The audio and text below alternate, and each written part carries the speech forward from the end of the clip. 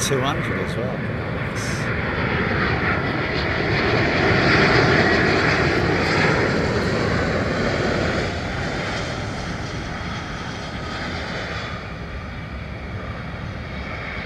Howdy ho! Wow.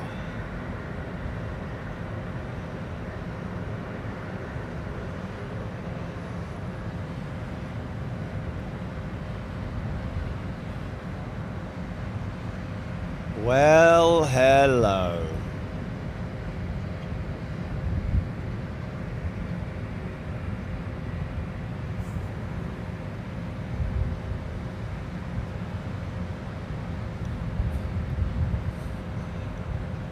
Yeah. You've been what? Oh, that's me. I've just come home. Look.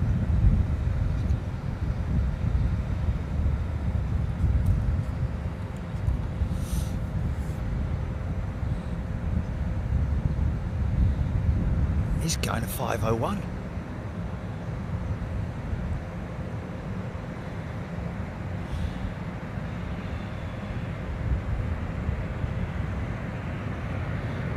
Yeah, we've had that before. We had that before.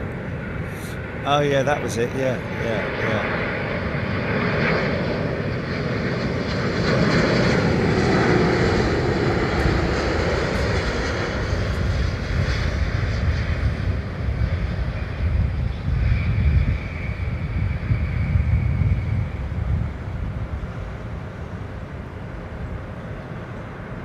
And what you see results or something, do you? Or oh, he's not 501. He's not 501. Next door, I think.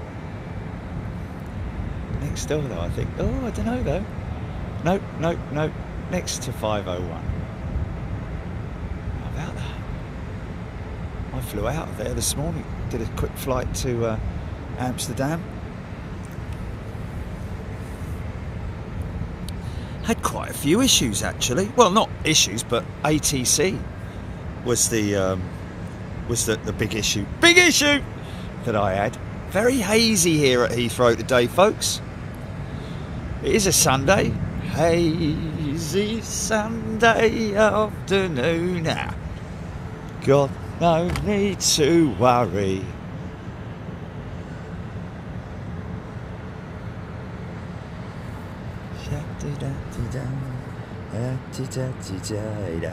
Farid Abed. Margaret Burnett, Paul Skilling, Zach Joseph Plains, Dimitri Spirou.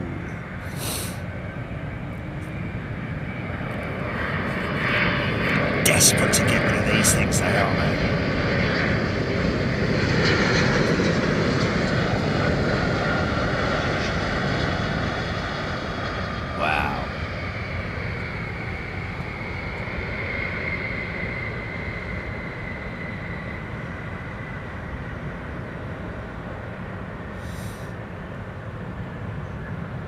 See, old Captain Chris has signed up, or not signed up with, but has been invited as a guest writer with Simple Flying.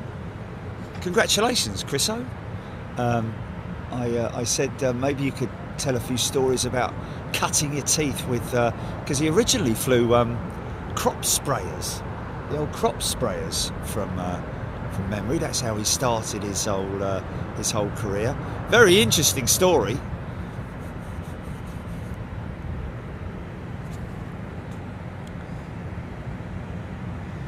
Max Harris. Good afternoon, everybody. Hope you're doing well.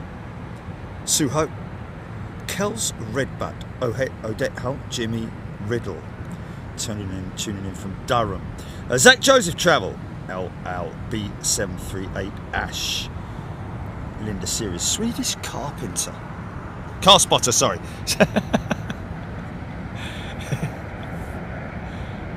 He may be a carpenter, I don't know.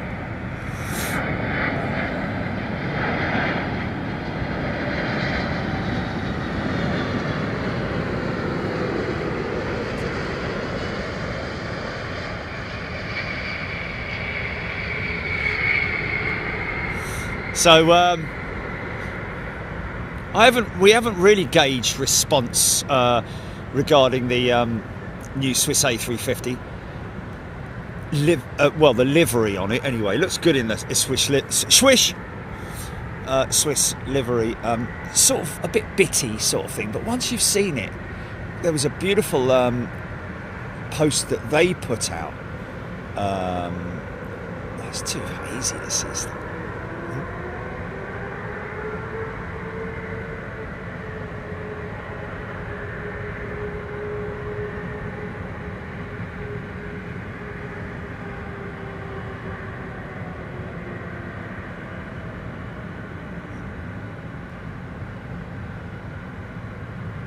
Nice. Yeah, a couple of Swiss Air Force jets accompanying her on a photo reconnaissance mission. Looking pretty smart. I'll be honest with you, she will probably look a bit better. Oh, hello. Is this that Qatar jet? Oh, yeah. Oh, yeah. The champions!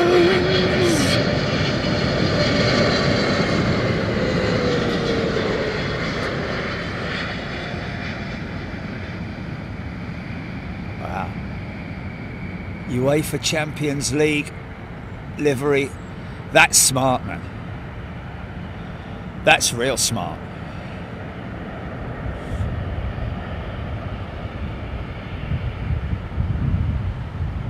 Yeah, I like that. I like that.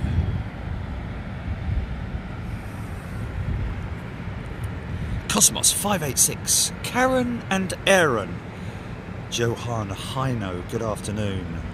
From Finland, Paul Skilling, Jam Sani,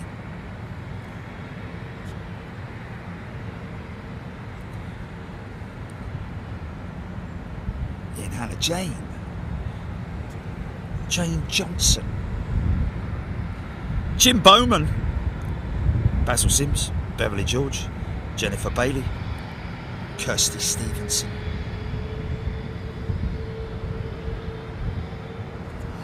She does look smart, mate. She does look smart, doesn't she, eh? Oh, yeah, like that. It's kind of got that R2 colour about it, hasn't it? American! America! Yeah! Wow!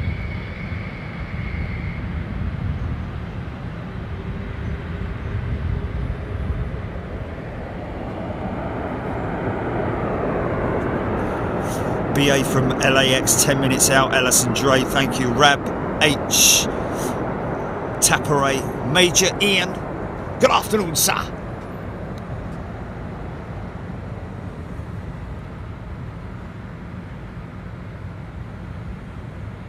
Brian Stewart Charchi looking spiffy in his uniform yesterday. Yeah, I went flying and he's taken up residency at the moment. This is a new place. He's the co-pilot seat in my simulator. So I told him to go and put his uniform on.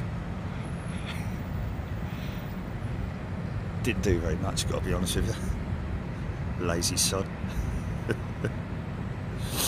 VJ Aviation, after nearly 10 years of service, Icelandair's Aurora Borealis livery on their 757 is taking its final journey today. Yeah, round Iceland, isn't it?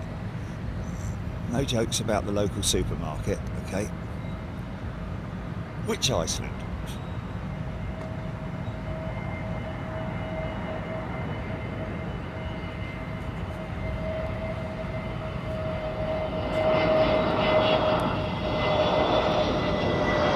Hey, so how crazy is it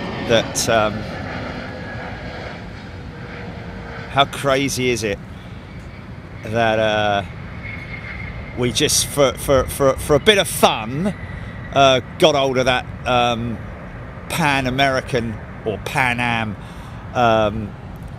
A300, or it's an A310, wasn't it, the other night on the Sim Show, and then the next morning it's announced. Well, I don't know if it's the first announcement, but it was on either Simple Flying or one of them, about Pan Am are trying to come back.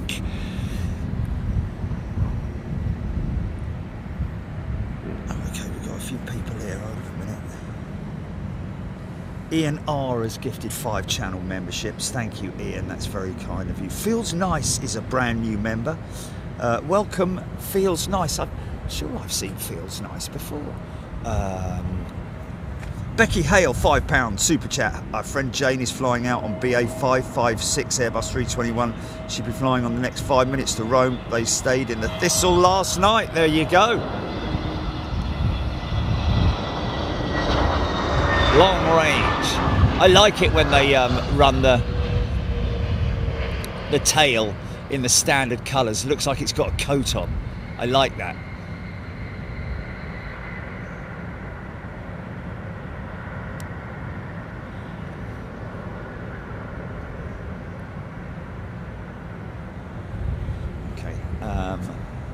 Where is that Rome-bound jet Becky Hale's friend is on? That's not it there, is it?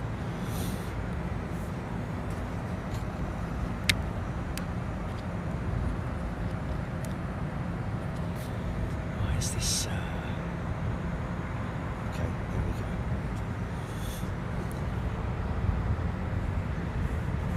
Alex J will be at the Thistle next Sunday ahead of our flight to LA on Monday. Wow. How cool is that? A few people staying at the Thistle. Bring back BOAC, Aidan Campbell. Yeah. Oh, is that it? It's the one. No, there's one there.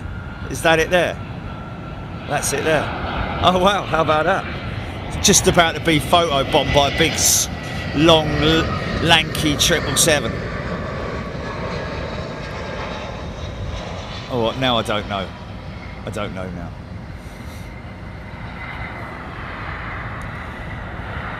Yeah, so it was simple flying. Pan Am closer to launch with start of FAA certification process. Proposed revival of legendary carrier Pan American World Airways has just reached a new milestone. Aviation Week is reporting that the new carrier has formally started FAA certification, a major step towards real operations. The startup's leadership confirmed that the airline is working through all of the rigorous steps to obtain Part 121 certification, hoping to possibly commence operations in 2026. How cool will that be? I'm not sure whether it's going to be a long haul service or whether it's just going to be. Let's just have a little look down here.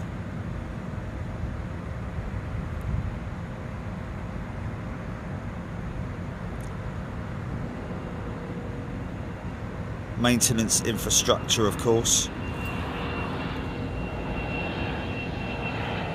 Wow, it has no revenue as a startup company.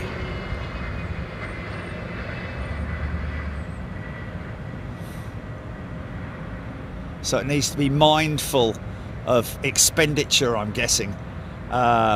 Especially when you're, I'm hearing that, you know, that the Spirit, the problem with Spirit, I think they're down to like 120 aeroplanes in their fleet now, because they've basically handed back a shed load of jets, CEOs and NEOs to the lease companies. So I can't see it being much longer before, you know, starting a new airline in this climate is a bit of a risky one, isn't it?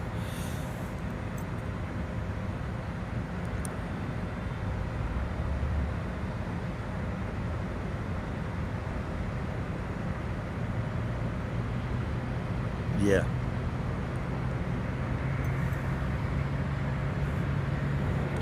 Start up.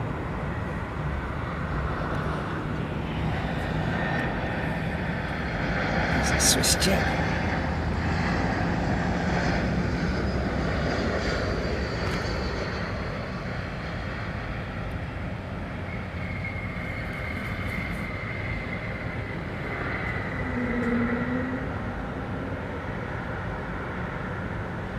For now, Stunning. That's the Rome-bound jet turning now, isn't it, Julie? Or is it the one on the right? There's two there. Yeah.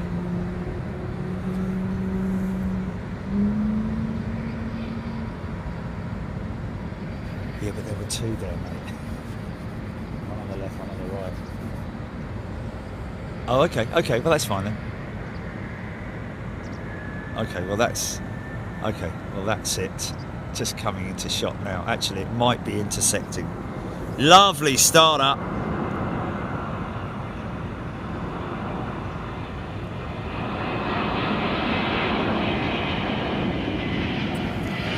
Okay, so Pan Am, the new Pan Am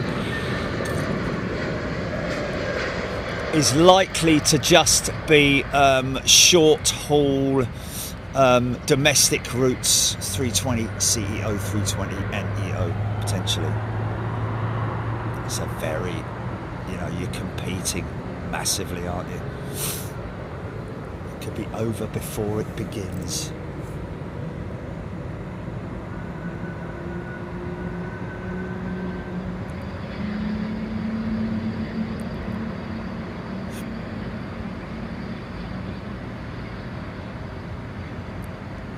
So yeah, the talk that's been doing the rounds about relatively new aircraft, particularly some A320neos being broken up by tarmac aerosafe for airfin. Crazy.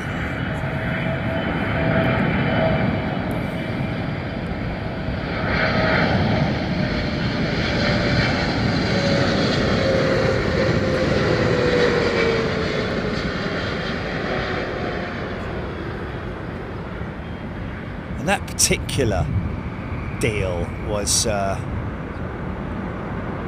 not really down to Airbus, but down to the shortage of spares and equipment on the A320neo.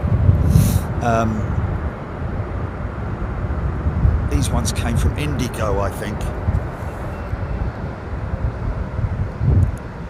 Oh no, Go First. Indian carrier Go First, known as Go Air, had ordered 72 A320neos in June 2011. See how long it takes to get delivered, man. Becoming an early customer for the re-engine type, and doubled its firm commitment in December 2016. UK parts trading firm Airfin has disclosed it had acquired 4 A320neos fitted with Pratt & Whitney GTF engines to be broken up. It's a bit of a, you know, shouldn't say broken up. Well, it is. Yeah, it is broken up, I guess, but it's stripped down for spares, isn't it? Is the I'm guessing the right terminology to use. Broken up makes you think of a breaker's yard, you know, everything getting broken up. But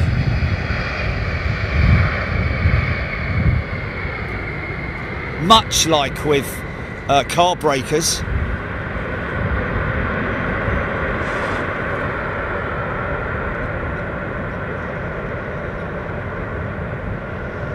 you know, if a car gets written off, the insurance company pays out, and then the vehicle can be broken for parts. You know, engine, interior, brakes, all that kind of stuff. You know, hydraulics and ancillaries and engine parts and components, gearbox, etc., etc., which then gets sold off at a profit. Because obviously the vehicle is written off. Slightly different scenario with these aircraft, but obviously Airfin themselves had acquired them. Is this the Rome jet going now, GP?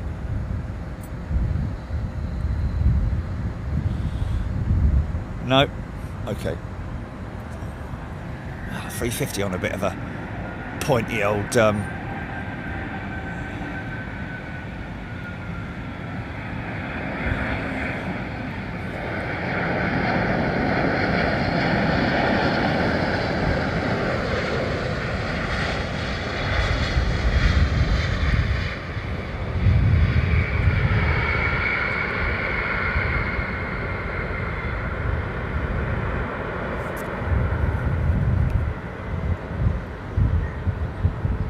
should be rolling now.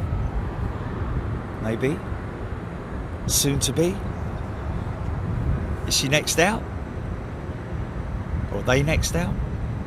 America! Okay, okay. Now you can see how high the tug lifts the aircraft off the ground with those lift and push systems. See the angle of the jet there. So rather than fitting a tow hitch to it, as you can see there, it's grabbed at the front and lifted. So the oh, hello, hello. Come back to that. British Airways.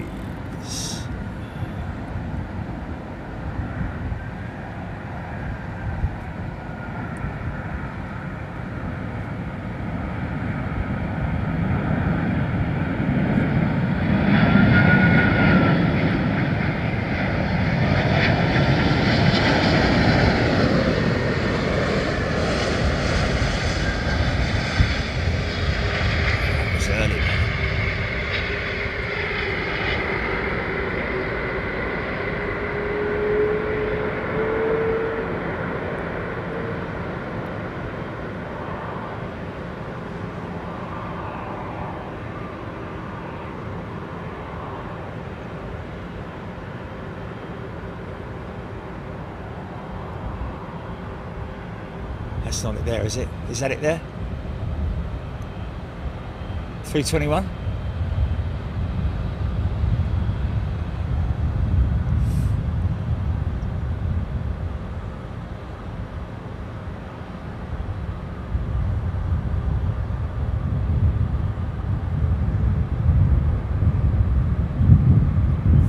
Cool.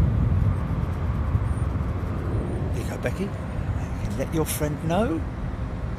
We caught your friend's departure.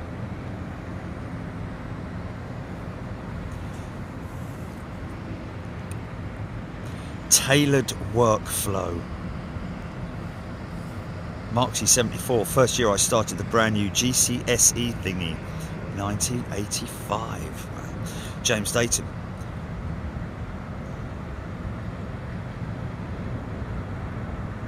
Simon Carr also seen another BA 380 in the hangar at Manila in the Philippines. Yeah, that's where they go. BA send their 380s for maintenance. That's why you would see it there. Costs them a bleeding fortune, I've got to be honest with you. And to go down to Manila, that's heavy maintenance. So we're talking checks, as in potentially D checks or. I mean, maybe cabin... Well, it wouldn't be a cabin refit, would it?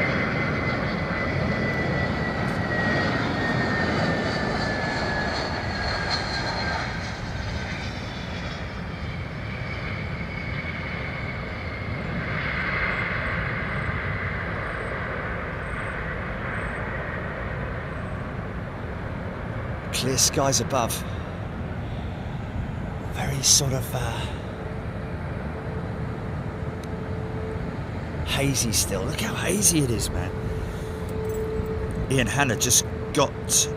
Oh, Ian Hanna noticing your 7-year badge, Jilly. Gary Sibthorpe watching on our TV and reading comments on my phone.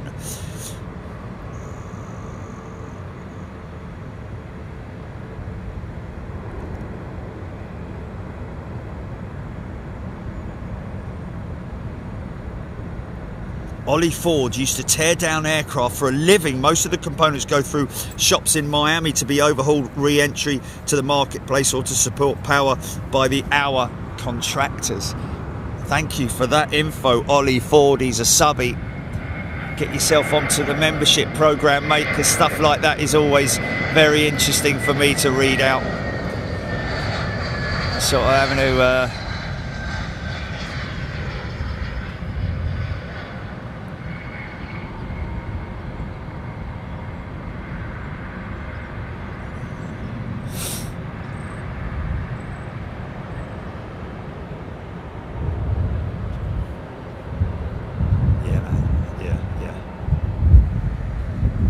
see, now this, on the other hand, is the E-Tug. Tiny little thing. Obviously you can see there the lift tug, which can be used for multiple aircraft types. Even 747s, we've seen them used on, I think you can even lift an A380 with that thing potentially. Maybe it might be, but definitely a 777. So that's a big old lump, isn't it? Look, compared to what we got there, that can hardly see it. That little electric tug, remote controlled, obviously still has an operator.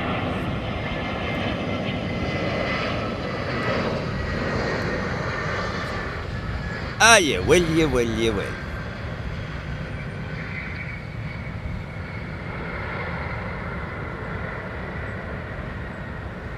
Take this off of here because the sun is shining in the sky. There ain't a cloud inside. It's been raining. There's something so beautiful today. Hey, lovely day, and you.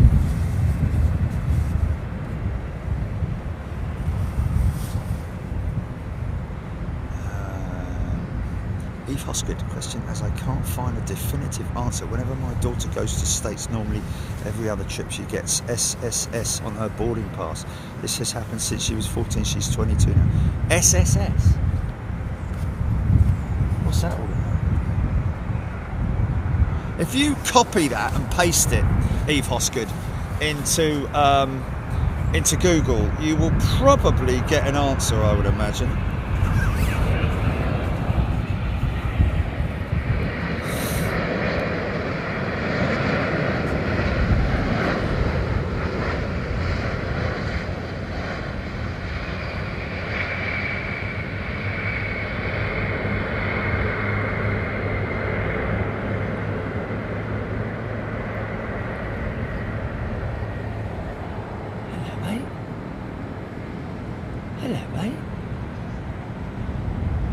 It is for security check, yeah, and it's just the luck of the draw, isn't it? Whether you get a secondary one or just go through the first one. It is literally, it's random, isn't it? It's random. So there's the other tug. Just about see it.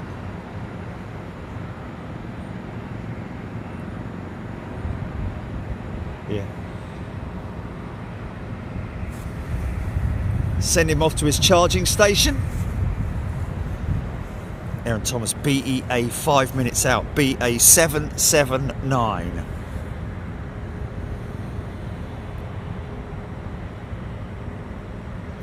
Ian Foley. Never a silly question, Ian. Has airline fuel changed over the years like car fuel used to be 4-star, now unleaded? Not really, Ian, other than mind that, other than the mixtures, it is still Jet A1 with kerosene, with a blend of kerosene in it. But in terms of the advancement in fuels, then yes, it has changed. But that's only by the manufacturers, BP, Shell, etc., who refine this stuff. But yes, it is just the makeup of it, rather than the actual you know, going from 4-star to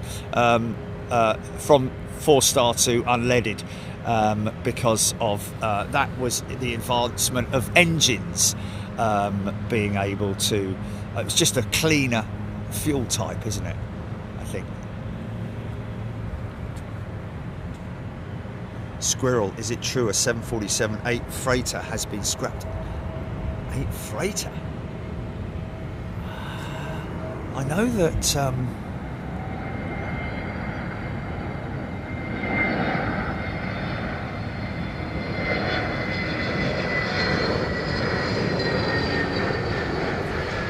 did I read somewhere at one point that maybe Russian operator Aeroflot had a Dash 8 that had been broken for spares, maybe, or scrapped. The thing is that these days an aeroplane like that is not going to be scrapped completely, like our friend said just now. You know, it goes off to be reconditioned. You know, older engines can be completely reconditioned because they have to go through cycles of maintenance anyway. So when the aircraft is broken up, the engines may not long have been through a maintenance cycle. But you know, hydraulics, there's a lot to it. All the flight surfaces. Surprisingly, not the vertical stabilizer. Because that's like a removable, detachable part in it. But the rudder will come off. All the flaps and slats and elevators and ailerons and all those moving parts, undercarriage engines, like I say, all the flight deck will be stripped out completely. Well, all the instruments anyway, not so much the flight deck itself. But it may be that they'll recon the flight deck. Avionics bay, of course, is stripped out. All the avionics is put into stores, and it's a lot of money, folks. And those engines potentially will not just be available as a complete engine unit, but also as, you know, fan blades, the individual fan blades right the way through the engine, the compressor blades, the combustion chamber, the hot end of the engine. You know, all of the blades, all of the components inside the engine will be broken up. I think the blades themselves for a CFM56 or something like that, I know this sounds crazy, but it's something like 20 grand for a blade or something like that, maybe even more. It's an insane amount of money being in that marketplace, especially now, because you literally can name your price. Oh, easy, mate, easy there. A little bit unsteady there, the old Eurowings. No, British Airways is a privately owned subsidiary, but part of a bigger group, isn't it?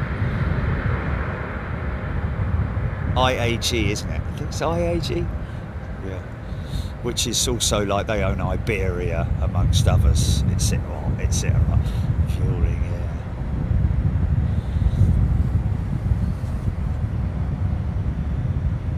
Casper, BEA, in my opinion, is one of the more ugly plane liveries. Blimey, really, Casper? I don't know how old you are, mate, but really, that's quite... Becky Hell, £5 super chat. Thank you. Brilliant pictures of my friend's plane leaving BA 556. Thank you, Paddy. Tuoi.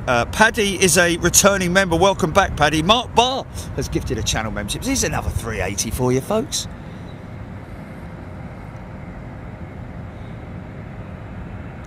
100.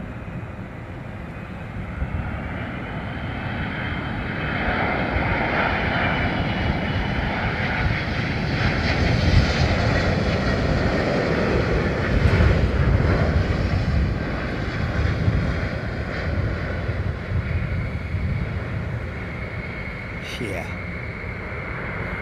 Go on, Sam.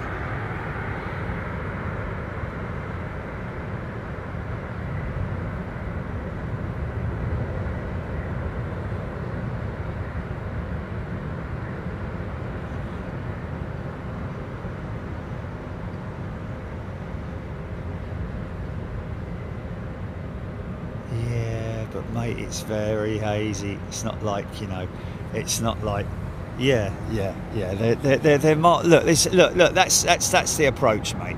Look, I can't even find it. That's how difficult it is to see them at the moment.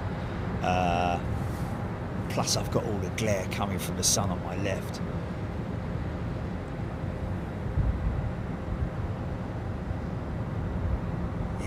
Somebody asking, can we film the planes on the approach?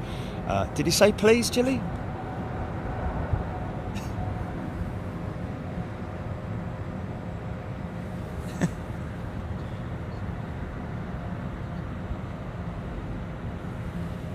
Well, mate, I'm not just filming the terminal. Nice to say please as well. And also, I'm not just filming the terminal, I'm filming what's going on. And this is... in these conditions, it's very hazy, so I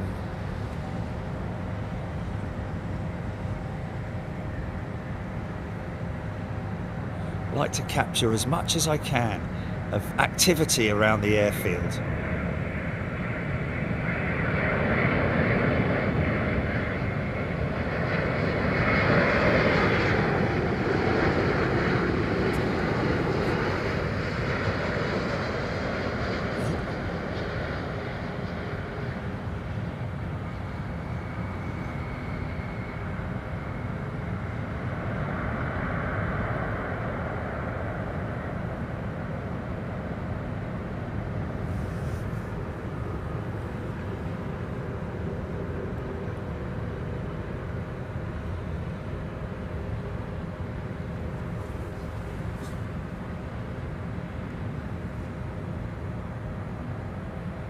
Suho, it is a lovely terminal.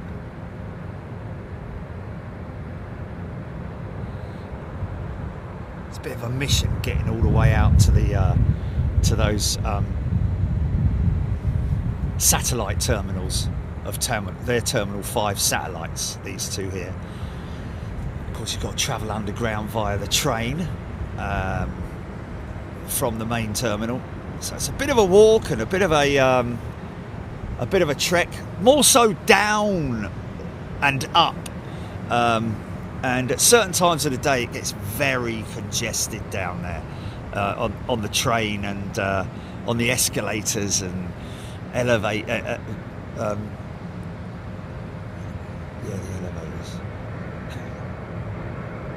no, the lifts.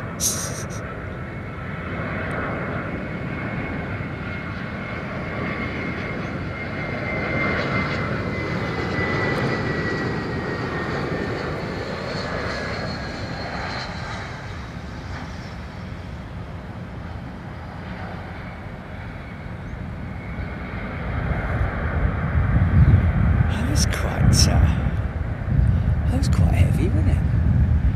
Hard landing in terms of the nose coming in.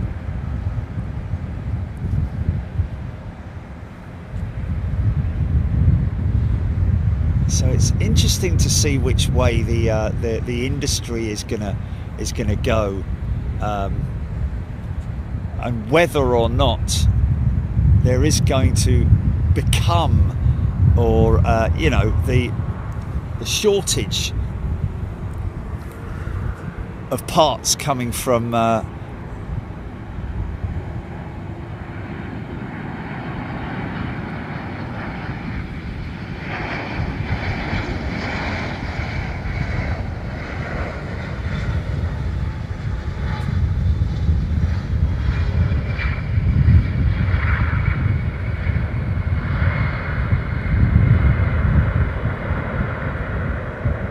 poor little thing. Let's get our nose back. Come on, BA. Yeah, supply chain shortages are supply chain issues are what's slowing up the whole assembly and delivery of new aircraft, affecting all aircraft manufacturers, because they obviously use quite exotic materials. Don't seem to be having a problem with cars.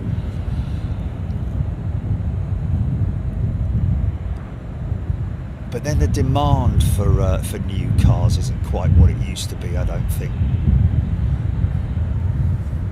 There's a damn big demand for new aeroplanes, I know that, and pilots to fly them as well.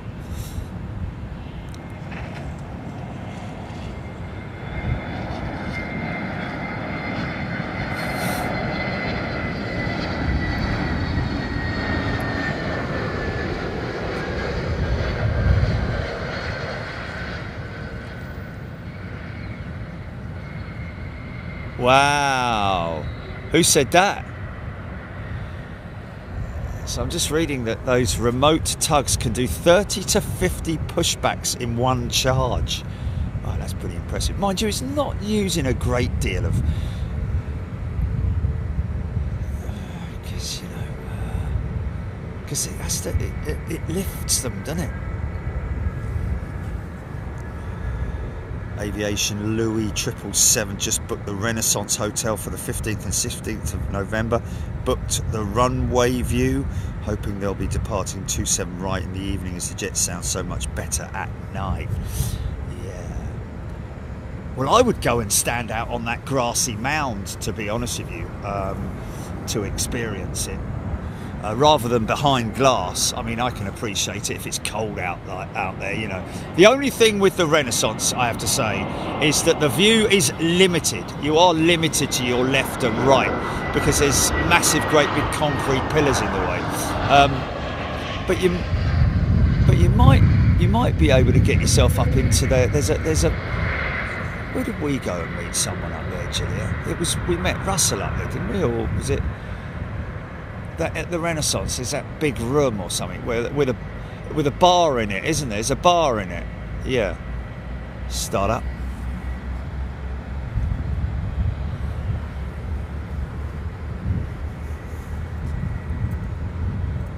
Ewan Stewart. That was me, Jerry. Oh, it told you about the tugs. Thank you, Ewan. Appreciate it, mate. Nice bit of info there. Of course, obviously with 40 to 50 pushbacks on one charge, that's really quite impressive. I've got to be honest with you, considering the amount of work that it does. But then again, its journey is very short, isn't it? I guess the most amount of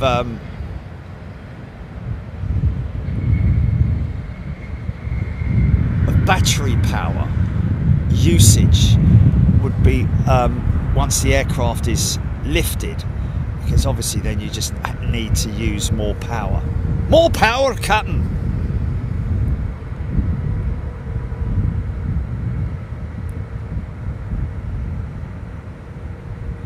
Disney Sally. Don't really have them, Disney Sally, just because I just love aviation from all eras. You know, I can't say my favourite aircraft or livery. Really can't, because there's some classic legacy liveries out there and retro and all this kind of stuff. There's too much to choose from, so I couldn't say unless I was forced to. But then, even then, it would be just like I'd just have to pick one out of the air, you know, and then it wouldn't be fair.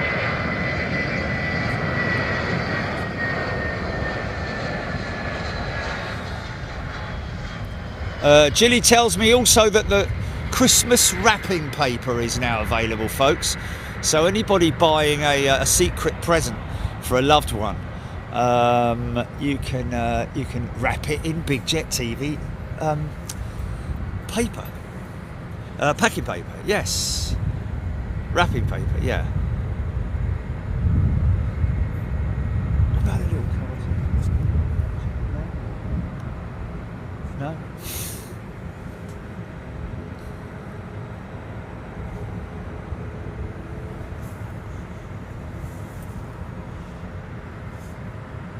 Hednesford Indoor Raceway. What sort of percentage does reverse thrust give when an aircraft is braking? Hednesford.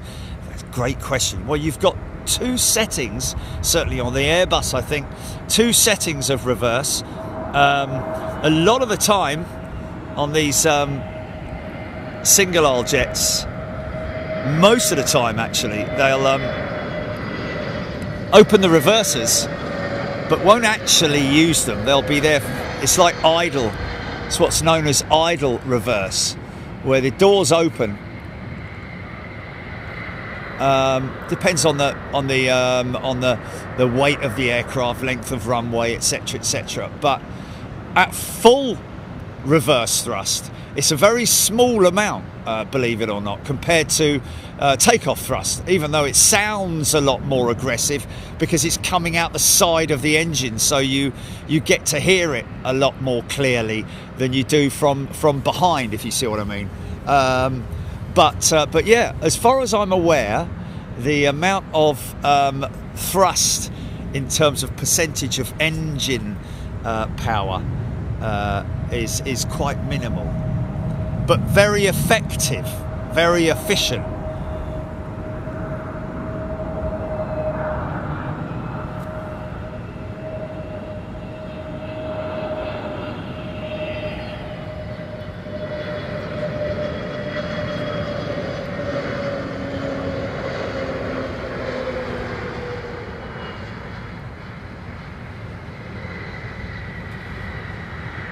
There you go, Sally.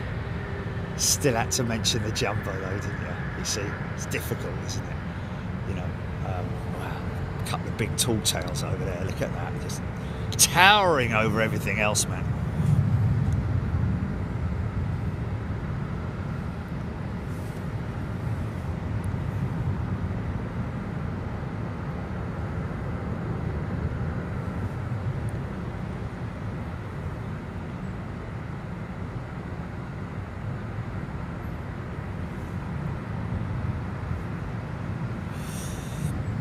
Thomas BA380 on its way to LAX. Yeah. So I don't know. So two BA380s down in Manila, is it? Interesting.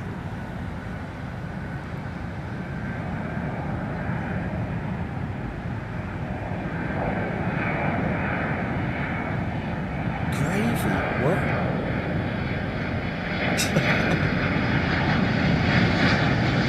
Gravy?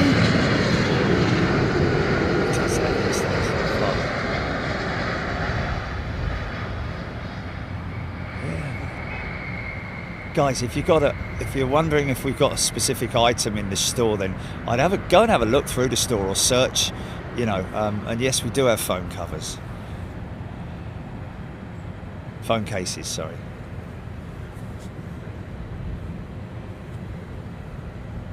Tapperade, 27 years old. Was that 777?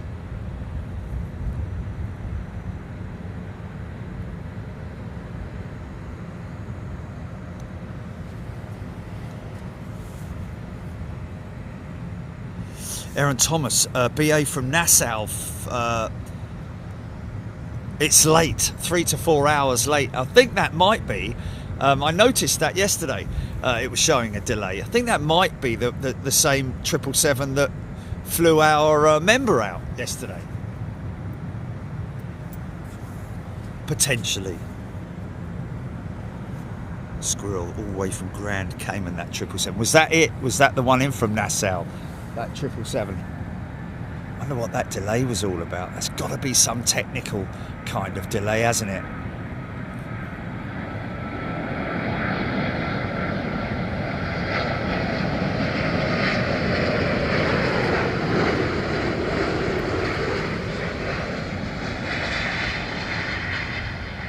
Wow, what a...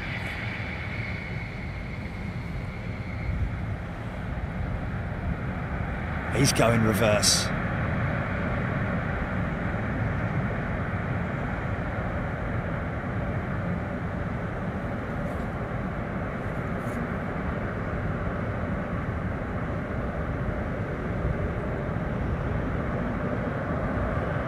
course, don't forget you've got auto braking on these aircraft as well, so you don't actually have to apply any brakes unless you want to manually input more braking power. But your braking is kind of taken care of through the auto braking system, and all you're doing is literally steering the aircraft in the right direction and checking the speed as well. And brake to vacate is something else that is available on modern aeroplanes, where the aircraft will brake specifically at the right numbers to vacate the runway at a specific runway.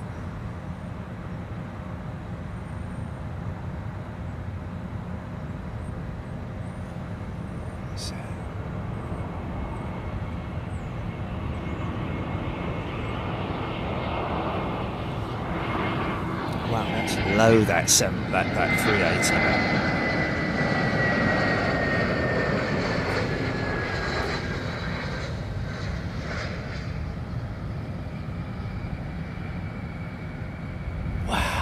Embankment.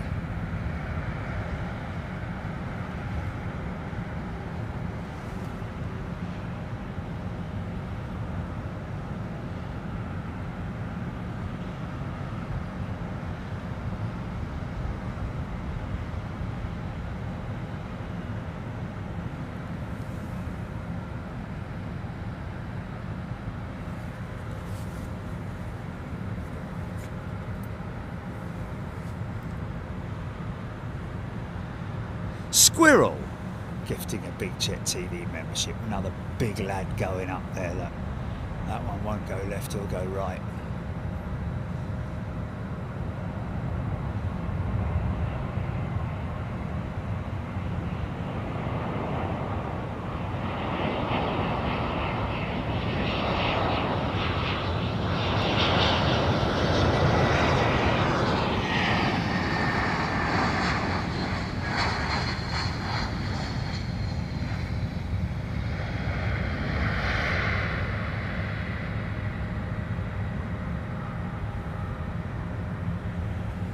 Distant startup.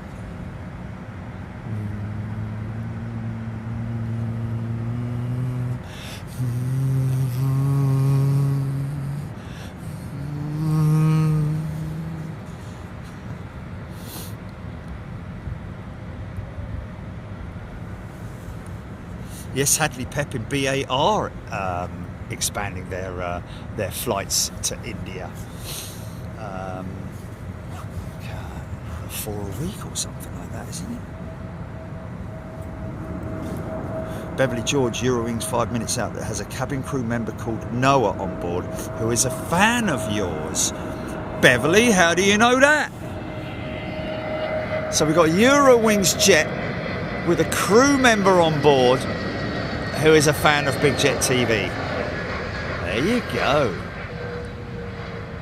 And his name is Noah.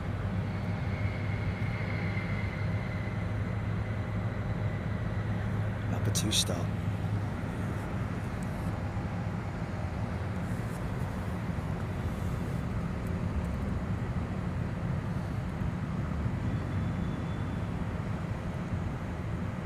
Davey GBK, yes we do. ENR, what's the latest news on PIA returning? Yeah, that was something that sort of like came and went, isn't it? Wings of Metal.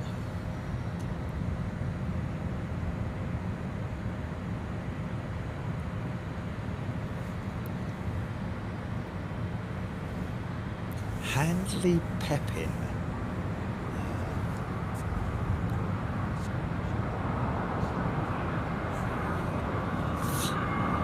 Sun behind us and all that, isn't it?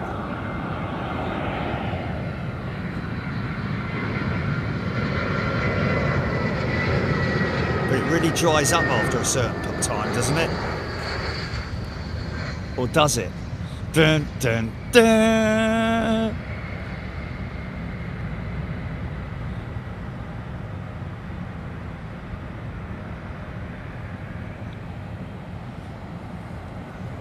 Yeah. James Dayton, PIA, resuming flights to Gatwick October 25th. There we go. Oh, is it? Oh.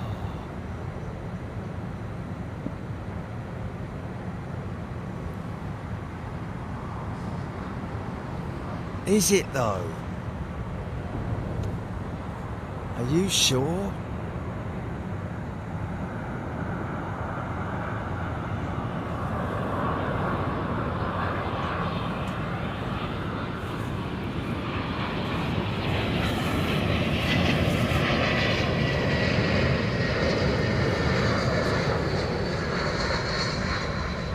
Oh, yeah, no, definitely, yeah.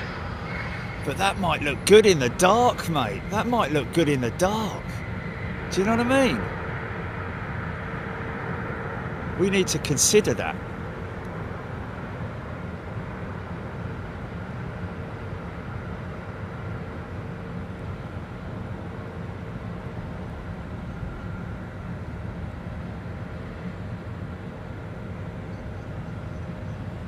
I don't know. Yes. I'm sure we've had socks before, haven't we?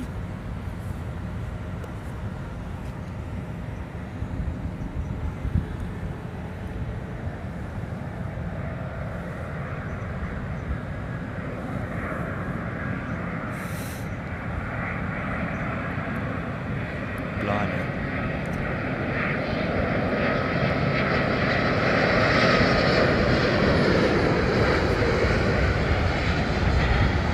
All of BA fleet operating the 1000 variant of the A350, same as Virgin Atlantic. Big six-wheeler either side,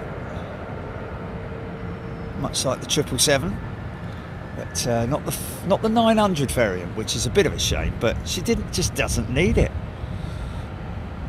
Big wide cart on it compared to the 777. Who's that?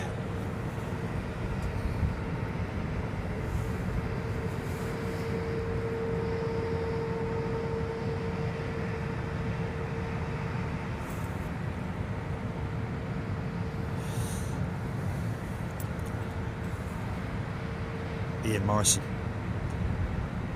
Royal Jordanian following Eurowings in Beverly George.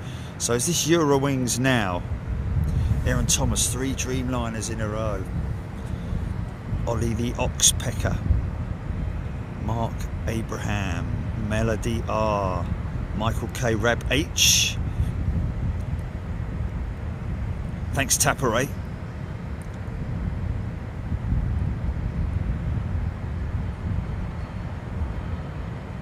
Blimey, feather duster. More rain in Arizona than we've had all year.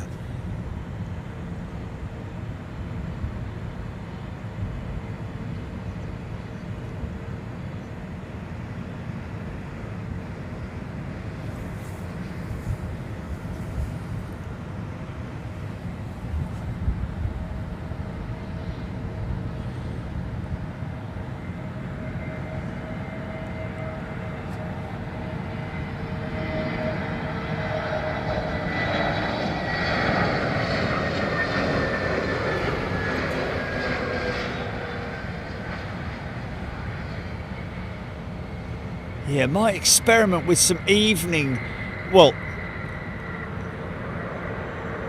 sunset sort of like, you know, departures out of 9 right next time we're out there, through to the dark with the big heavy stuff going out at night, and seeing their engines all lit up and stuff. Might look, I'm thinking it will look pretty cool. You're not going to get the rotate really, you're just going to get all the busy action at the turn-on point.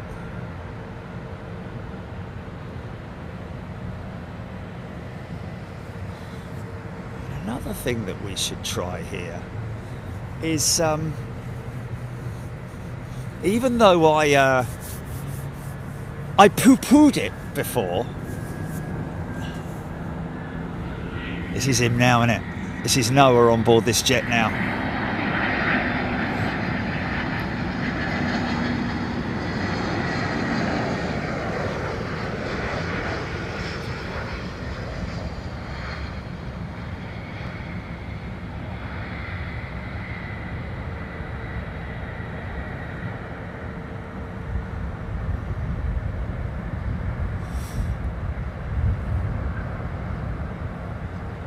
Got to appreciate it, folks.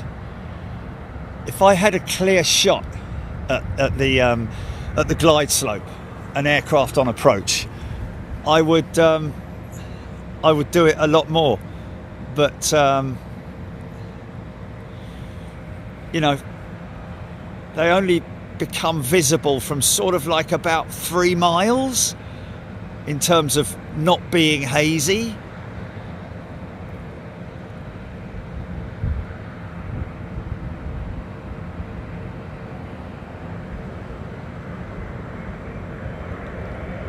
This is Royal Jordanian, isn't it? Like, hey, Royal Jordanian.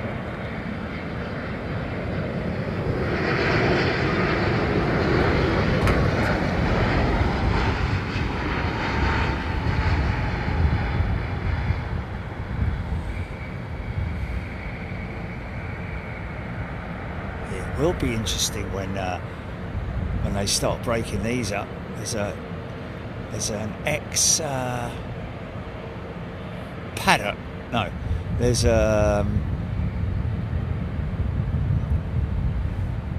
ex Norwegian. Oh yeah, mate, the Norwegian Blue being broken up at the moment, I think.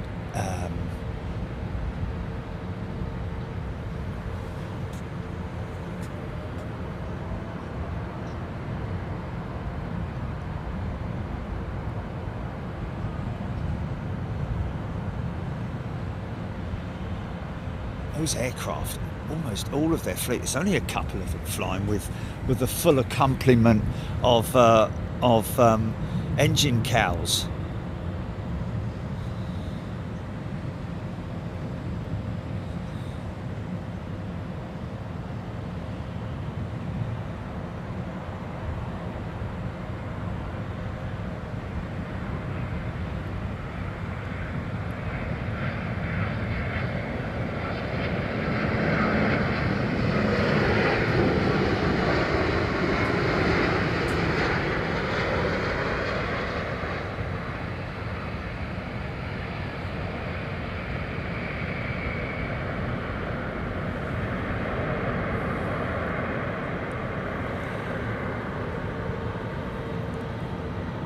Whatever happened to that whole thing with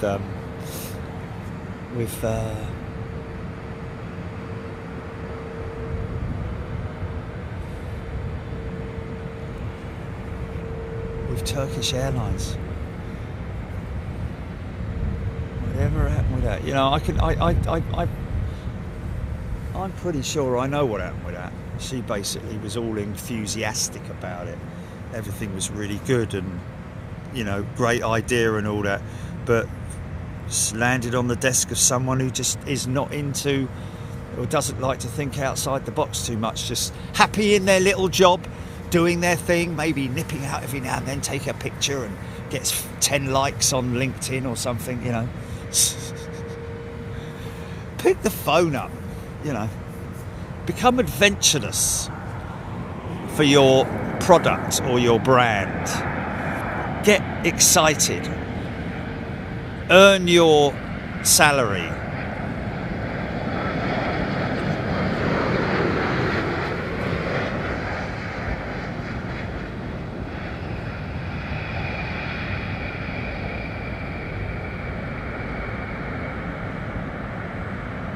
I don't think that she was actually in that department anyway, was she, Ginny? She would just had the idea of doing it, didn't she?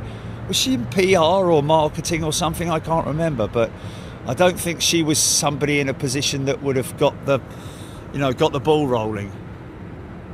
Yeah.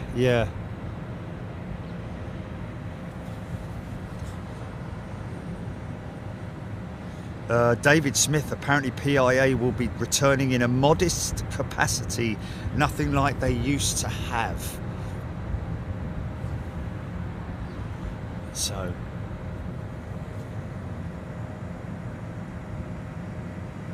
maybe a couple of, maybe one a day or something like that.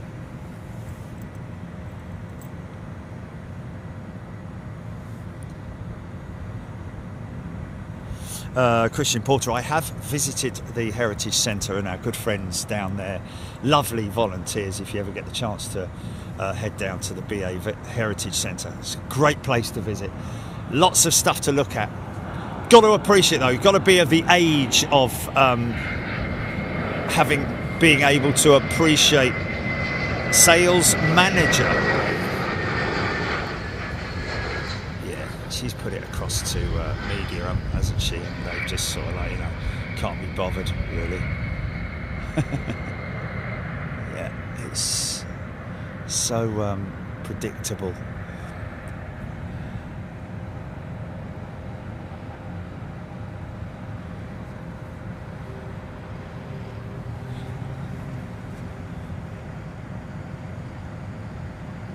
Clutch of big jets there. 350 going to gate. Dave Beeler, restabiliser work on heavy checks. Some aircraft have fuel tanks in the tail. They do. A330, 380 to help with the cruise centre of gravity. So these aircraft require additional work as on these fuel systems. I've heard though, Dave, that even though they have fuel tanks, they very rarely use them. Certainly on the A380, I've heard from pilots who've flown the 380 that they very rarely use the tanks in the horizontal stabilisers.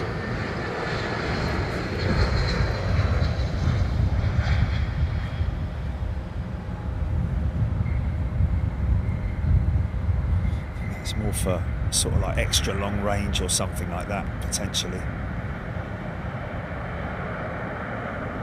Yeah, going heavy. Yeah. Needed a little bit more stopping power, look.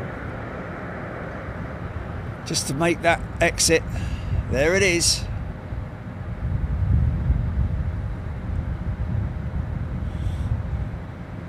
That would have been pilot induced.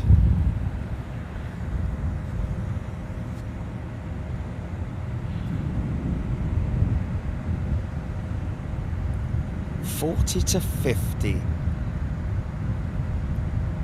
pushbacks on one charge.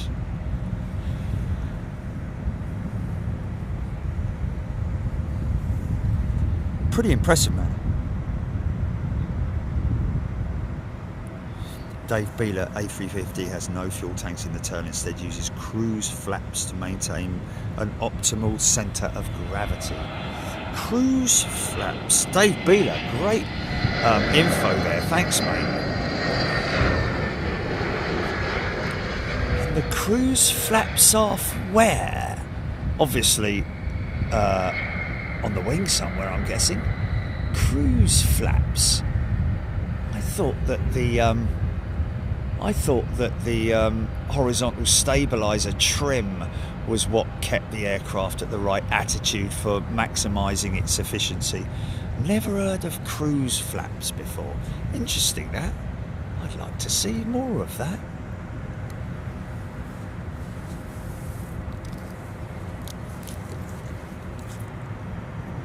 Scheduling easterlies for the next week.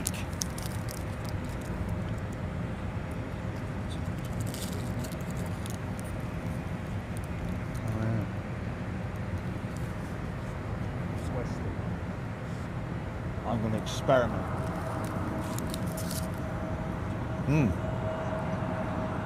Yeah.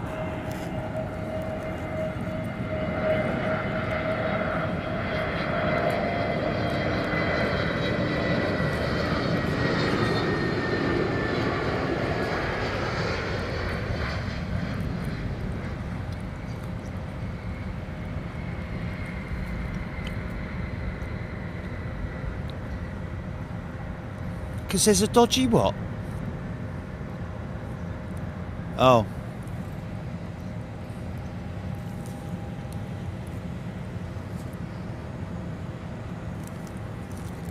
So we'll try that next Wednesday then, folks. That western location going into dark. Hopefully lots of engine illuminators is what we're looking for.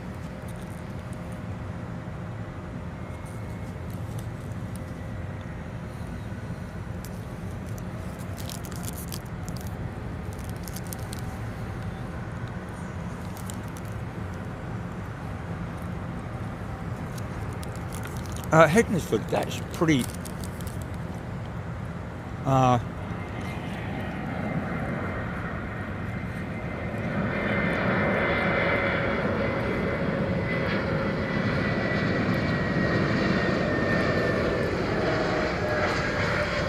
It's a pretty obvious statement, isn't it, about the flaps being fully retracted for maximum cruise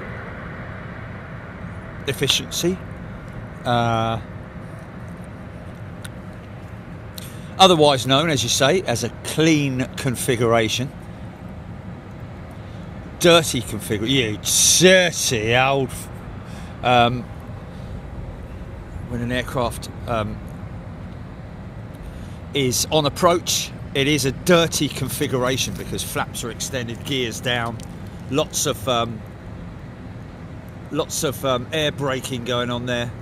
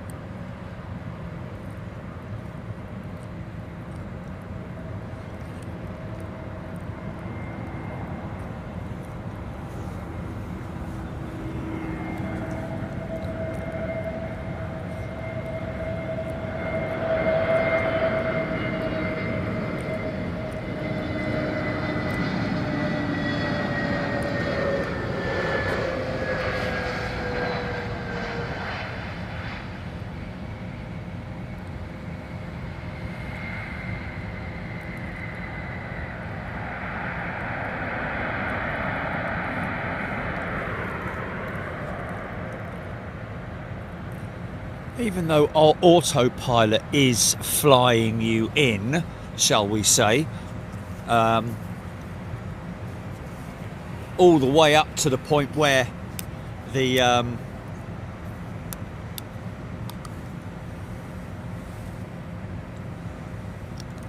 pilot disconnects the autopilot, it still relies on you, the pilot, to input the flap configuration and gear extension. I'm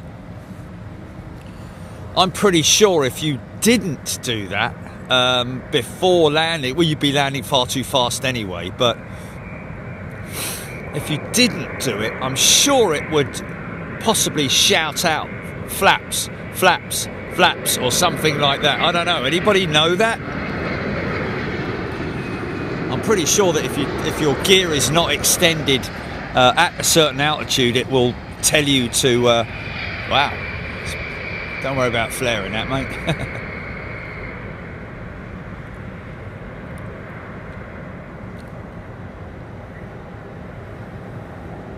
Yeah, defo over the south side on Wednesday. No doubt about it, folks.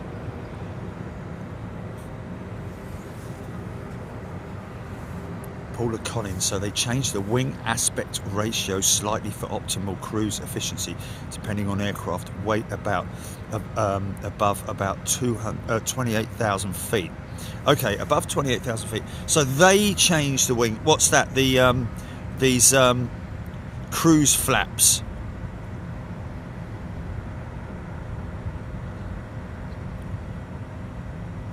Martin Smith, swing wing technology. A swing wing weighs a lot, doesn't it? The whole system to swing a wing does weigh a lot, and you don't need it these days, to be honest with you, with these highly efficient wings that the aircraft manufacturers are bringing. The future will be possibly a single wing technology, blended wing, as Airbus are calling it.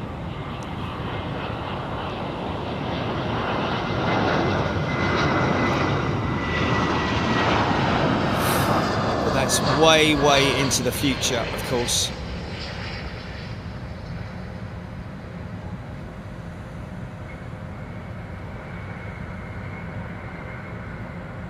So is it actually a moving part, this cruise flap then? I'm sort of like reading bits of it, I think. Let me have a look.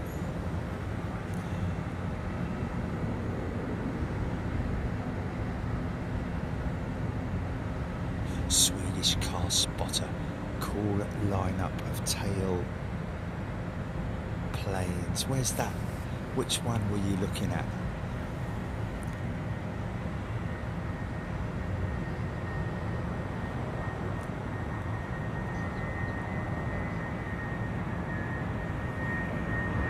Daniel P, too low on Boeing, you will get a red config gear sign on ECAM and an alarm will sound. There we go.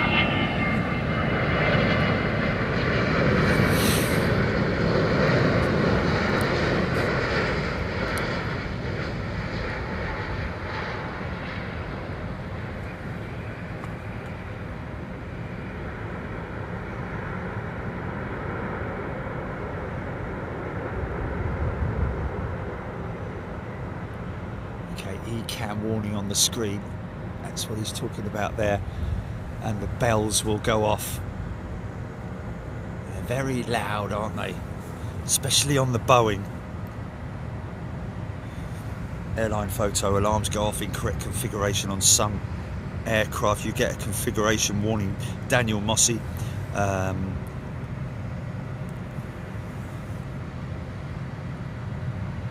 Paul O'Connor's read earlier post before that. Okay, got that. So they changed the wing. Let's have a little look here. Fine, Paul. Oh, okay. Afternoon, Jerry. Let's talk cruise flaps a la 787. Basically, they use inboard flaps movement in or out a few degrees and outboard flaps locked out. Inboard flaps movement in or out. Wow, really? I thought that was just the high-speed flaperon or aileron. So the flaps themselves will move almost to the point where I guess you can't really see them moving.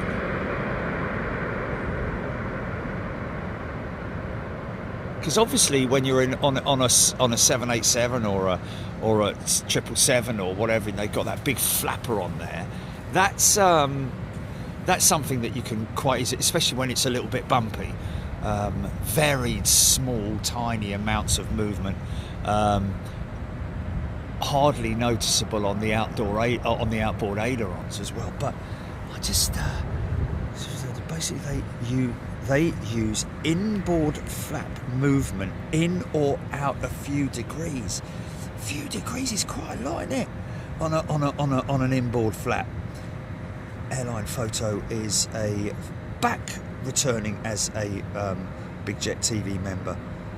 A340 now over Sutton, Aaron Thomas saying. I'm not going to catch anything like that with these skies, I'm afraid.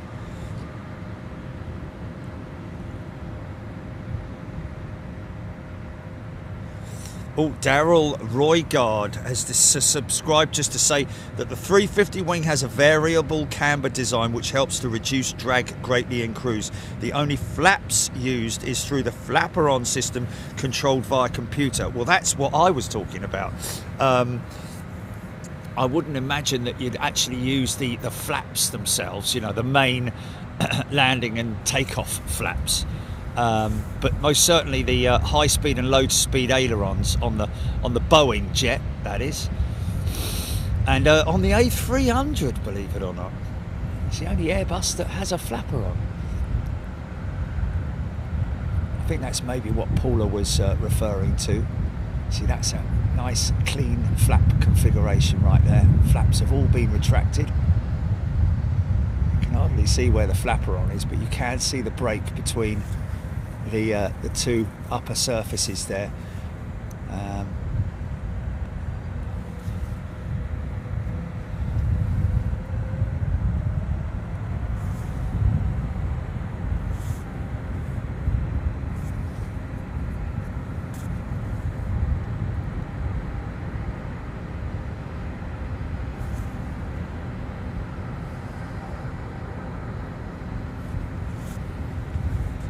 Paula Collins, yes, exactly that. When they land, the flaps can be slightly different.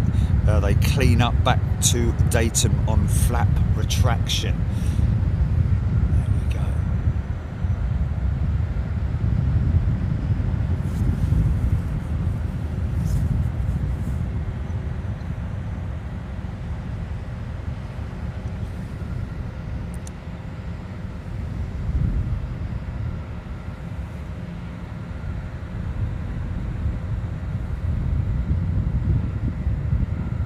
Cowl flaps. What engine cowl flaps, or what? Adjusted in cruise to optimize engine cooling and performance. Okay, that must be some kind of like device inside the engine cowl intake, I'm imagining. Maybe direct and... No, Jerry, it's the flap surface, not the flaperon that moves, Paula Collins. Really? It's the flap surface. Wow.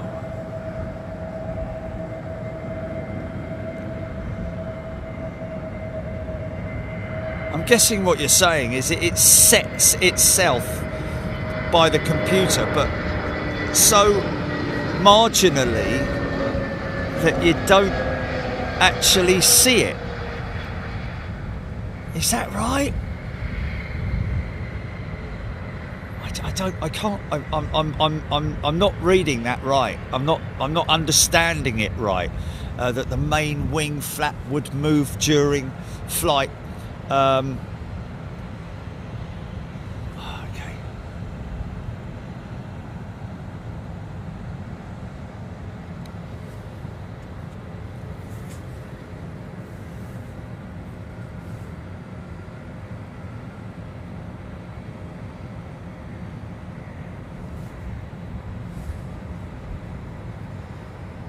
Aaron Thomas, Emirates Airline Foundation livery EK31, is that inbound?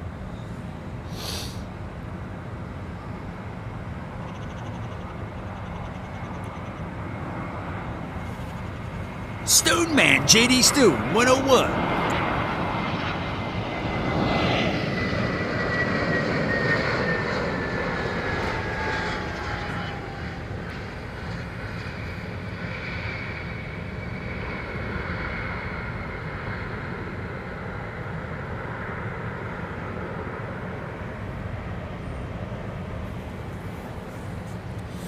And he says, still amazed how much the inboard flaperon moves in flight on the 787.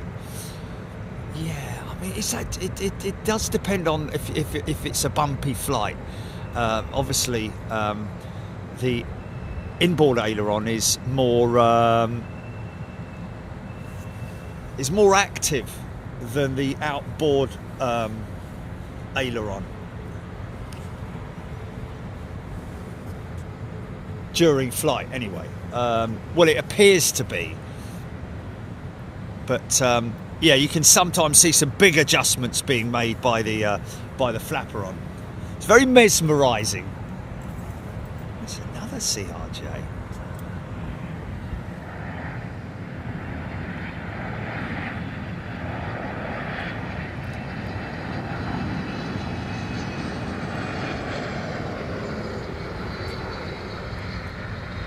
T-tail.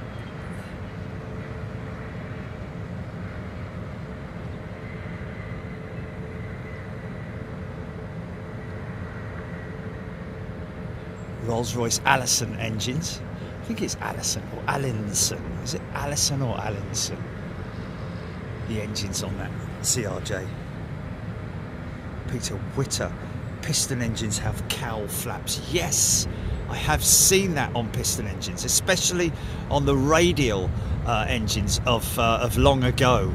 I've seen cowl flaps being used, obviously as a directional cooling fin type thing, that or flaps, not so much a fin, but flaps that, you know, retract and expand based on the heat of the engine, I'm guessing.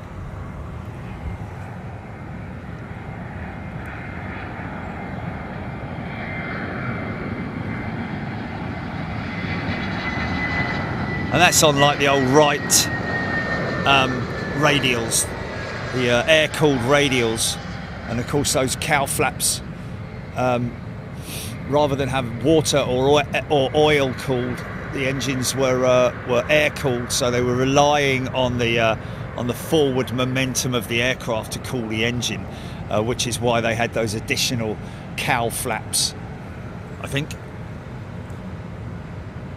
There we go, Martin Smith. Yeah, cow flaps used to be used on World War II bombers. I'm not sure as the only World War II bombers that I can imagine would be the Sterling and the B-17. Actually, early variants of the there was a radial. I think the Wellington bomber was primarily a radial engine, whereas there were some built with the Rolls-Royce Merlin engine. I think they were maybe. It was later that the radial engine was introduced, much like on the Halifax Mark III had the radial engine as opposed to the Rolls-Royce XX. Goldilocks, good afternoon. Steph Bird, Rav H, thanks for your input, guys. Great conversation, love all of that. Talk that way for a good session.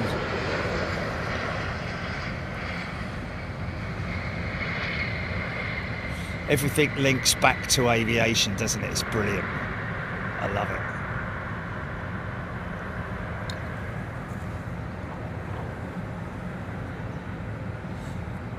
Oh, Kevin Beasley. I didn't know that. CX7, 30 minutes out. Oh, we'll have a freighter. We'll have a freighter. Oh, really? Ollie P, loving this position. You see pilot silhouettes in the cockpit moments before they land. Oh, okay. Well, I'll try and get a little bit tighter this one then, if I can find it. There's so much glare there, man. Okay.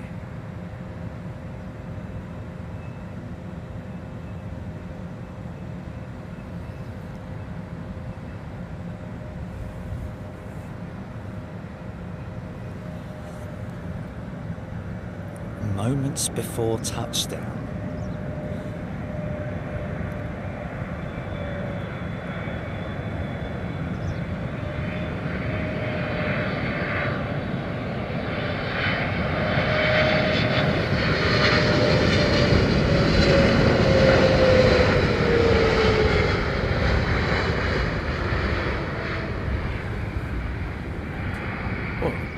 Eventually, I'm not moving to Boeing, but I mean, eventually I will move to the Boeing. Yeah.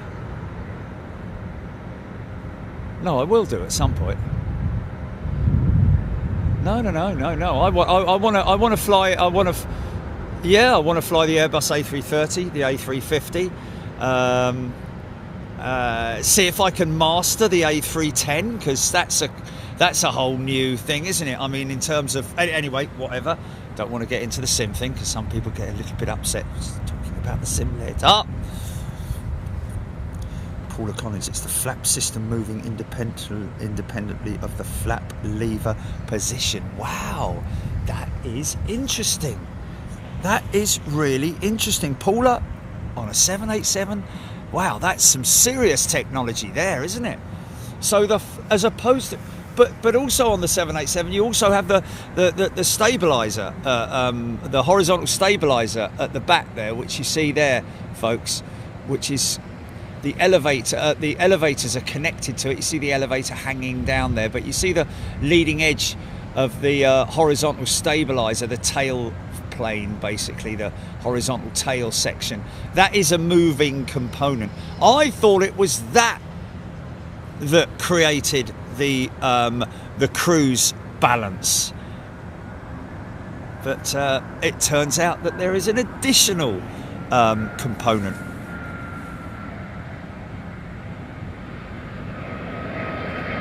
She's coming in nice and smooth, isn't she? Look.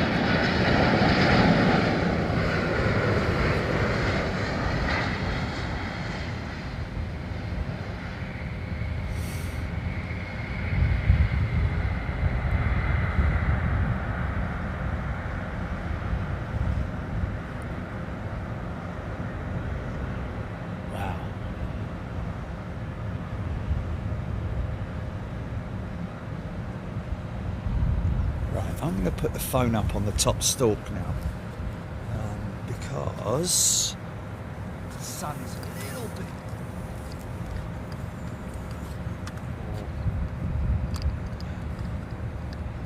So I need to see the...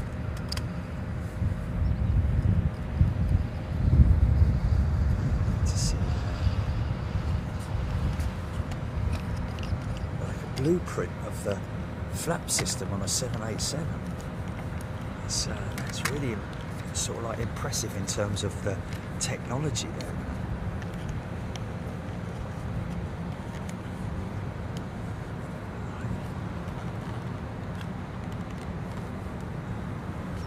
Stand by. Let's get that up there. Okay, here we go.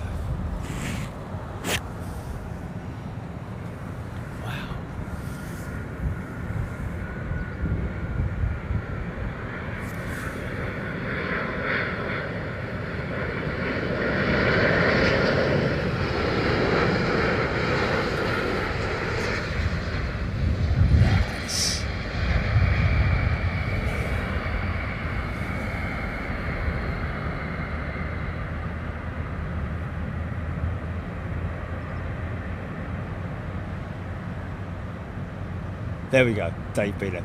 Cow flaps used on piston pounders, not turbines. Early jet engines had blow-in doors on the turbine inlet cow to aid airflow into the engine.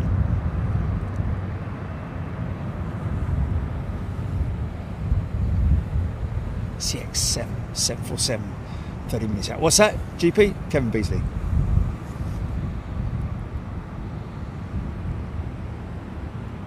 Well, you only can see the engine glow down under. It's all about the angle, and also, you know, yeah. I mean, it's not exactly afterburner, is it? You can see it, but it's not exactly, you know, like blowing it out the back. The one time that we might see it would be, and it's primarily on Trent 700s and, well, yeah, Trent 700s, isn't it? I think that you get to see the engine glow. Obviously, that is the combustor, the hot end of the engine. But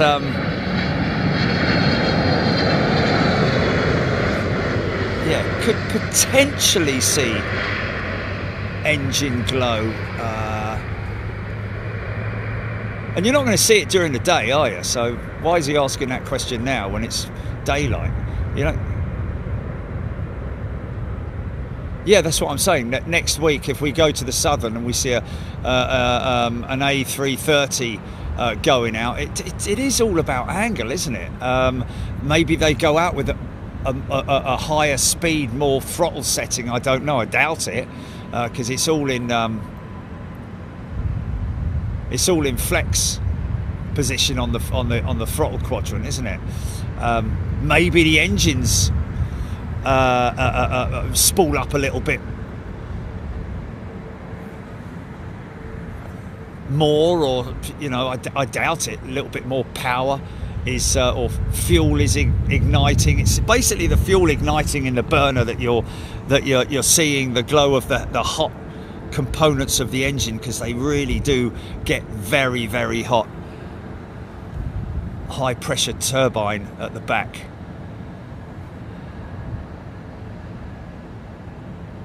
It's amazing the cooling systems that they have for these modern jet engines as well now. You actually use the fuel to cool the engine, believe it or not.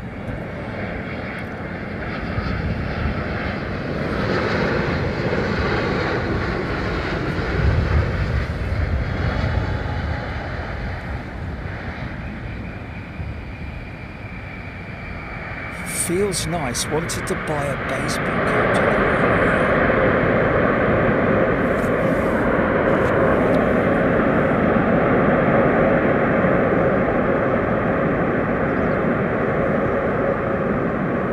Feels nice, and I wanted to buy a baseball cap in one of your retro caps. I liked the simplicity of your black version with the simple. You can still get that. Feels nice, I think. It's miles back, mate.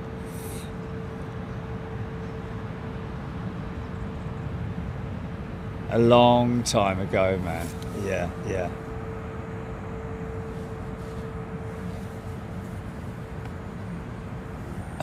Try and, yeah.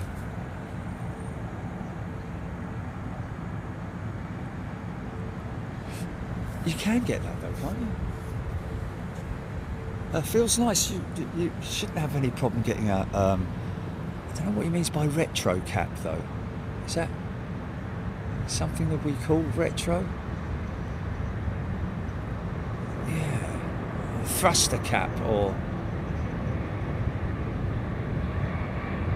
Yeah, feels nice. Maybe go into the store and have another look. Miss CJC, £5 super chat. Thank you, Miss CJC.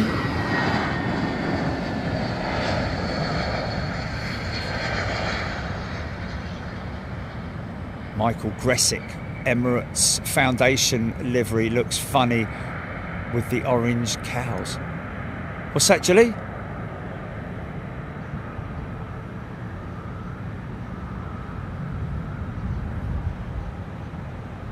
Who's that? Oh, right. Yeah. No, not yet. That is, we should be finalising the check tomorrow for the foundation for Stephen Luscombe's very kind gift. Well, your very kind gift, should I say, that we are going to be handing to the Battersea Cats and Dogs home, and we're going to do it to the one in out near Windsor, I think, Gilly, instead of going and doing the one in London. I think we'll do the one out near Windsor.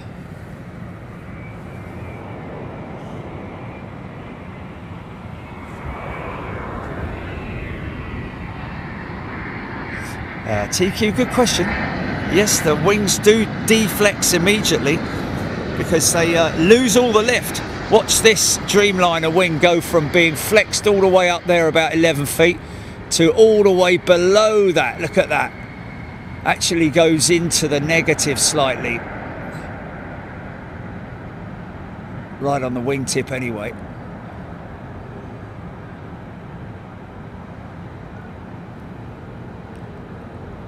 Good question. I like that. Blimey. Ewan Stewart. Yeah, of course we'll be going back to Schiphol, Ewan. We've already been once this year, haven't we? Maybe even twice. I don't know. John Grinham, great time to watch planes on a Sunday afternoon. Okay. Yeah, twice this year to Schiphol. Ewan. So Ewan, if you're well, he's not a new member, is he? He's got 4 stripes. So I don't know if you saw the last Schiphol shows, of course, members only. Beverly George member Paul Wallace has his son arriving EK31 from Dubai 6 minutes out. Paul Wallace. Is he on the chat? Is Paul Wallace on the chat? How do you know that, Beverly? Yeah. Well, the Eurowings, wasn't it? Wasn't it Beverly's friend Noah who was on the Eurowings jet as well? Crew member. Oh. Okay.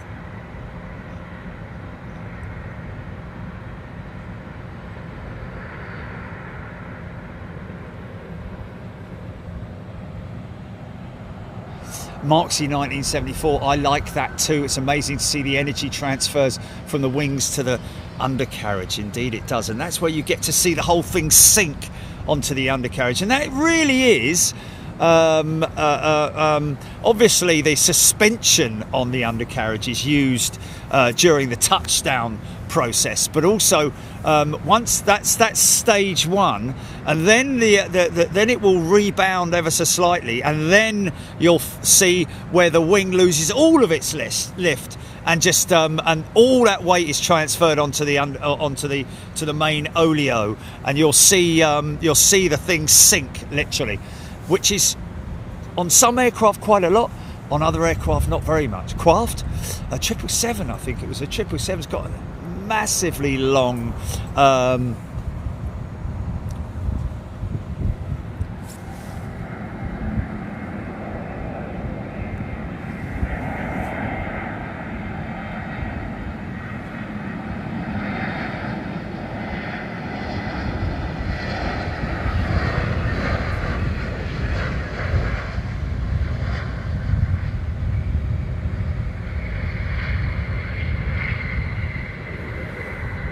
Paul Skilling's gifted a channel membership. Thanks, mate. J Mank, Ian Hanna, Alan Q, £1 super chat. Thanks, mate.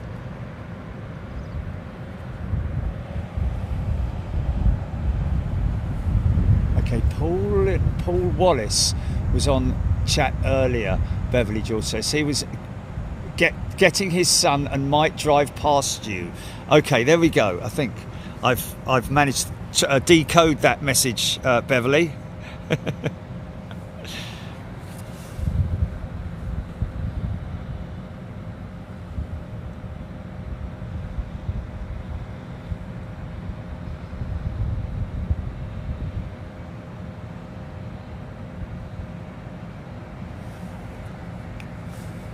What's that, Kevin Parsons? Comment, Jilly? Who's Joey?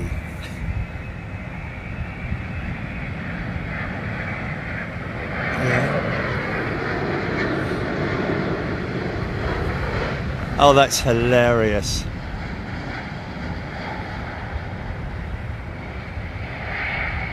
Okay, right.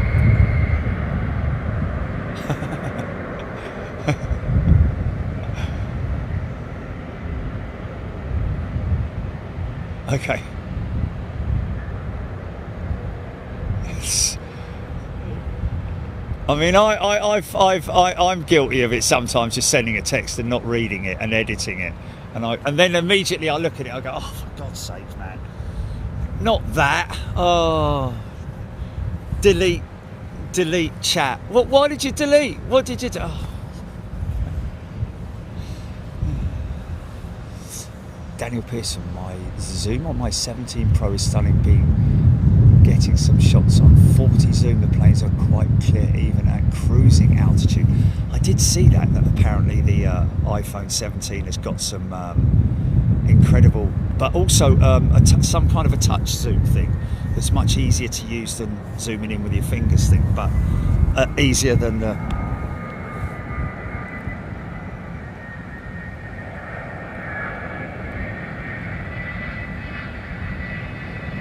747 on final.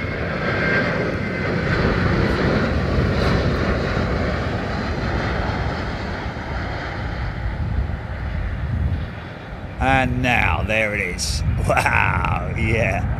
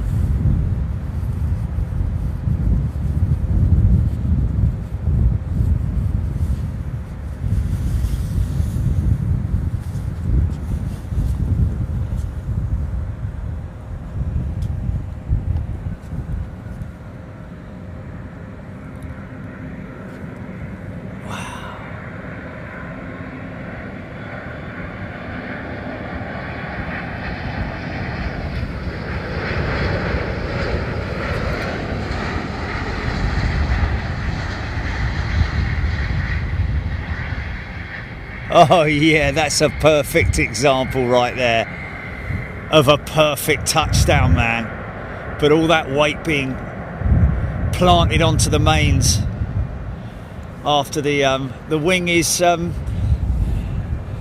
all its work for the day, basically. That's it. The runway is yours.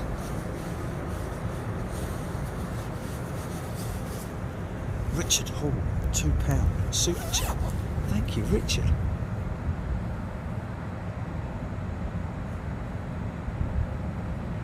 Okay, Alison Day, we've got you. No, not. See, it's too hazy at the moment to. I've got to go on that pod one day, but I have to park the car in the. It doesn't make really commercial sense, does it, to go on that unless you actually need to use it. You can't go like on a joyride on it. Look at that. Look at that. Crazy, man. What a shot. Look at that. Great big enormous tail, man.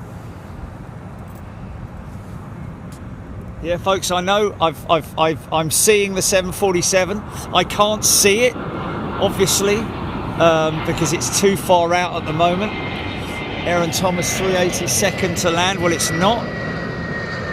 It can't be, because this is the next to land, and then we got another 320 on approach.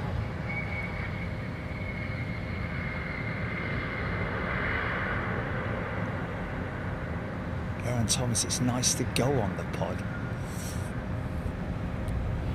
I remember when I used to go to Gatwick Airport plane spotting, and I remember when the South Terminal opened and they had the that little automatic not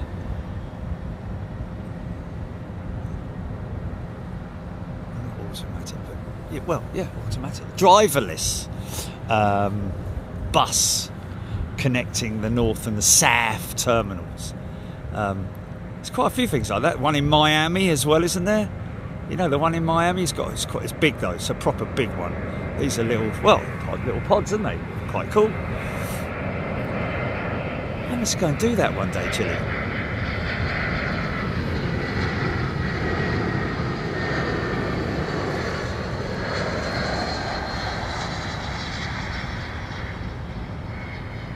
A 350 maybe, the 350 tight shot on the 350 undercarriage.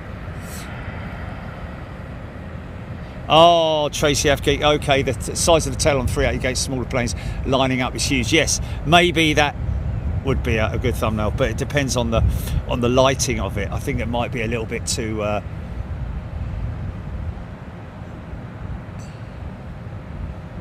lineup of narrow body BA jets against BA 380 tail, but it might be too hazy. Well, possibly, yeah, I don't know. I think, no, the one I shot was just, you can't see anything but the big tail and the jets. I got in really close on it. If you get the timestamp, Jilly, I'll find the actual moment. Well, it's right at the end. It's right at the end of that. It's the, yeah, possibly, yeah.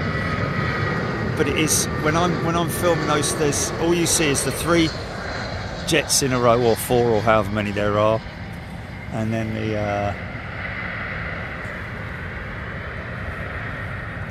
no, it's not. It's the BA 380 tail, the back end of it. Yeah, but you don't see the Qatar 380 because otherwise I'm too far zoomed out there. Kevin Parsons, sorry, watching Big Jet TV on the smart TV in Arlo. I've taken out that you're walking it, Kevin. I do sometimes need to. Here we go. 747-8. The 380 was before it.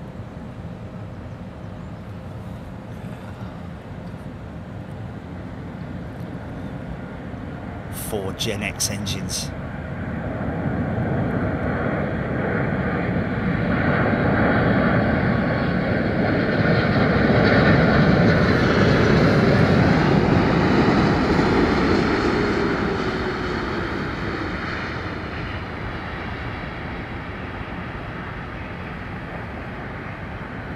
Yeah! Wow!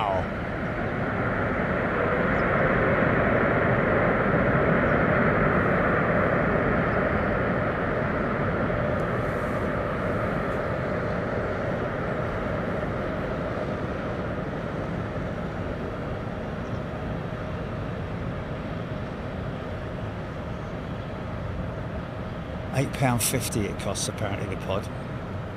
Hadley saying.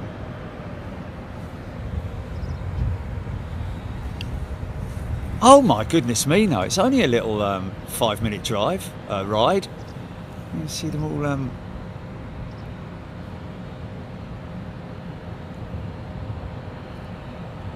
yeah, break down right as at the entry point as they come over the top.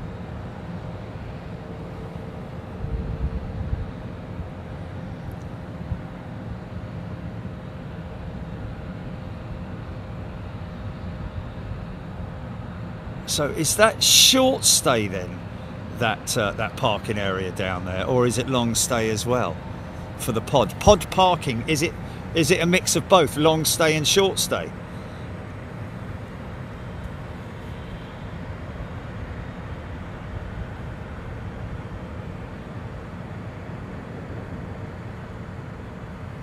That's it, Eric. Actually, that's one of the first things that I discussed was the relaunch of Pan Am, but obviously the only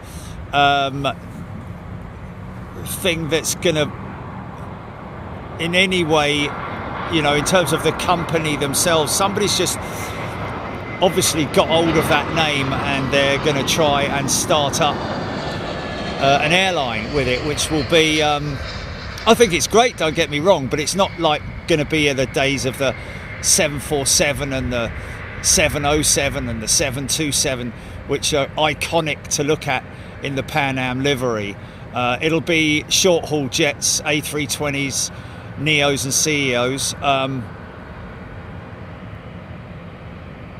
which ironically enough, the 757 that they used to fly is basically the size of an A321, an A321, isn't it? Really?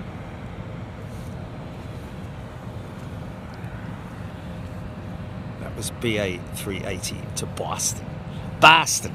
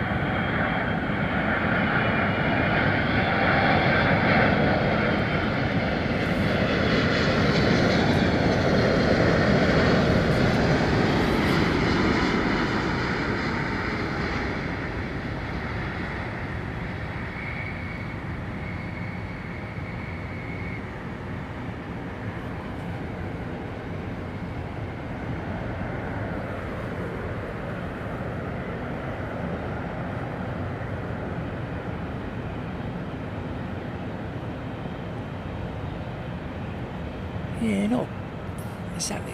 That's got the orange cowls on it, hasn't it? They've got so many bleeding 380s, they can pick and choose liveries and all that kind of stuff. Some of it is vinyl applied, which is a very interesting process, isn't it? Because even vinyl causes drag, believe it or not. I appreciate that it gets, yes it has, hasn't it? I don't know, it's a sort of mishmash, isn't it?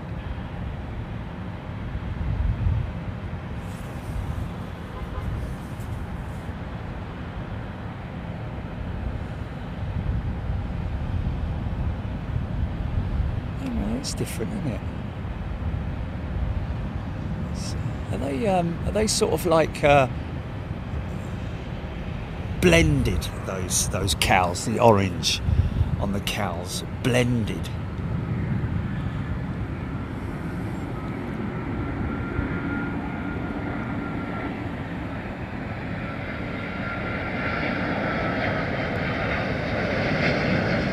Yeah, Brian Stewart, that was also something that I discussed the other day. Nice JAL jet, man. About the ex-Malaysian jet that went to Abu Dhabi, has only gone there for maintenance. Initial reports were that it was going to the Etihad fleet, but it's actually transpires that it's going to Toulouse to be used as primarily an engine test and component test bed for engine improvements, basically. Now it may be that it's on the I don't know if she's got Trent engines on her or if she's got GP 7250s on her. The Engine Alliance engines on that Malaysian jet. Either way, they could potentially, because it's a 4-engine jet, and obviously it would be safer to run engine new engine type production potentially on an aircraft, but that would be more towards the engine manufacturer, wouldn't it? So it would probably be well, I heard that it was primarily engine related for Airbus, but it just means that we're going to have 2 A380s down there. Okay, that's nice.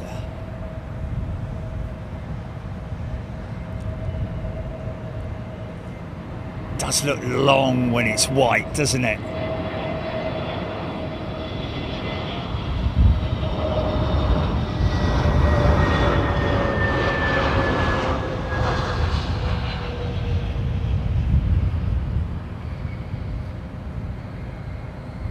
So I do like that Japan Airlines livery, mate.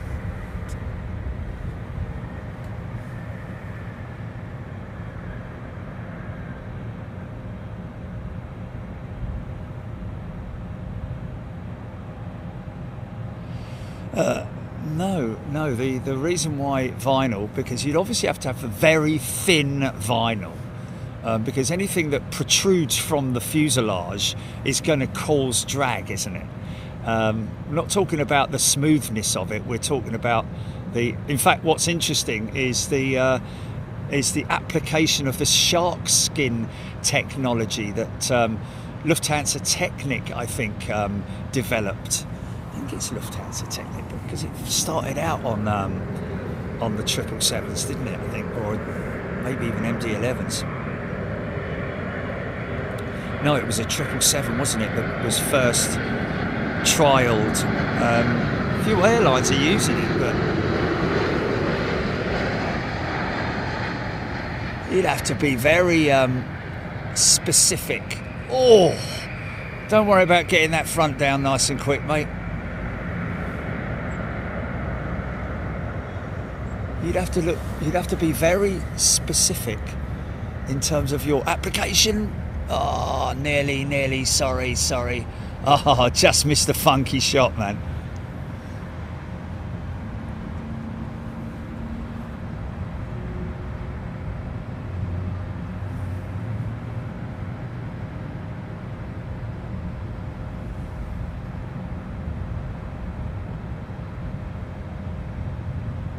Well, that is true, that the vinyl will cover, indeed, it will cover. Well, the rivets aren't, the rivets are recessed, Dan. They're not like old ships, Titanic style rivets sticking out there. The fixings on the panelling on modern aircraft these days is recessed and then filled. Well, it's the fixing head is absolutely flush with the panel, so it's not like there's hundreds of rivets all sticking out. But understandably, there's still a certain amount of drag that is indeed going to be caused by. That's why the paint is as it is, because obviously the fuselage has to be painted, which does most of the work.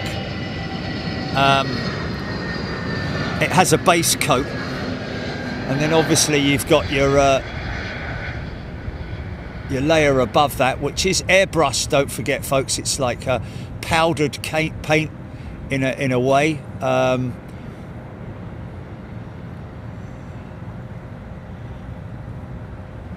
Oh, here we go. Oh. Is there one there? Is there one there? Yeah. Just a little one.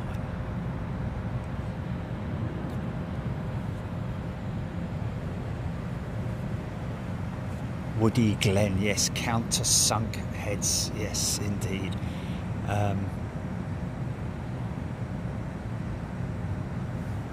So it's like a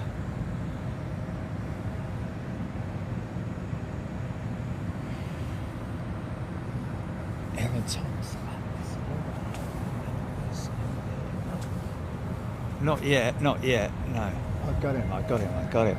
He's just hit that.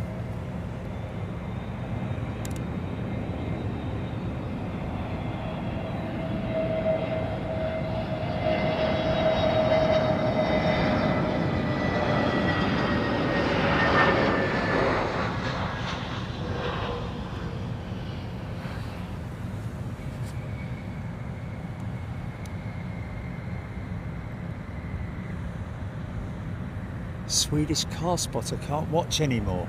What's the matter, mate?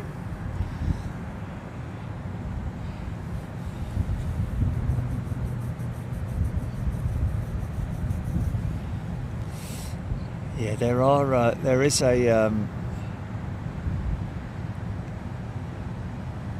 Martin Smith. Yeah, the paint application, obviously, onto the bare material is an initial sort of like coating.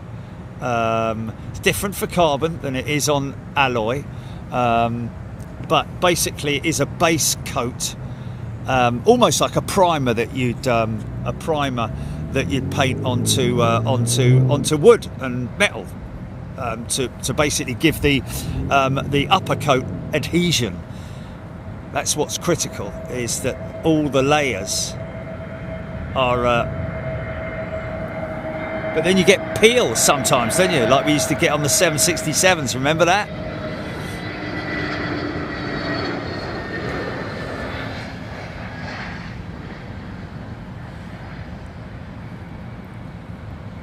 And that's basically down to preparation. But yeah, in terms of applying vinyl to aircraft, it's specialist. It's a bit like a wrap in a way. It's applied much like the wraps that you see on vehicles, and obviously applied with a great deal of care and attention, because you don't want to get air bubbles in that kind of stuff. It stretches. It's a very thin type of vinyl, more so than your sort of like big vinyl stickers that you get.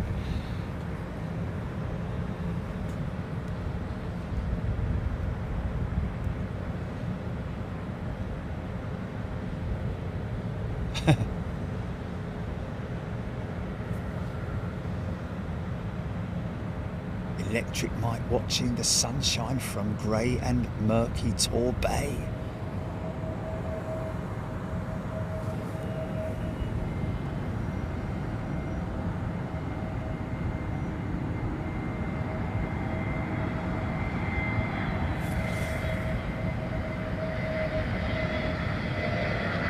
Oh, what's that about the sumo wrestlers? Afternoon, I started watching because I wondered if we'd catch the flight from Tokyo with the sumo wrestlers, but I think that's landed from the west. Well, yeah. Which what was the flight number on that, Craig?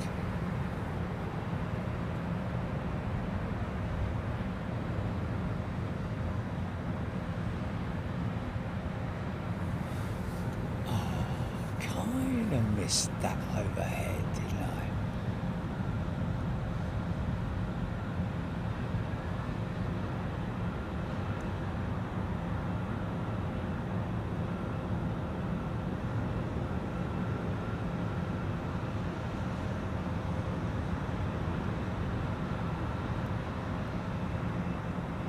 Atlas Air freighter, 2 on the flight deck.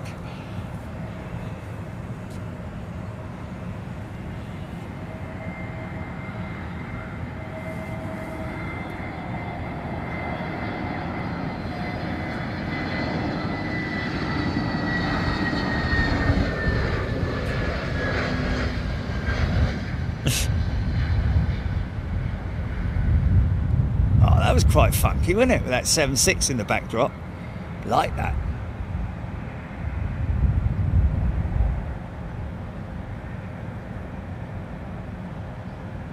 Okay, so we're hearing that the ANA jet, the all Nippon jet that's on its way in,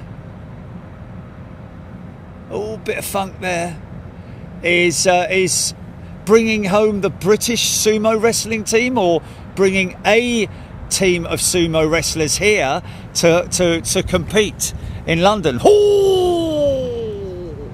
Sorry.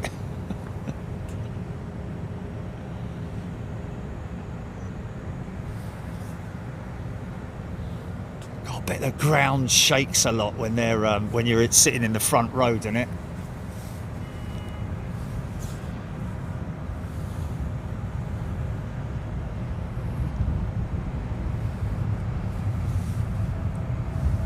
Thomas, Aero Mexico, Quetzalcoatl livery inbound soon. Why do they make it easy to say, man?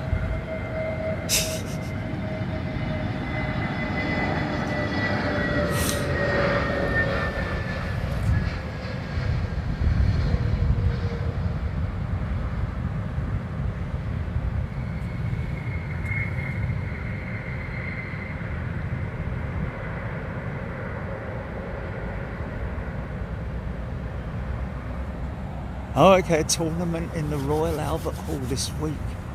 I hear a start-up.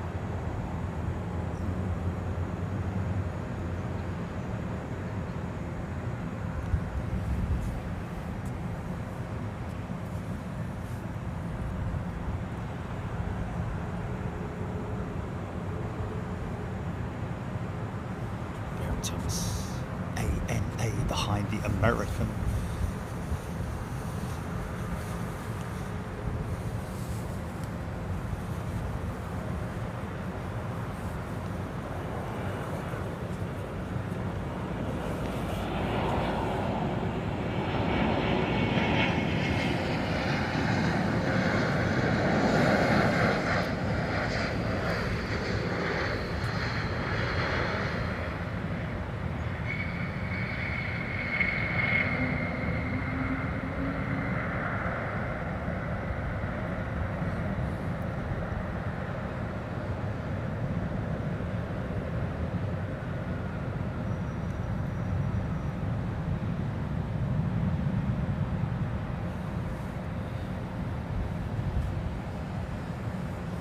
Red Dog, I doubt it. Hope they're not sat on the same side. I'd imagine they'd put them over the middle, wouldn't they? Aaron Tony Rivers. Imagine people with the TV turned right up and Jerry making noises like he's training in the loo. Right?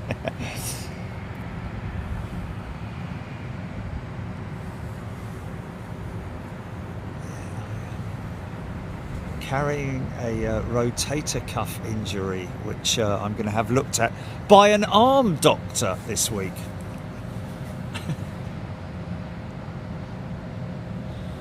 Booked myself in for an argument as well. Full half hour.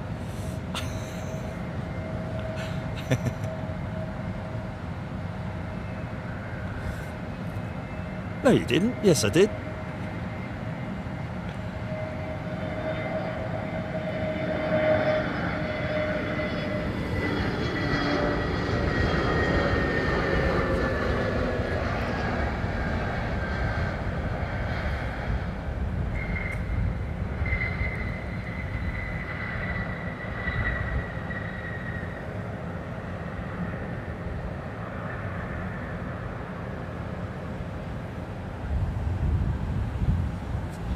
There's only a few left, isn't there, Aaron Thomas?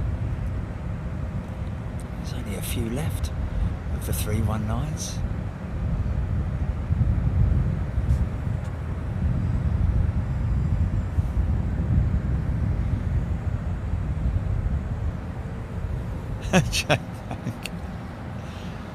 Here we go. Is this it now?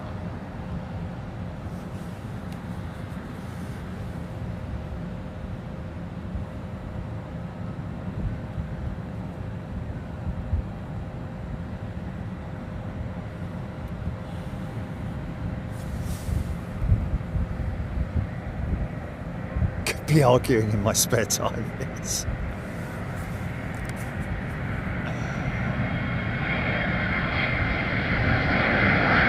Nice American, this one.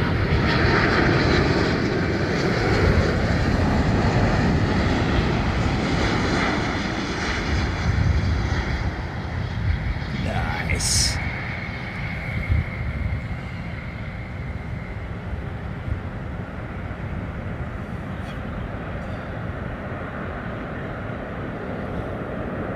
Sarah, it is the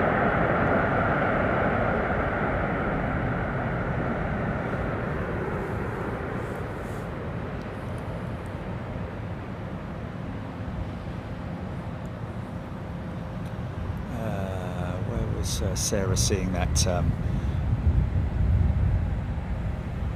SATCOMs blister or just generally communications blister is what we see on top of these aircraft, the long haul jets.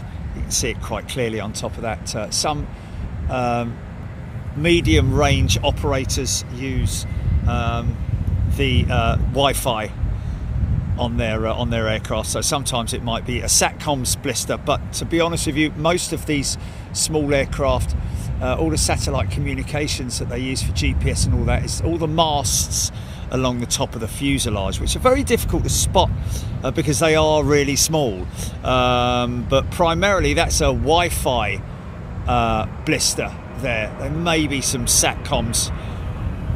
There we go. Ooh!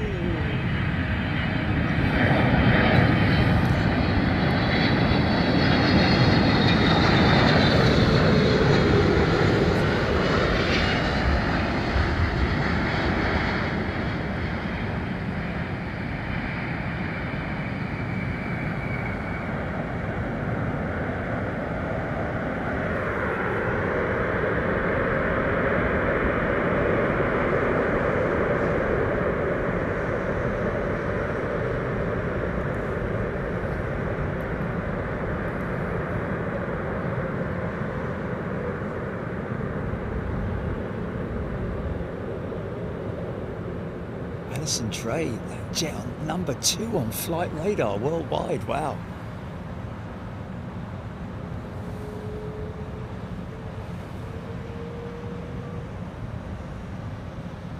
Ewan Stewart, Singapore Airlines 777 Star Alliance delivery in at 7:30. We won't, Ewan. Be dark then, won't it? I'd imagine. Sorry, mate.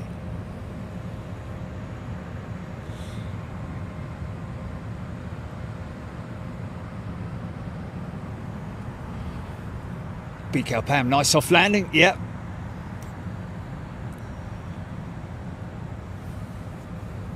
Low lander wheelie, they must be in the back.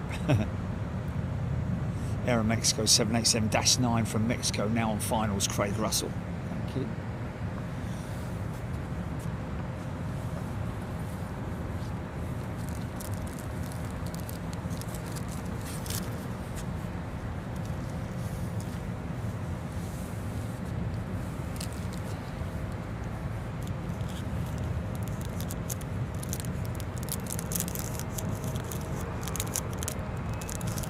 Sue, good afternoon to you.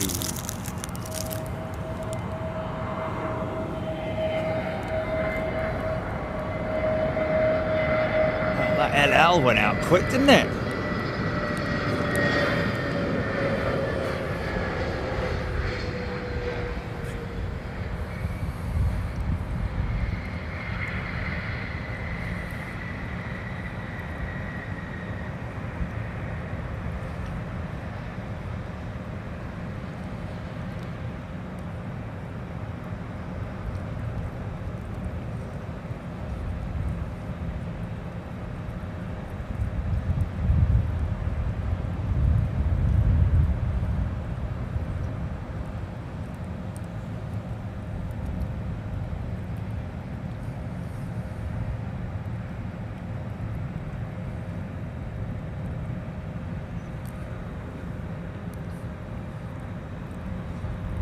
That's a good point.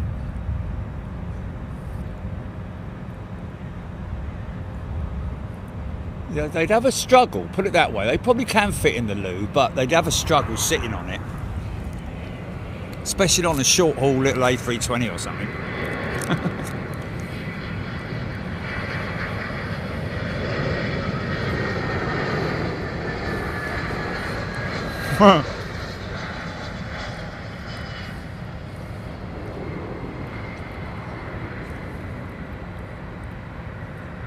Yeah, but that's so they can fit two of them back there.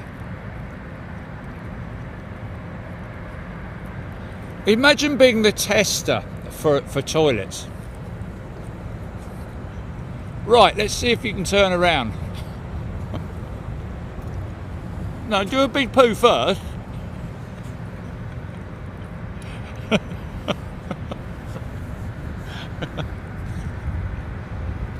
Yeah, we won't look, don't worry. You just want to sort of like reenact it so that you know, you've got everything going on, if you know what I mean.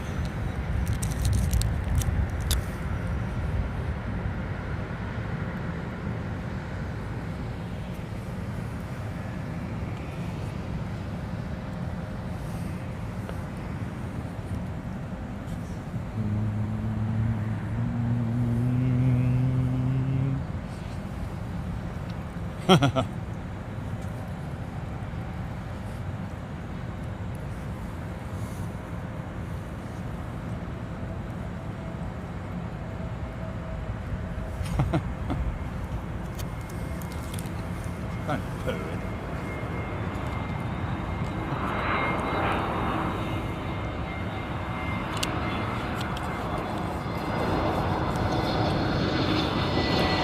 If Benedict Cumberbatch could say it on the BBC, I can say it on here.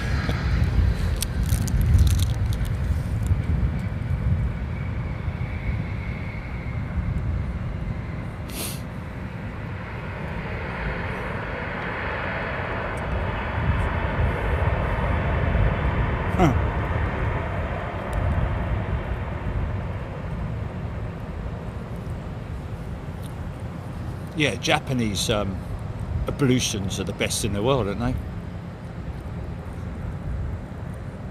Got more technology than my PC.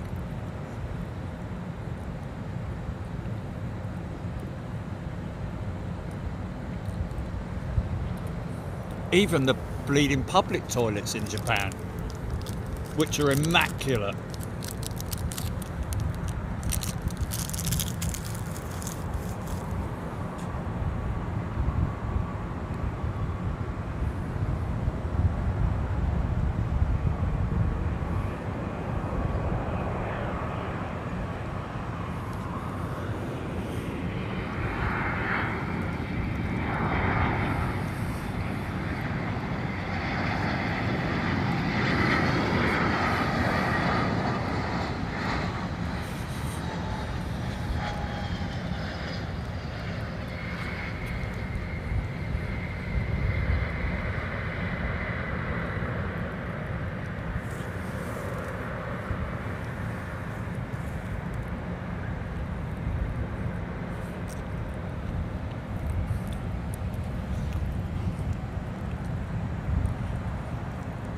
Well, to be honest with you, Penny, is it Penny?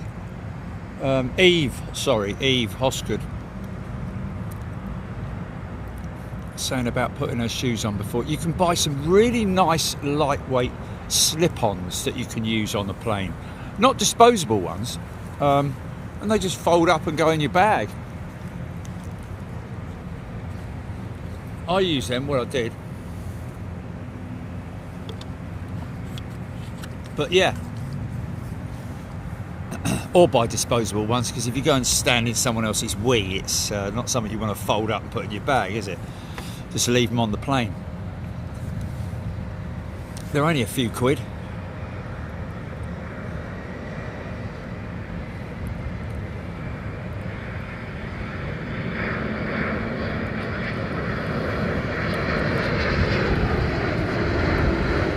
Is there such a thing as that? That's...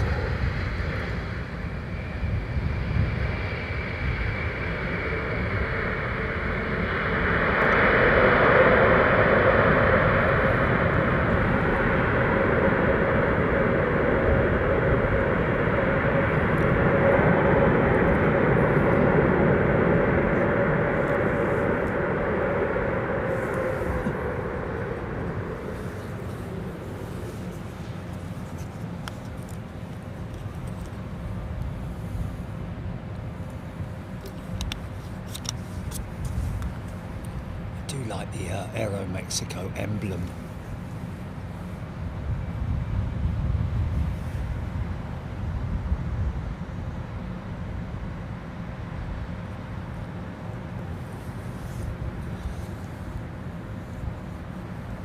Yeah, I'll tell you, really feel like you've fulfilled something when you visit Japan. I've got to be honest with you. Don't get that same feeling when you're visiting other countries, to be honest with you, in terms of their culture. Absolutely phenomenal visiting Japan. The people of Japan.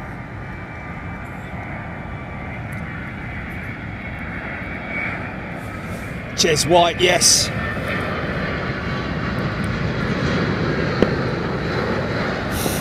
Aero Mexico does indeed love the reverses.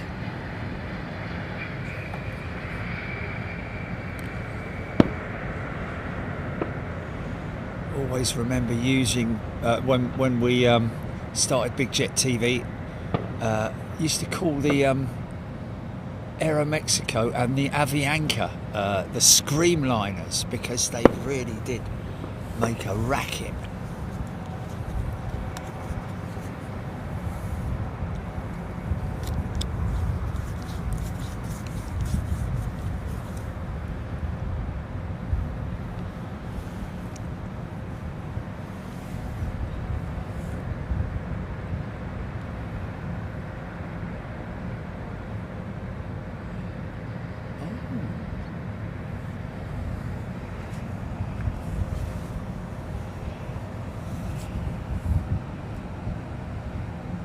Wow, Agent M. My wife's granddad was chief flight engineer for Britannia back in the day. I wonder if you knew your dad. Right. Well, it wasn't. He flew British Eagle Britannias, didn't he? He didn't fly for Britannia. He flew British Eagle Britannias. So I think we might have crossed wires there.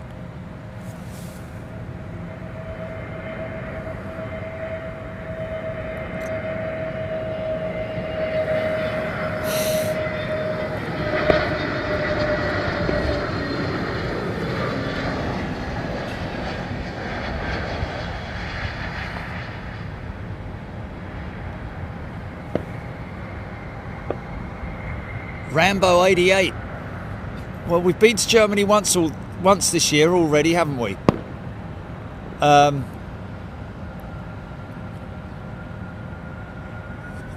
yeah, that's a point. Yeah.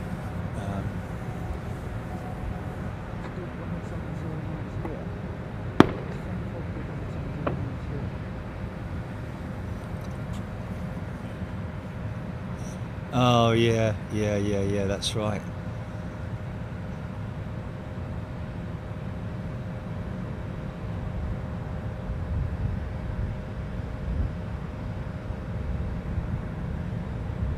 Paul Skinny, Bluebird A320neo. Agent M, thank you. Yes, I think they were cross wires.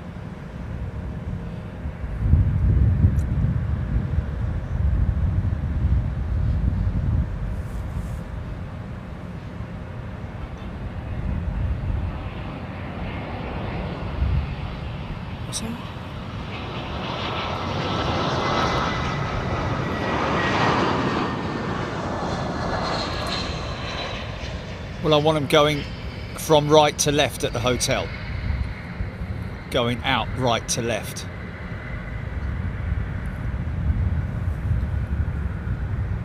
Yeah, right. Okay. Yeah.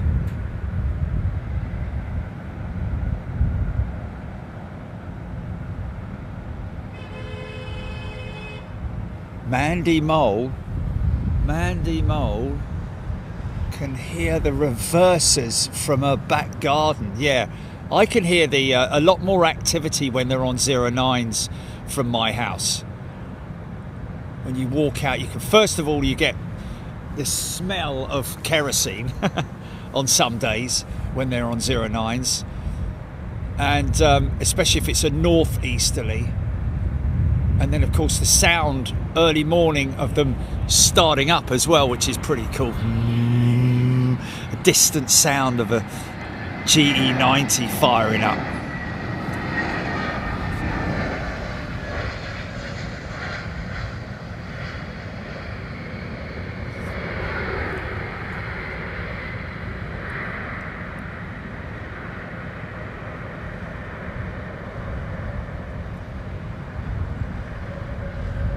Simply Planes with Henry.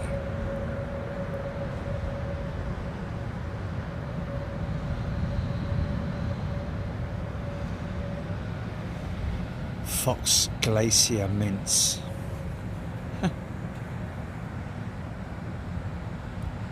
Fox's Glacier Mince, wasn't it?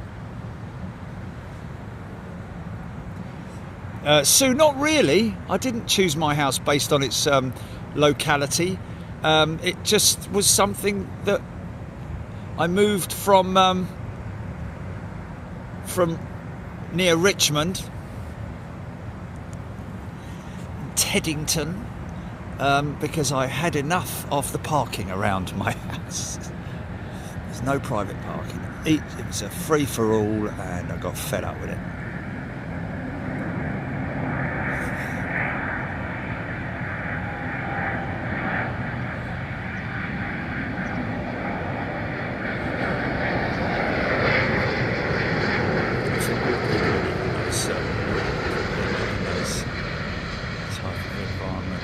Become obsessed.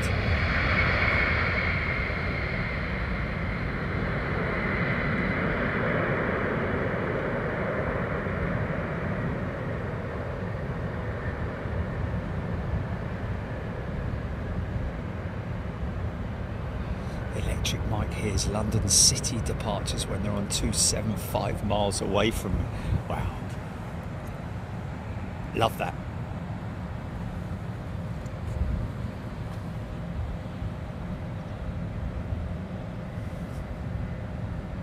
Simply Planes, you got handed a Daily Mirror with Britannia.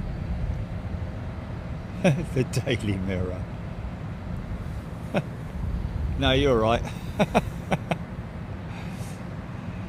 Stoneman, JD Stone. Sue. Okay, so everything you got with the house was a bonus. Yeah. Absolute bonus, Sue.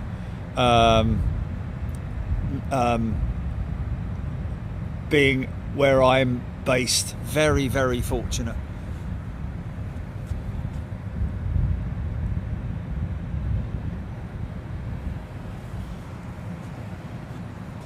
Aaron Thomas, BA 9606 with Victor India Alpha, 1996. Wow, it's 1 year after the bleeding 777 went into service, isn't it?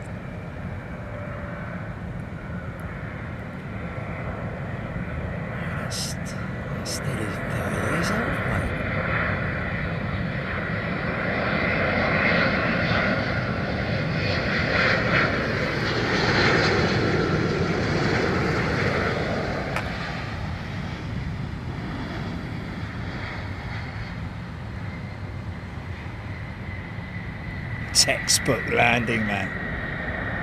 Textbook. Do you know, I am going to give it a try up here, Gillian, with 27 right departures. Because if I'm following a jet out, yeah, by the time the next one's going out, it's almost at the point where I don't have to worry about right at the beginning, at the spool up point, if you see what I mean. So you're concentrating more on the aircraft coming past you, gear up, turning, etc., etc. You know what I mean? Rather than being able to see it right down the other end of runway. Not a single A330 yet. Can you believe it?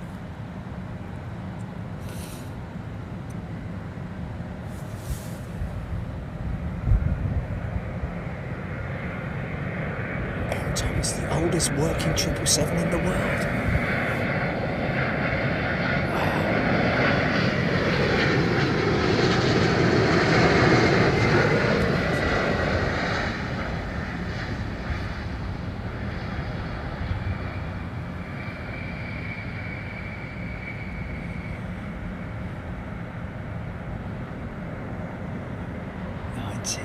36, man. Still looks good for her age, though, doesn't she? She's nice and clean. She's nice and clean, man, for a nearly 30-year-old jet.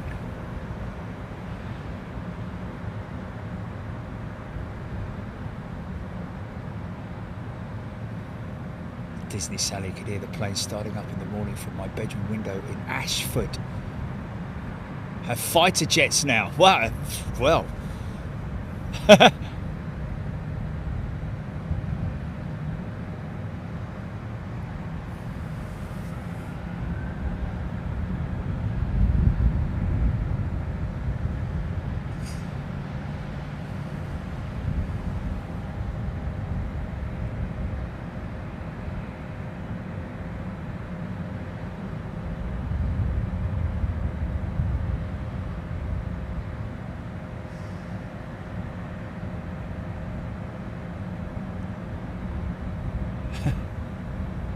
Mobile camera contraption. It was just a tripod on a dolly.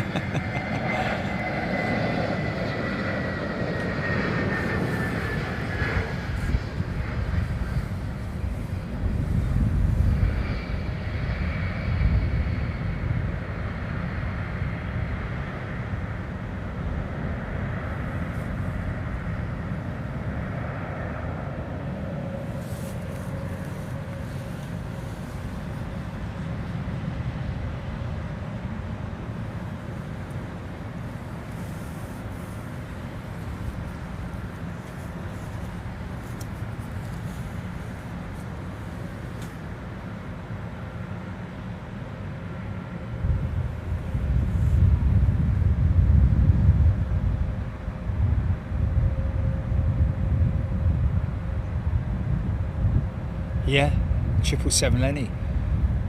They do look after them. Well, they have to, don't they? I mean, that one's obviously just been recently washed. May have had some maintenance, but you know, they have regular maintenance cycles, these jets, regardless of their age. And obviously the airframe, the only time that they retire them is when they become uneconomical, or they've got a new jet to replace them with.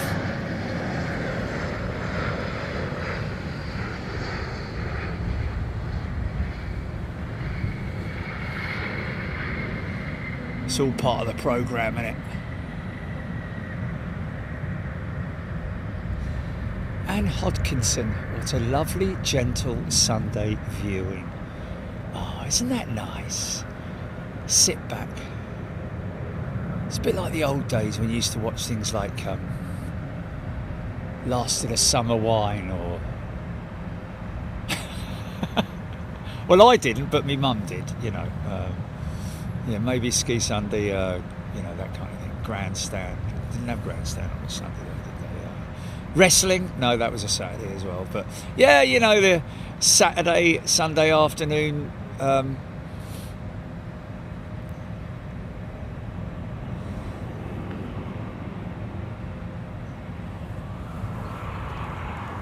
Paul Donnelly did load sheets on that 777 work for BA in Boston 82 to 2000. Wow, what a long career, mate. 82 to 2000, and he did load sheets on that jet. Cool.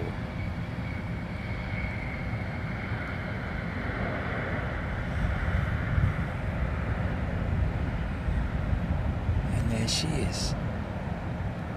Good looking jetliner for 30 years old, give or take a few months.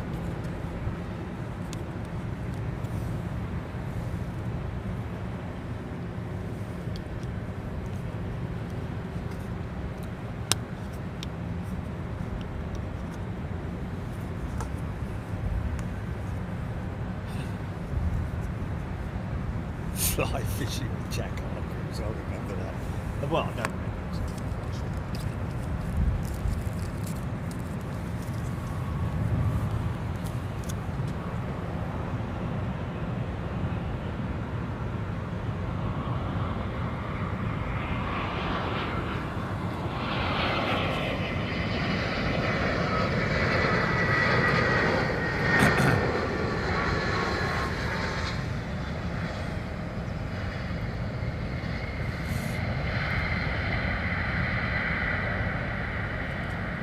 Hedgehogs UK.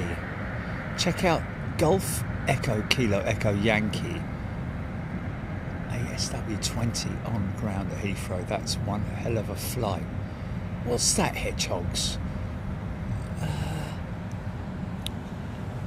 Enlighten me on that one. That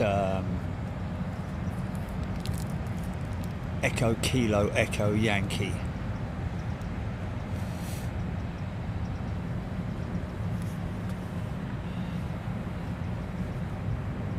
Out of town. Oh my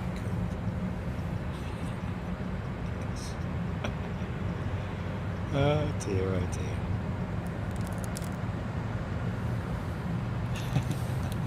What did I start? Well, you did actually. No, I did. No, it was me. It was me. Yes, yes. No, it was actually somebody else, mate. By saying, lovely afternoon on a Sunday viewing and all that. Nice, peaceful. Yeah. And it's just got into this great big convoluted chat about Sunday TV from bygone days, and all of them that they're mentioning I remember. Jack Hargreaves, yeah. Oh dear.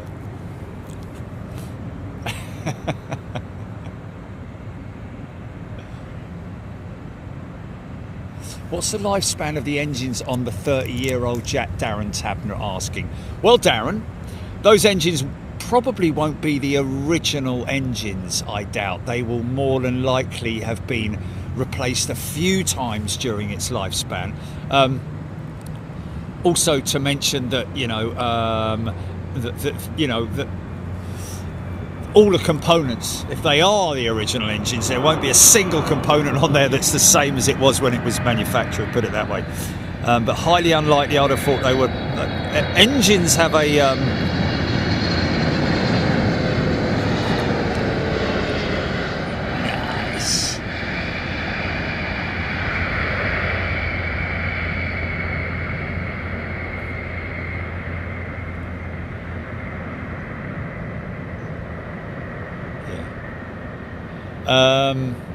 the engines obviously are subject to a lot more usage, should I say. So I'd imagine that these engines go through much more regular maintenance programs in terms of they're the one thing that the aircraft's quite often in the workshop for is having engine maintenance. But then again, no, that's not really the case, because in terms of frame maintenance versus engine maintenance, let's put it that way. Other maintenance, obviously, could be a whole host of other things. Avionics, flight surfaces, undercarriage, hydraulics, electrical systems, etc., IFEs, etc. But in terms of the engines versus the airframe, obviously the only thing that's really original is the airframe itself, and the wings and the undercarriage, probably, I'd imagine. But even the undercarriage itself will have had heavy maintenance on it.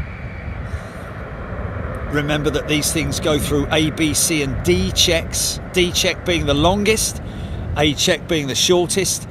D check, they literally rip the thing apart. Everything comes off except the fuselage panelling. The interior of the jet is taken out. All the toilets, the galleys, just the flight deck, even the instruments, the walls. The galley walls and all that kind of stuff. It's a crazy sight when you walk on an aircraft that's going through a D check, because it's literally just hollow with miles of wires sticking out all over the gaff. Overhead compartments all stripped out. This is the first 330 we've had, I think. It's a neo, I think, or is it? No, I think this is a CEO. Oh, it's a Neo, is it? Oh, okay. Oh, yes, so it is. Big engines on her. I was going to say, just the wingtips looked a little bit steep. Delta. Oh, it's oh, okay. Flown on this.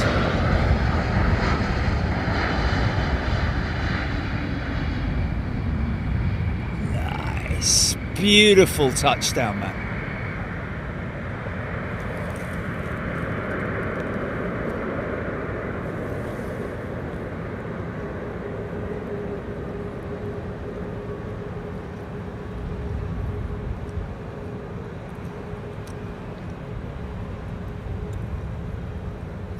Oh wow, Eagle Atlanta.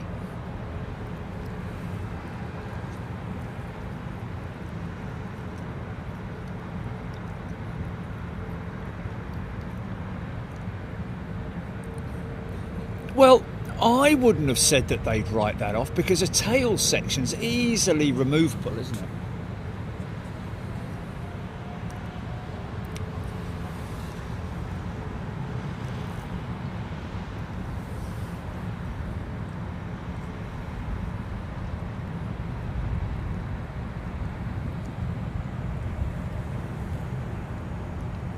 Matteo and JG are watching.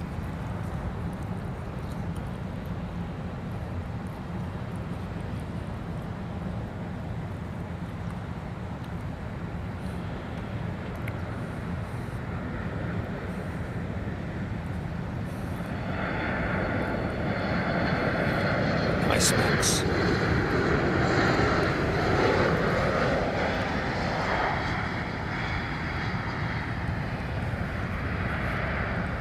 So was it a year ago that CRJ had its tail lopped off by a Delta 350? Remember that? I wouldn't have said that it would be a write-off because the tail section is easily replaceable. If it had been ripped off at the very root of the tail, then yeah, I can imagine it. But when these aircraft collide, sometimes they just literally rip through stuff, don't they? Oh, is that a start? Oh no, it's there, isn't it? It's there.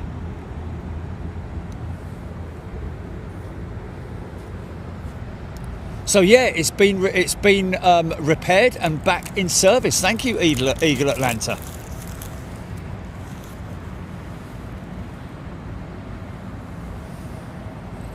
David the dog Rodwell. Okay, thank you, mate. I didn't see that.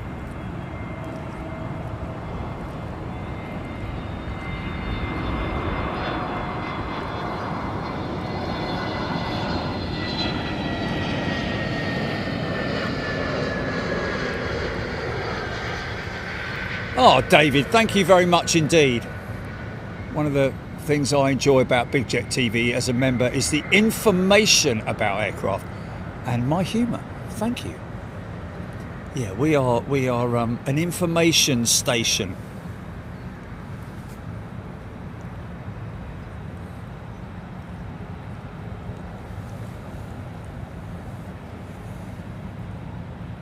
Shout out to Susan Darby, who is a brand new member. Welcome, Susan. Well, actually, it's showing twice, but that might just be a glitch at my end.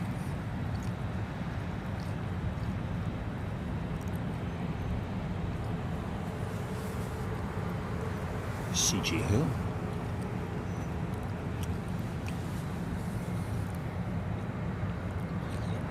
Yeah, to be honest with you folks, anybody sending emails, trust us, we do read through them, but to reply to them all individually, it just starts a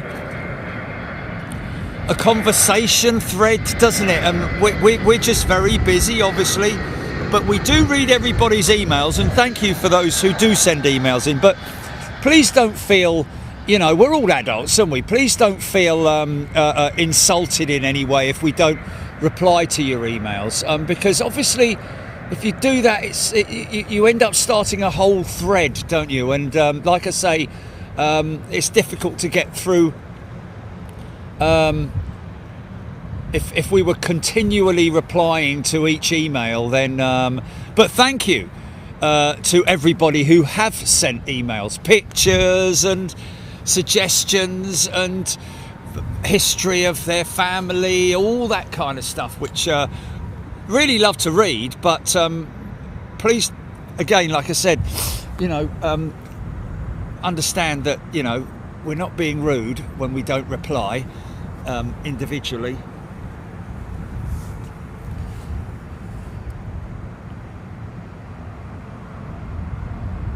Felix, he's a subscriber. 777 only uses 2 of its rear brakes when landing. It will rotate which ones will be used each landing. Are we talking about, because obviously the rear set is a steering set, isn't it? I think it's only, is it only the forward and aft landing wheel sets that are braked, is it? Or is it all 6 on the 777? Maybe not on the 200, but maybe on the 300. Telford Koi Pond. I'm new to this and loving coverage and information available in the comments. Keep up the good work. Thank you, Telford Koi Pond. Glad you're enjoying it. Look at these things windmilling. Those engines are just windmilling. They're not turning on power. That's just the wind. The tolerances on these things are microns of microns, if you know what I mean. It's in terms of the clearance of the fan blade. It's interesting. There was somebody posted on, I think it was either LinkedIn or I think it was Twitter. Oh, hold on. I think we might be on for a funky shot here. Oh yeah. Oh yeah. And the clattering. I love getting off a plane or getting on mainly getting off a plane. If you're getting off outside and you hear the clattering of the fan blades. It's actually not the fan blades. It's the attachments, I think.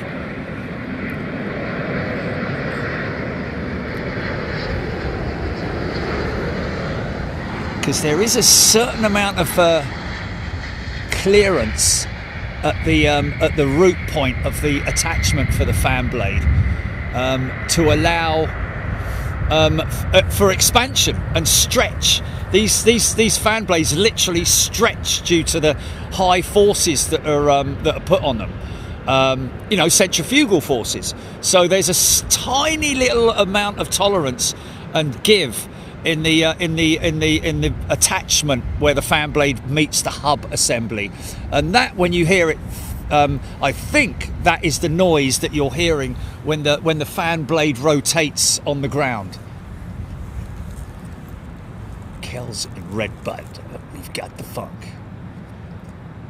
Joe Grinham, Joe Perry, Ian Morrison, Morgan, Sarah, EGPX, No View 1010. Returning from Mumbai on Sunday 26th, VS359. Would be good to see the lamb. No View 1010. Email us, contact at bigjet.tv, and we will put that on the. No View 1010 will definitely be filming on the 26th, on the Sunday. So contact us nearer the time or on the show. What's that? What time was that? 4 something. Okay, don't know what time that is. No View 1010. Let us know the time. Be a lot easier.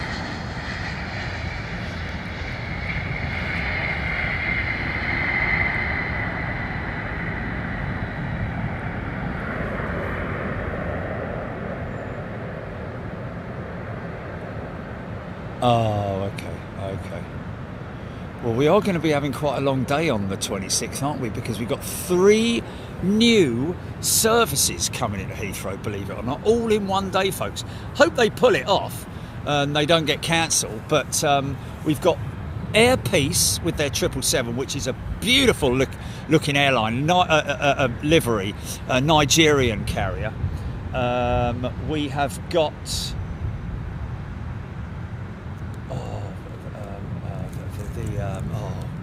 Help me out here, Jilly. Riyadh Air. We've got the Riyadh Air 787, Indigo, and Air Peace. So those three carriers on the 26th.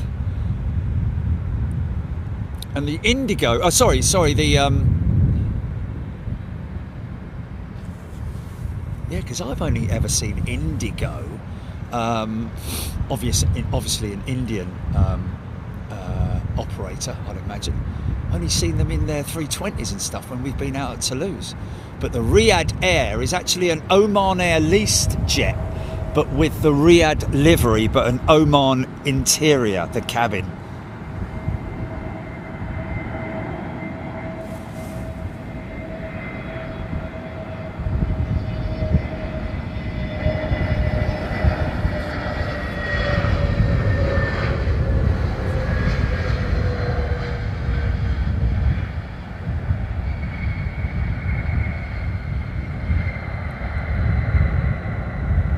Really? Oh, who's that? Who said that? Pete 888 UK seen them setting up the Air Peace check-in desk at T3 last week. Wow, how cool is that?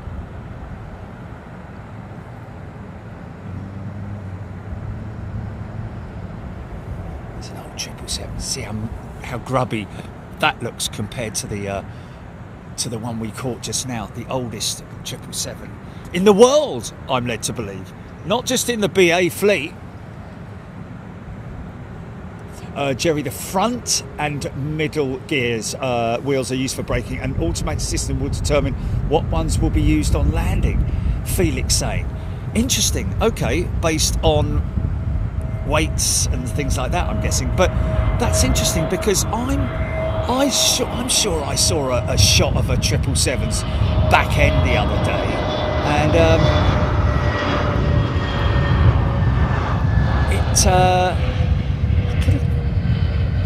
In the morning. Oh well, there we go. It's going to be a long day that day then, isn't it? What's the and then the other two? Okay, so Riyadh lands at 7:30, so we will catch that. Whoever that was that's flying in at 9:30. TSGS, it's someone who obviously maybe that was that fella picking up his son or something like that. I don't know.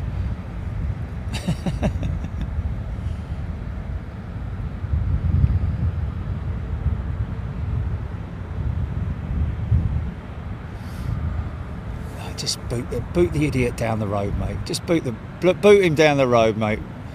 I've done it. Just got no time for idiots like that, mate.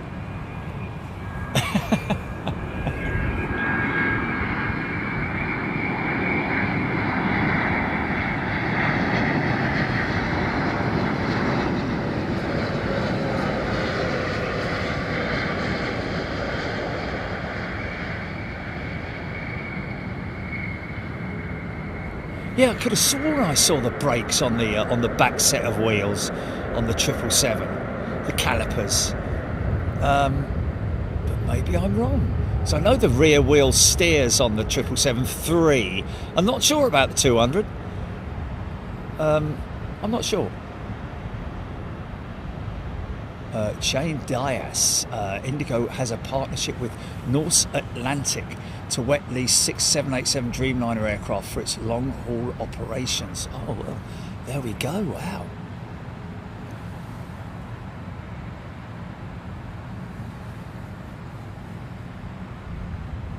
Felix, yes, I'm aware that the rear wheel steer is used only for specific high turns.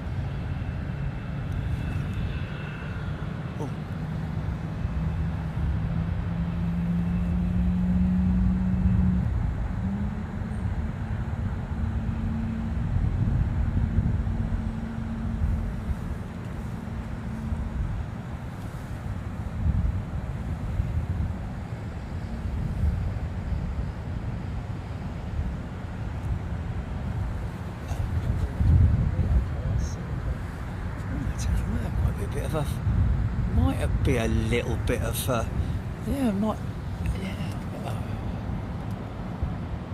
Okay, we got, there's the 74. What's that there? It's not the Beluga, is it? This looks very big.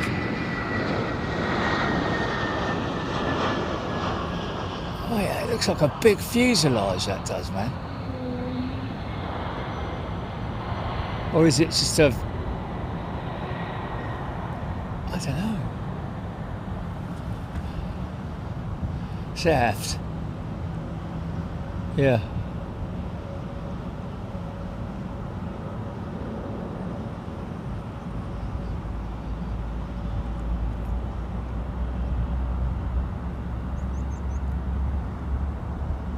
Quite clearly cargo lux. Just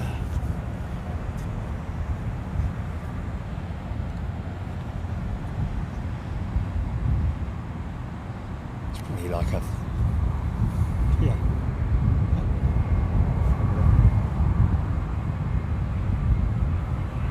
It's not it there, is it?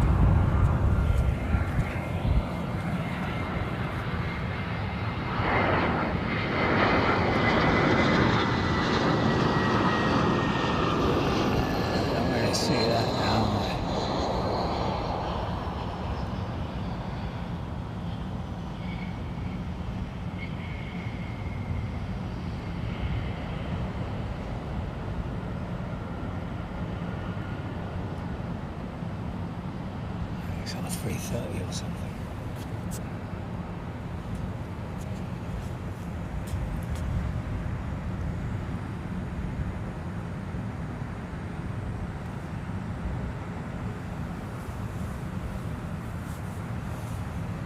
Oh, Trevor Dexter, thank you, Trevor. Airpiece arrives 4:30, Indigo 5:45. Wow, it's going to be a long day, mate.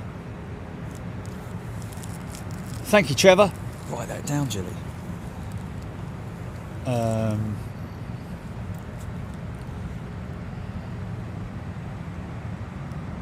So Riyadh, what time was it? 7:30, did you say?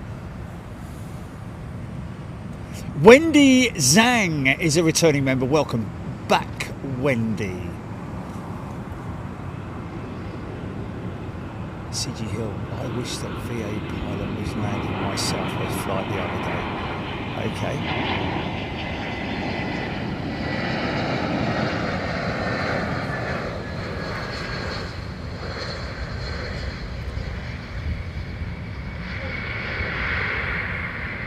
Beluga flying over me in 10. Okay.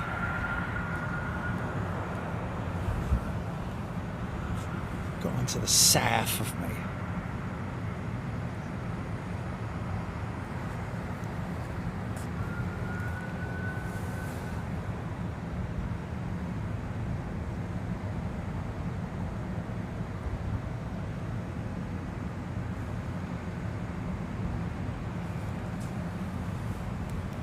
Joe Jet, beautiful autumn afternoon, yeah.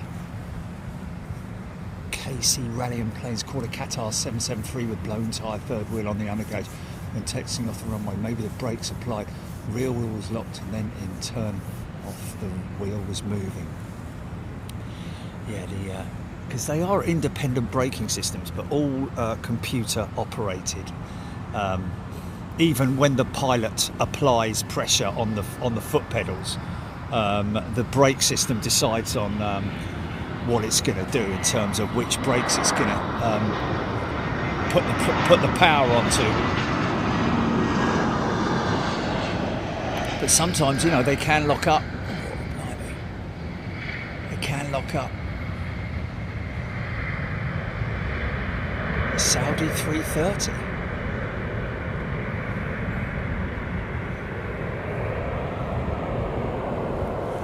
Saudi 330, not their 787.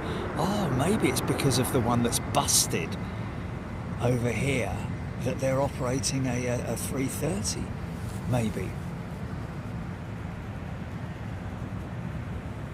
Wendy Zhang used to work in Airpiece at Gatwick. Lovely plane. 777-200, the crew are fantastic. Wendy, brilliant. Well, I saw Air Peace for the first time at Gatwick when I was flying off to one of my, well, old golf trips that I used to go on. I don't really do it anymore. Kind of got over it. I don't like to go away and leave you guys, man. I really don't. It's just, I feel really, you know, we got such a great community. It's always hard for me to, you know, I can't just go away on holiday like some people can and not think about Big Jet TV. It's just very difficult to do that. When I did my golfing trips before, where I, you know, we'd always time it so that I'd only miss like one show if I can, to minimise the impact, because we're always thinking of you lot, you know. Jonathan Pyle, China Southern Airlines is inbound.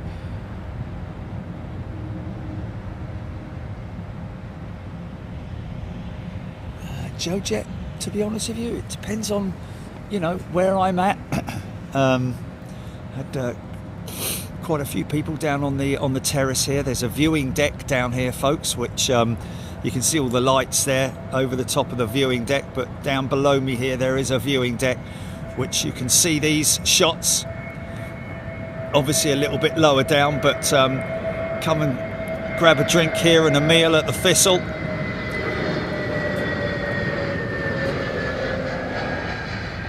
The great thing about the bar here, I have to be honest with you, is that it is a separate, even though it's attached to the hotel, it's kind of like advertised as a separate entity, so to speak. The sports bar, it's called. So you could just turn up here. Obviously, you have to pay for parking if you you know, if you're parking in the parking area. Or get a bus or whatever, or if you're staying here, whatever. There's a terrace down there that you can hang out at and watch the planes. Much better when they're on 09s, of course. The Air Mexico parked up in there, did it?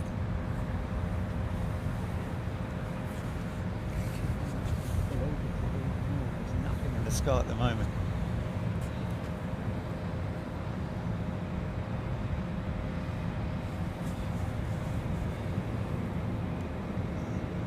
CG Hill, Atlanta should be very active. Really looking forward to it. Yeah, so are we.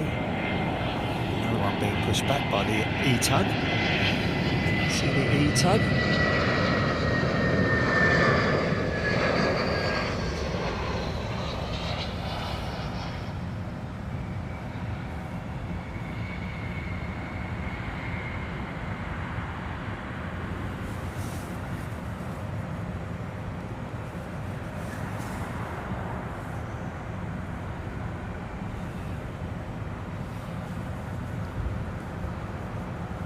Thank you, Charlotte and Joe.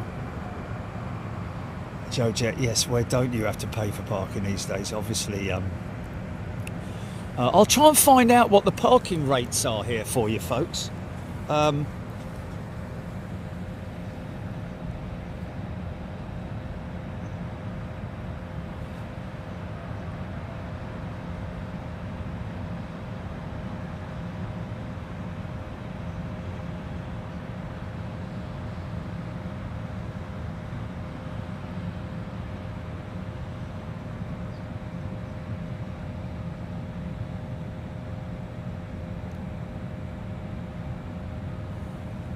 For Devon, with my reputation.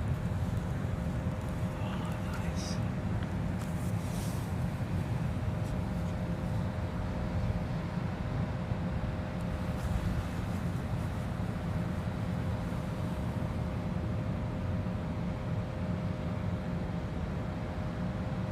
Penguin.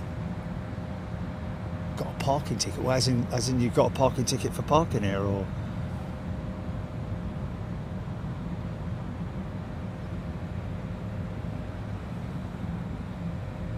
What did we Gilly, what did we find out the other day that it's flying into Atlanta? What was it? It was...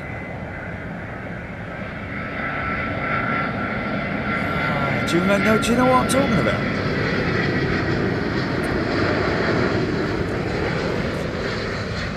Great looking jetliner, man. Look at that perfect touchdown. Absolutely nailed it.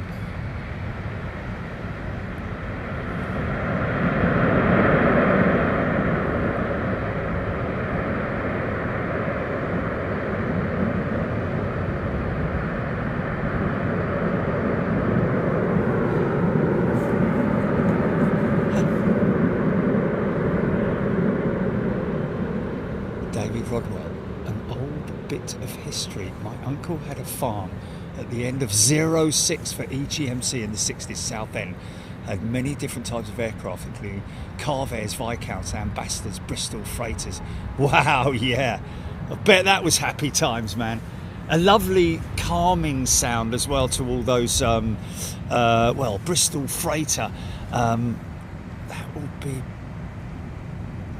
That's the Bristol, as in the Bristol Britannia freighter, in which case they made a right old racket, those, because they were turboprops, weren't they, the Bristol Britannia?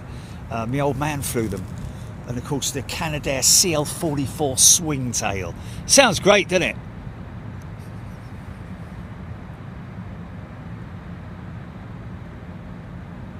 Doesn't quite have the same sort of like swing nose, doesn't really have the same pull as swing tail, does it? Oh, blimey.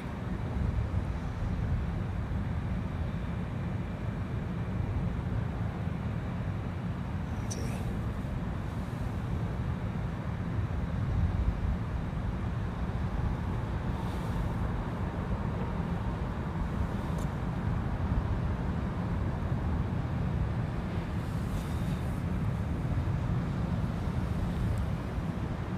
Zoe Wilson. Haven't decided if we're driving or getting a coach from the West Country for our holidays. But if you're coming down here by coach, that would be a lot less pressure taken off you, because you can, if you're coming down here to watch the planes, you can walk the entire airfield. So, you know, maybe you rent scooters or something. Rent a couple of scooters or rent a...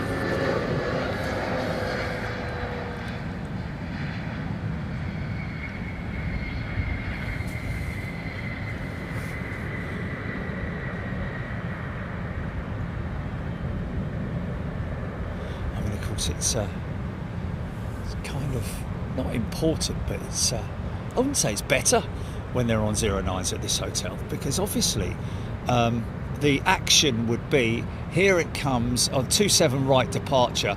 Okay, here it comes straight towards us, rotating around about here, get it climbing out, get the gear retracting, flaps and all that kind of stuff going on as it comes past us, and then making a left or a right turn,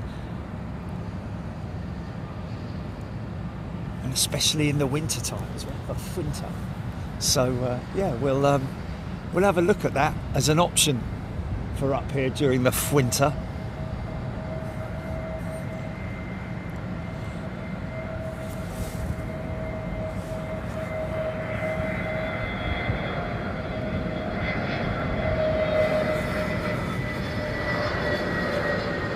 Well, I would have thought so, Steph Bird.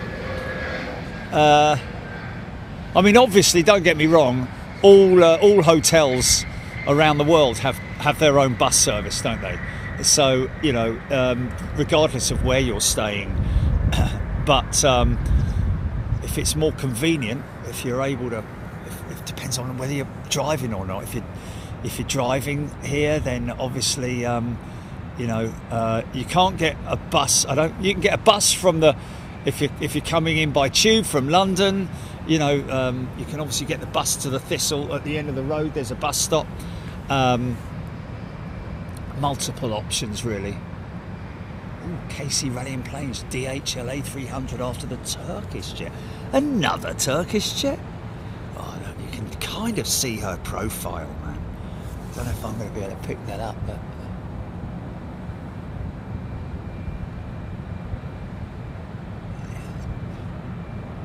stubby wing on it.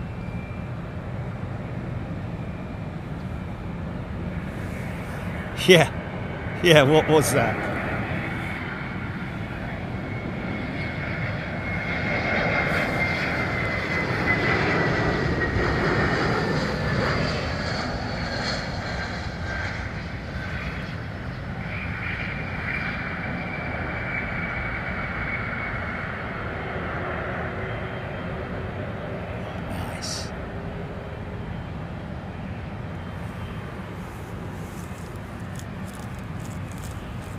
Rwand Air A330-300, 25 minutes out, scheduled to land 7 AM.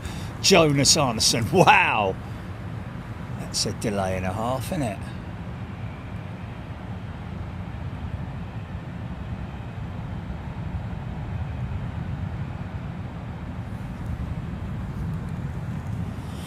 Well, Dave, yeah, they do have a lot of planes, but it's just they send quite a few here to London, don't they? Big ones, small ones.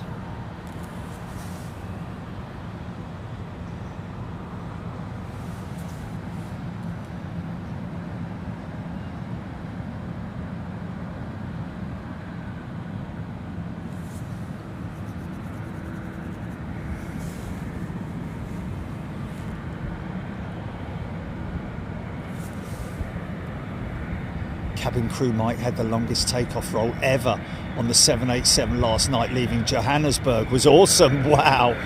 Yeah.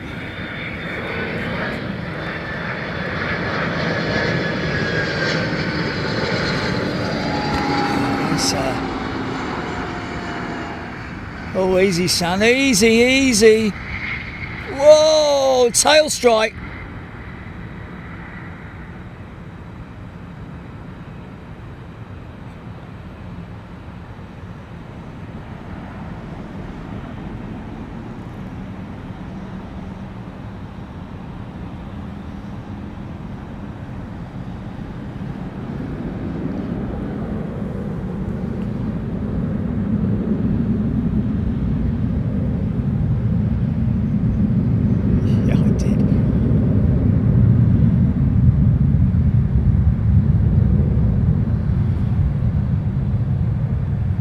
There's 4,600 people who've seen it for the first time. We did have an A321 tail strike many moons ago, but I tell you what, that's the first one where you've seen the bleeding sparks coming out the back. That hit that. Yeah, VAR if you want to, folks. Let's have another look at that. Stand by. Go around, damage on the runway.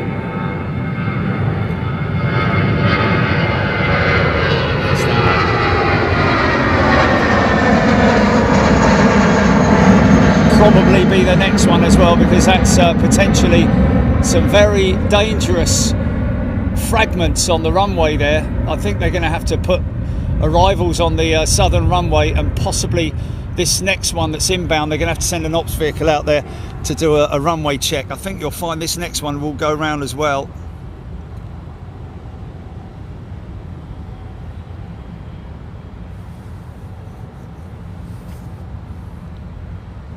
Either that, or it's just it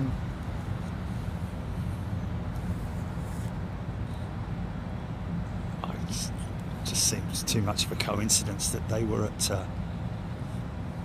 an unstable approach, because it's very calm conditions at the moment.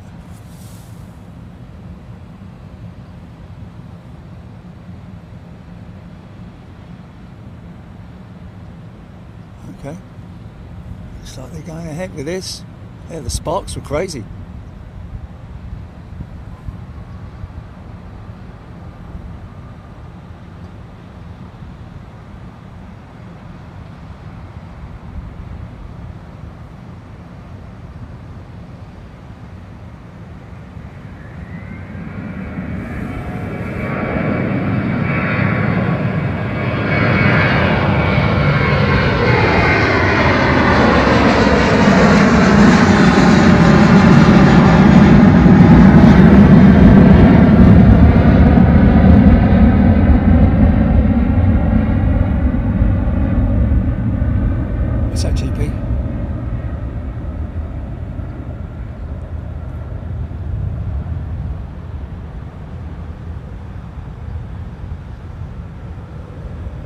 you talking about? It's not long enough. We've got the whole approach, the incident, the rollout. Oh, the VAR. Sorry, I thought you were going to put it up as a... Right.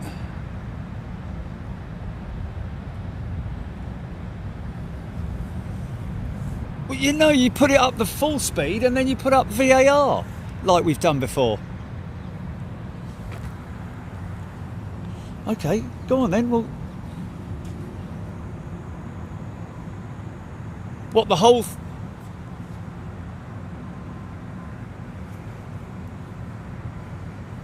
Okay, let me just ask you something. Let me... 15 seconds. So you're saying about tagging it on at the end of the normal speed one, yeah?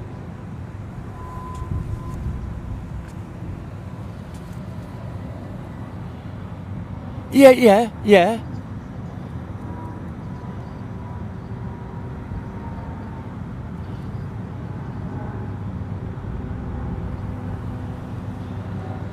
No. You don't need that. You don't need the takeoff and the go around and all that. You don't need the go around. You don't need that bit. You just need the sparks in slow mo. That's all you need. Oh, for crying out loud! You just need the spark. Yes. So you see the sparks in slow mo, yeah? Right. Oh my God.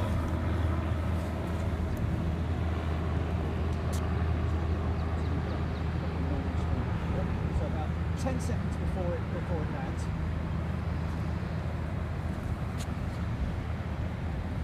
Oh, right, okay, I've got you, yeah. All right, yeah, flipping heck. Yeah, because you can't, because it hasn't propagated yet, yeah. Yeah, but it's not long enough.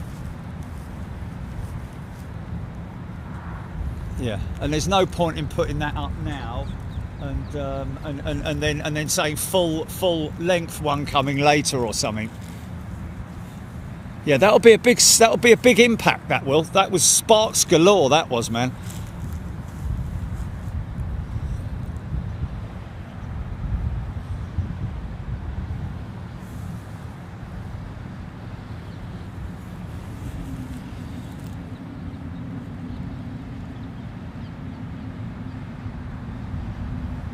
No, helicopter has nothing to do with the inspections.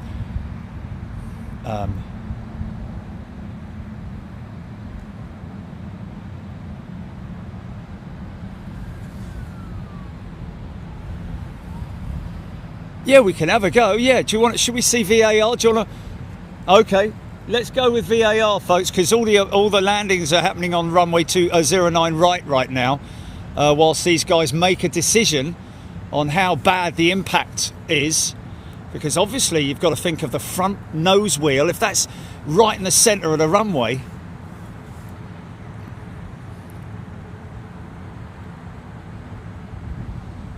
absolutely insane, man.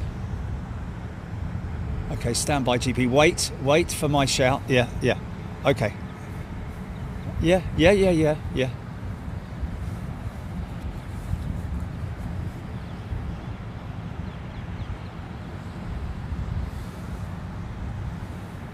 Okay, stand by. Hold on a minute. He's just trying to find the actual impact point. I could tell him based on the... Okay. Okay, I'm ready when you are, GP. Okay, we're just going to watch the VAR on this quickly, folks. Stand by.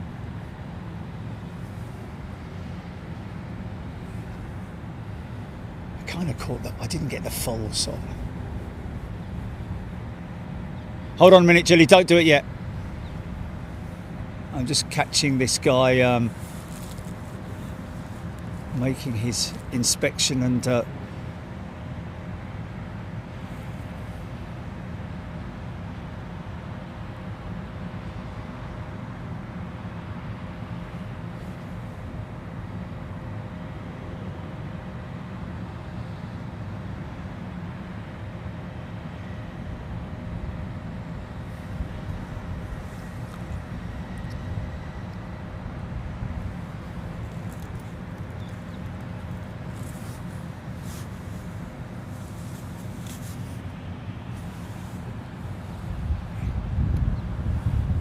Okay, run VAR, GP.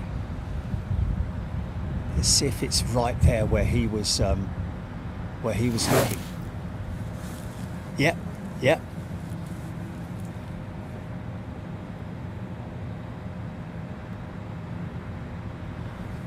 Looked a little bit unstable right about there, didn't it?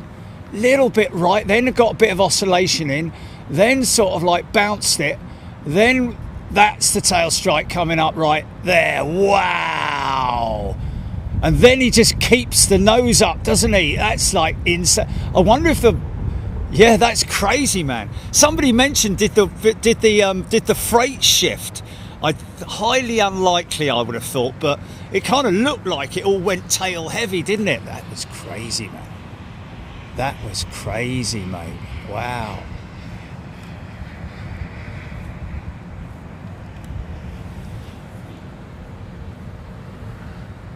Yeah, but he was looking in the right place. It was right there, wasn't it? It was right there. KC Reliant Planes, yes, that's exactly where it happened. Dave Hurst, shocking landing by the pilot. Yeah, I mean, he kind of got a bit of oscillation first, didn't it? Right hand went caught, then that sort of like the wing caught a bit of lift, left hand side, then came down and it started to oscillate. So it was like, you know, it's almost like a bit of back pressure put on the stick or on the yoke, I'm guessing, in that A300. Which sort of like caused the aircraft, the nose to pitch. Wow, crazy, man.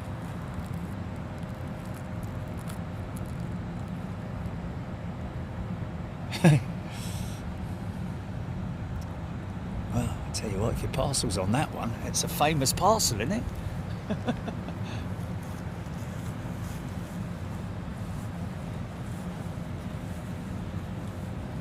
Lane Doggett, step away for 2 minutes and missed the tail strike. HGC, Jonathan Pyle. Fletch.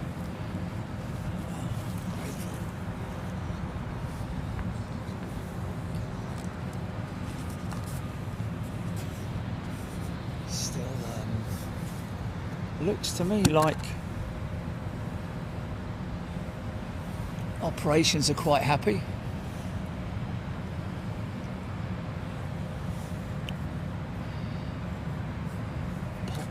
Pup saying he's about to land on the other runway, is he? Is that him? No, it doesn't look like looks like a 777 or 787.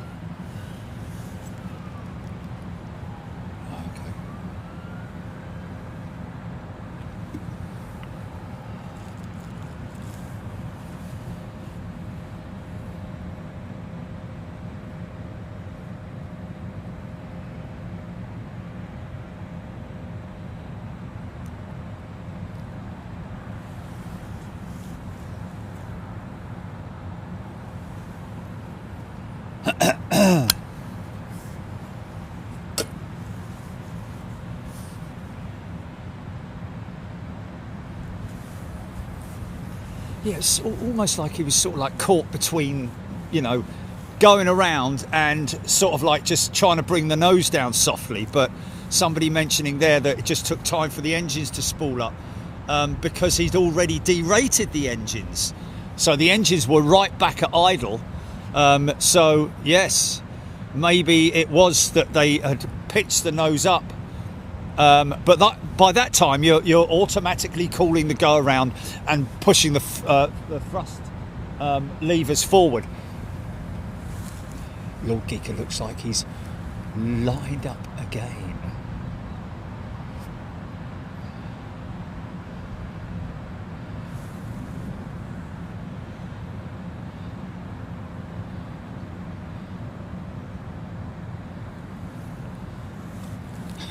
Lee Russell, yeah. That was crazy though, man. That's our best time. Well, I mean, we've had two tail strikes now, but the 321 was just nothing like that, man. I mean, to see this, that's going to be an aircraft that's going to be have to be inspected when it gets over there as well. They're going to have to send somebody out to one of the engineers. They're going to have to get a cherry picker up there and inspect that. So I tell you what, that's going to have a fair old scrape in it, and maybe even a crease.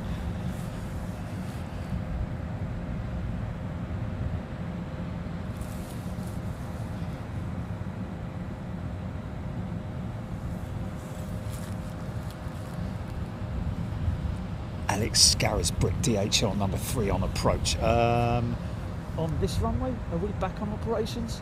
Oh, it's going in on the Southern, is it?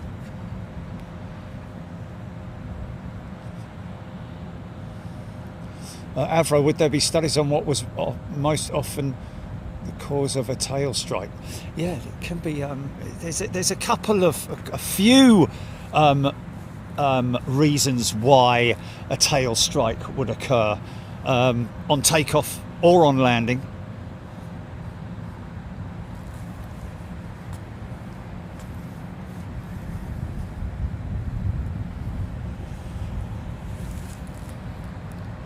Dave Beeler, there's a tail strike inspection on all aircraft manuals. Yeah. Well, obviously you're going to look exterior first, aren't you, to see, you know, how much damage there is, if any. You know, in terms of a considerable amount of scraping. But that was kind of a thud, wasn't it?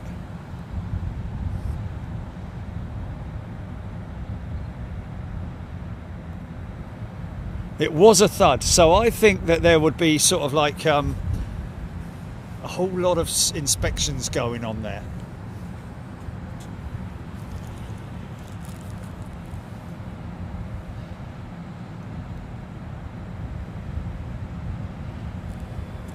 And of course, get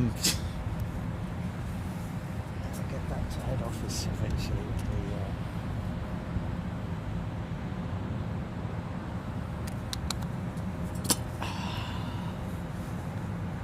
Swedish car spotter, tail strike was crazy. Yeah, nuts, mate, nuts. EGPX Shamrock landing 9 left, DHL finals 9 right.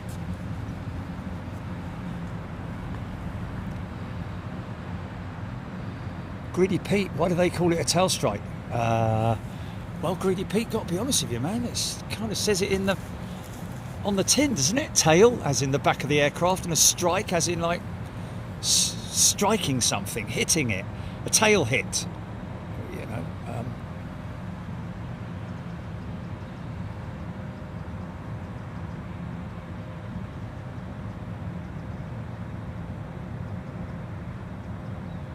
Stoneman, JD Stone, and Vic Charlie 10 confirming.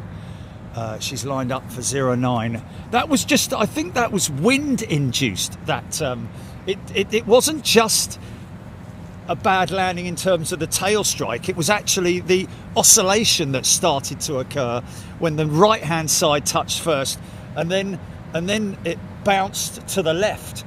And that's when they tried to straighten it up, and the nose pitched up. Have to look at the flaps as well, or the speed brakes, whether the speed brakes had come up, the ground spoilers, that is, sorry.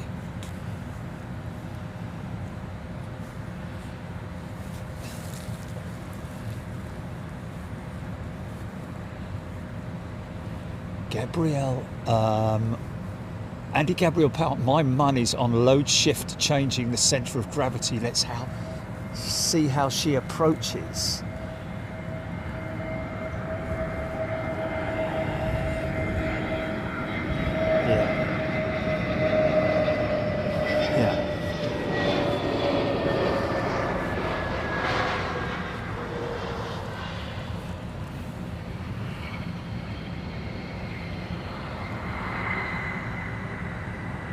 Yes.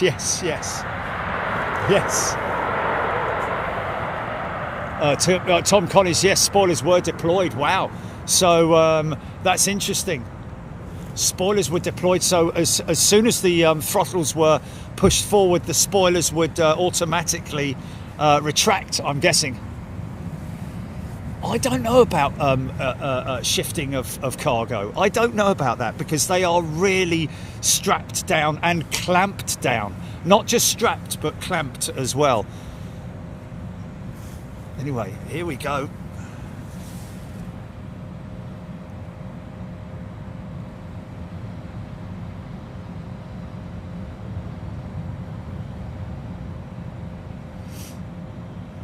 Daniel Mossy, very unlikely load shift. They were arresting the bounce, but a bit too much. Yes, kind of makes sense.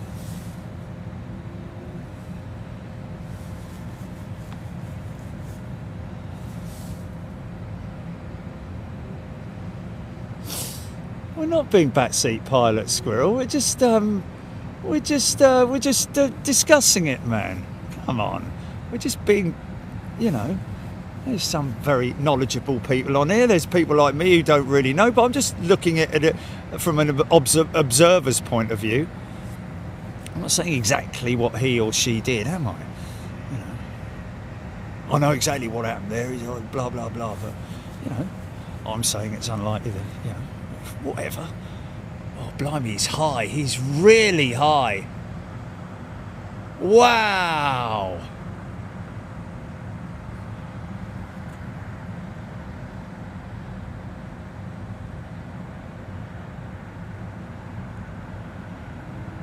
Wow, that was very long. He's making sure he's nailed it this time, I'm sure of it. Okay, there's the tail. She's slowing down. Yeah. Ground spoilers deployed. Okay, that's it. She's down. Well, they may just run a quick runway inspection, potentially, just to make sure. And we are now back on arrivals for 09 left. Blimey. It was long. Debs, Steph Bird. Extra cautious this time, Aidan Campbell. Blimey.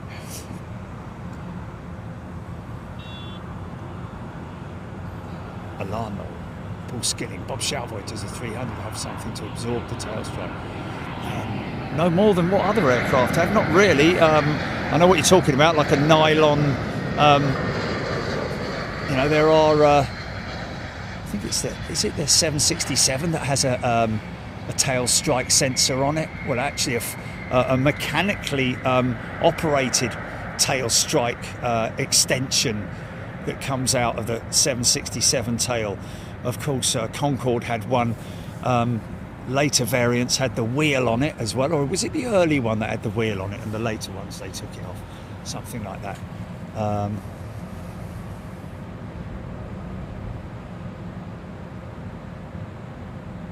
Thing is that with that far back, I don't know as they actually feel it, but the tail strike sensor, mind you, the front of the aircraft would have pitched up high enough for them to probably think, whoa, hold on a minute, and the aircraft probably became a little bit unstable, a bit like sort of like a bucking horse, and then of course I'm imagining that these aircraft are fitted with tail strike sensors, which you know, then will indicate that on the flight deck, maybe. I don't know if that aircraft will have it. It's an old aeroplane, isn't it?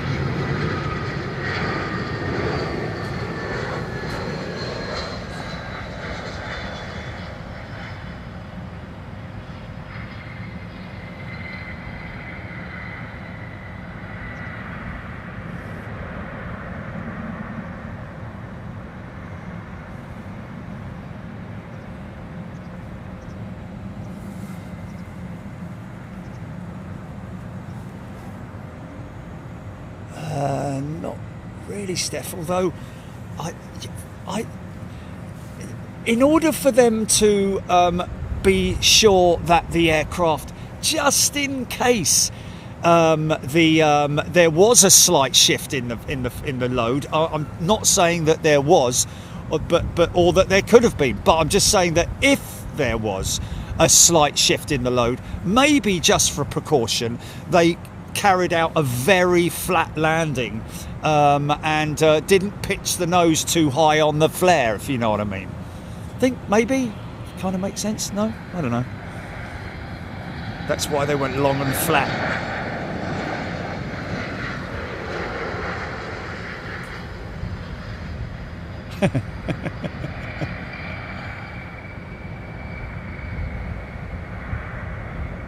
Some people do come up with some very odd things, don't they? Like, you know, where'd you get that from, mate? You know, what makes someone's brain tick like that? Russian sabotage. It's like, please.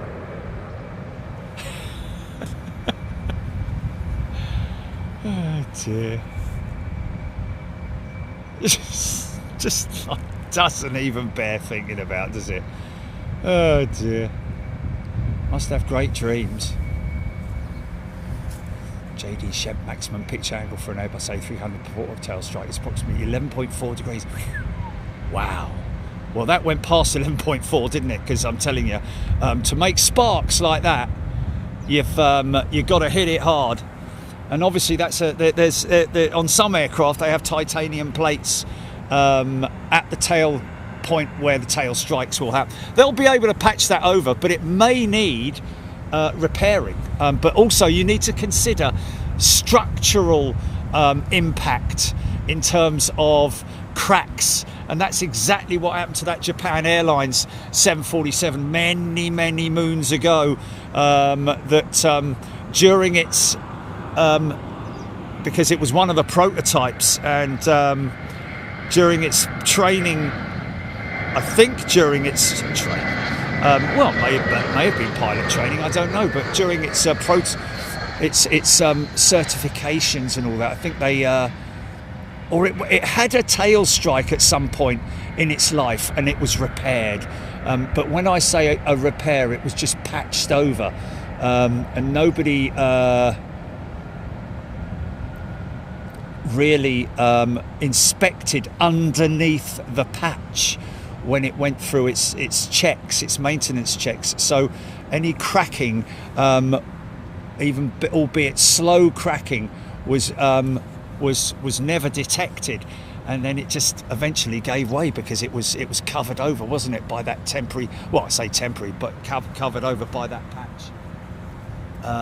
So, you know, they would need to obviously inspect that thoroughly and make sure that there's no structural damage from the impact. So I can assure you that's a fair old impact. She came down with a big old thud.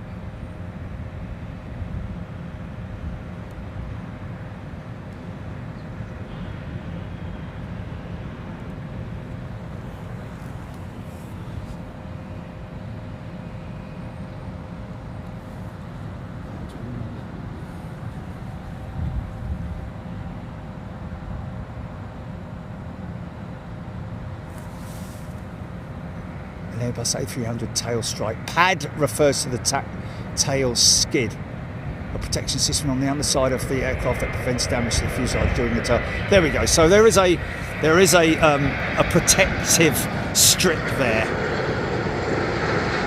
Very difficult to see on these aircraft because it is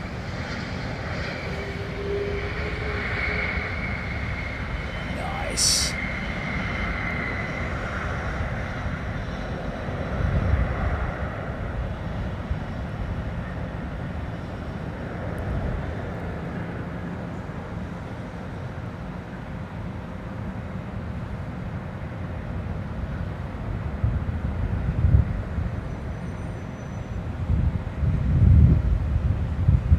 Emma Duffy, my son is currently working on ground by the other runway, and he said they heard a bang, then saw all the go-arounds. Okay, so there we go.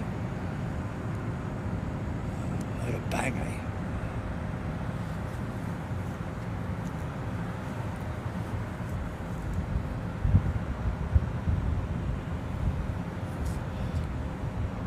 eh? Lindsay York.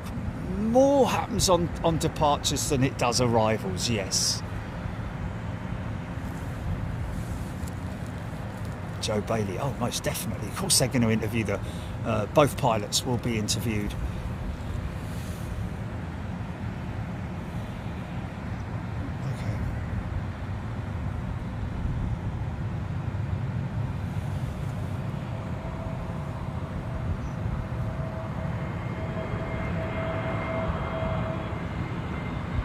Oh, did you? How did you do that then?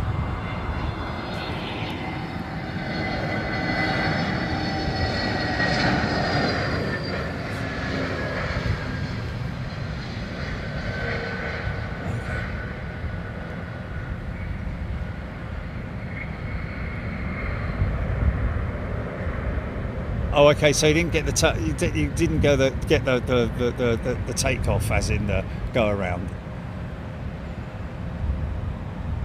Oh, okay, okay.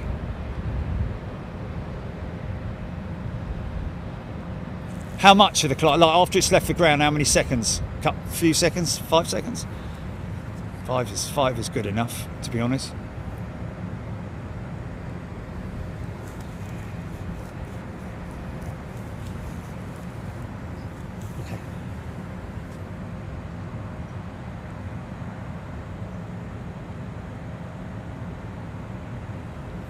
Dave Beeler, yeah, likely designated as an incident.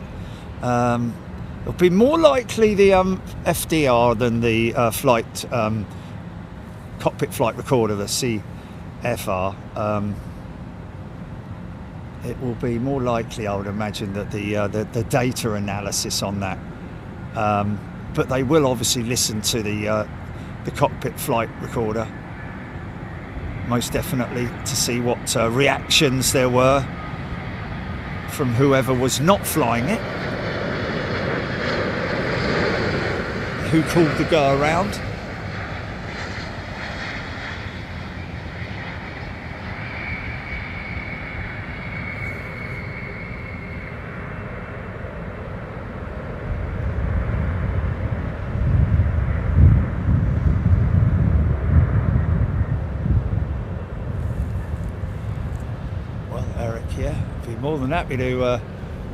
More than happy to send it.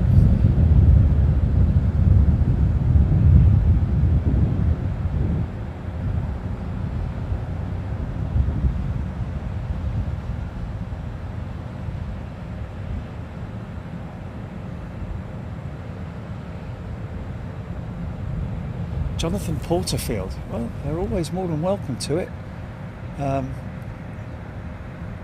To be honest with you, they can just go with it, Jilly. Just go with it, mate.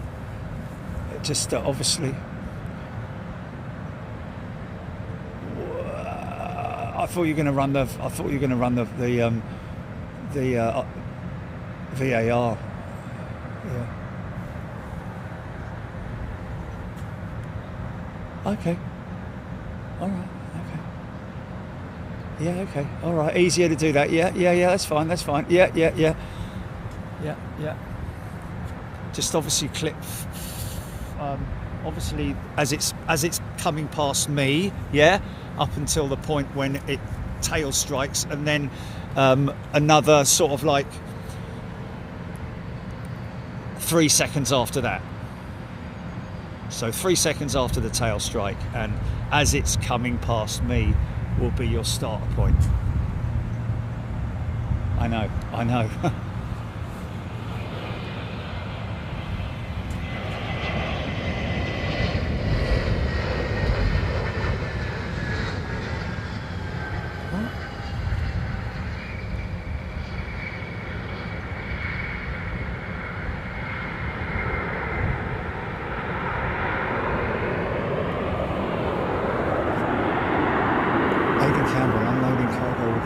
Authorities deem it safe and permissible, and they would need to ensure no evidence is lost or tampered with.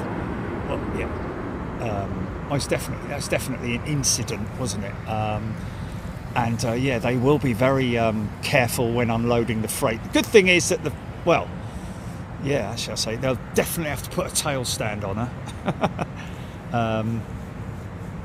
Freight door on the 330, the 300 is at the front, isn't it? I think. The freight door on the 330 is at the front. And it was one hell of a wheelie as well.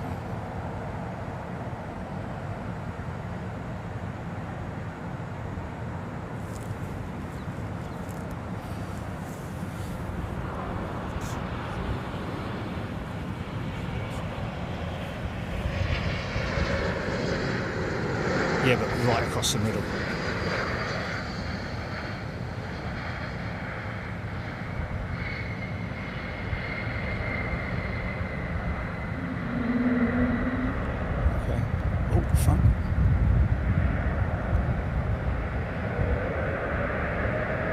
Yeah. A little bit of 787 mixed with your A380, sir? Oh, yes, go ahead then. Would you like something to stir that with, sir?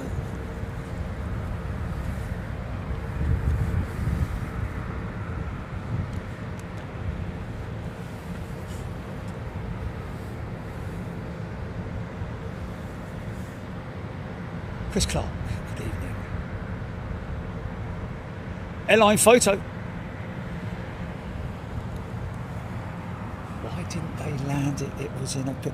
Well, you can see quite clearly, airline photo, that the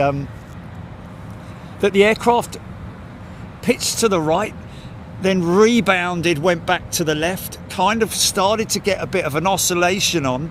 At which point the nose was starting to pitch up anyway. You need to have enough. Just keep looking back at it. But when you say the nose was pitched up, it was pitched up at over 11 degrees, mate, which is massively out of landable.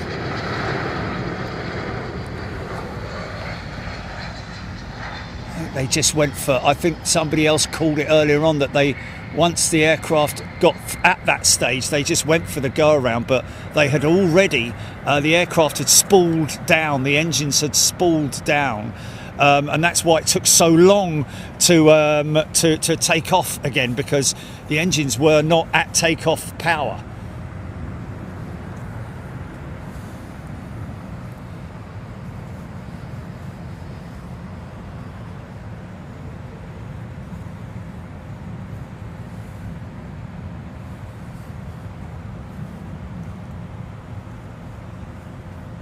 Linda G, we will be putting that up.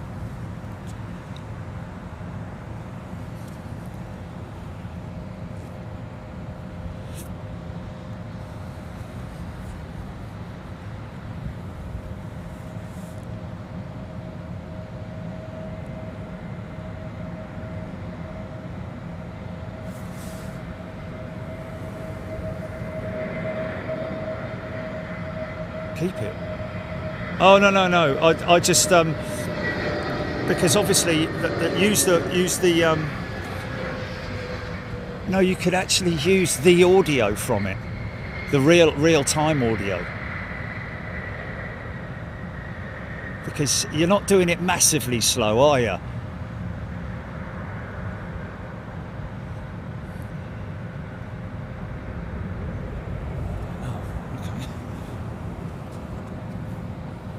Yeah, I don't like it, mate. I don't like it at all.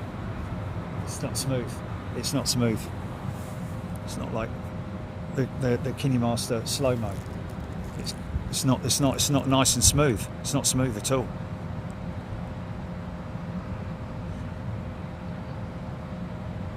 No, I know. Yeah. We've got 10 minutes. Because it's nice to use that flow option or whatever it is, isn't it? Optical flow, yeah. Isn't there anything on KineMaster for that?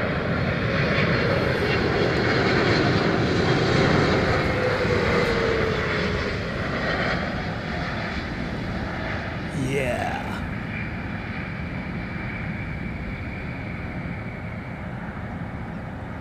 See, look, there is brakes on the back set of wheels, man. I don't understand that.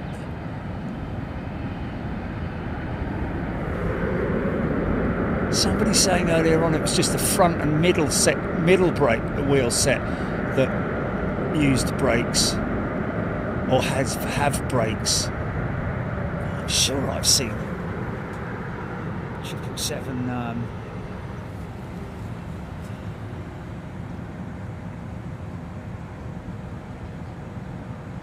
Yeah, exactly. Yeah.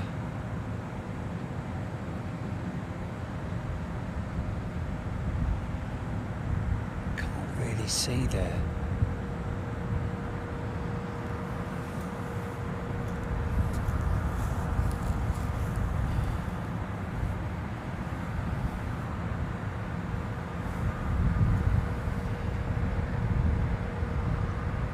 Melanie's just caught up with the DHL excitement.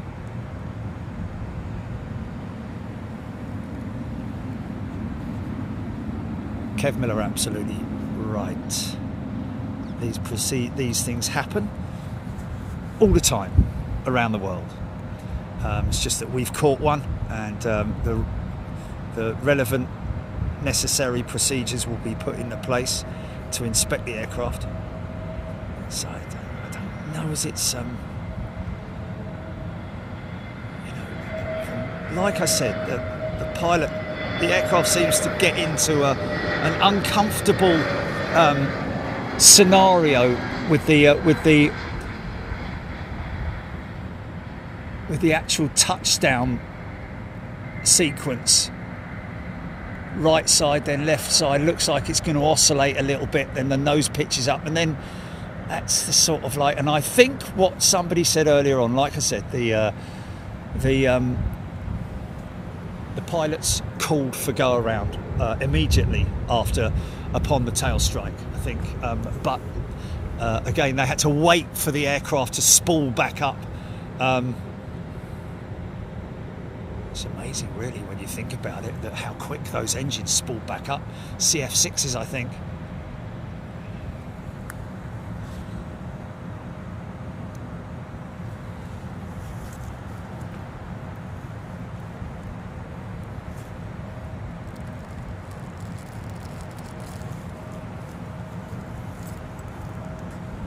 Daniel Mossy, 9.99 super chat. Great show as usual, Jerry and Jenny. Partners in crime who make the operation first class.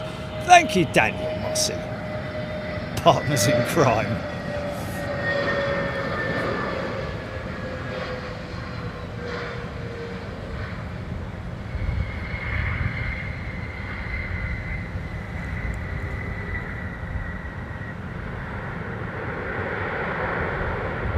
Blind fella, amazing zoom on the camera, Jerry. Really helps me see things a bit better. Thank you.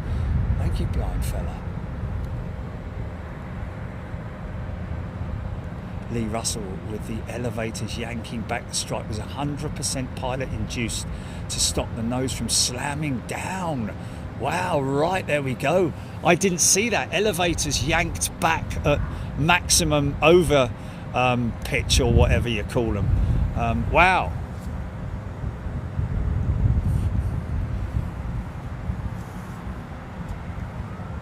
Scott Cowell, pilot, would have lightly hit the toga button to go around. Georgie boy, don't know. I think they went for the touchdown. I don't think they, from what I'm seeing and what I can deduce, I think the landing was kind of going all right. Everything was fine. It's just that it all happened so quickly, didn't it? I have to see when those elevators pitch up, though. When I watch it back later.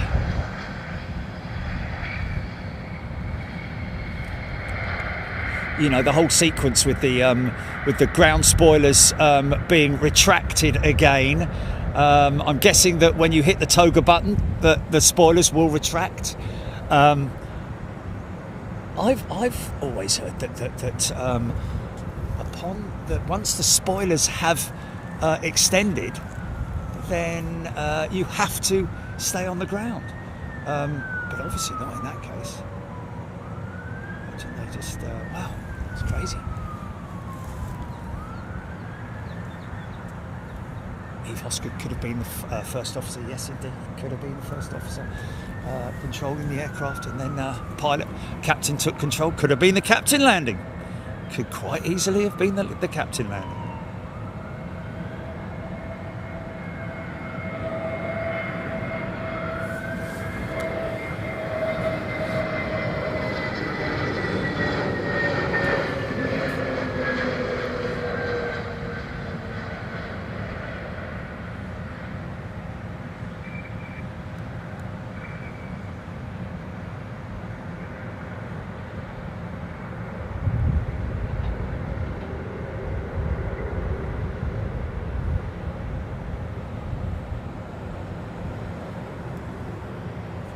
Okay, as soon as the manual full throttle is used, spoilers will come back in on an Airbus. Okay, manual full throttles, or yeah, because that is go around on the Airbus, isn't it? There's no toga switch or anything like that on the Boeing. It's just full throttle up through the gate to the go around detent.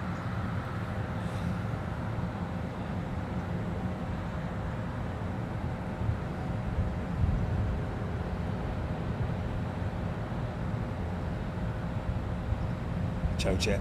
They probably would have been quite shaken up, I would have thought.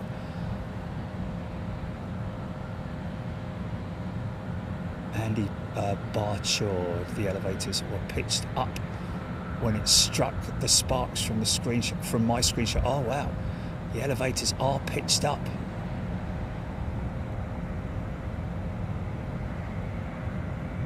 So that excessive pitch up basically is the reason, I'm guessing, for the tail strike.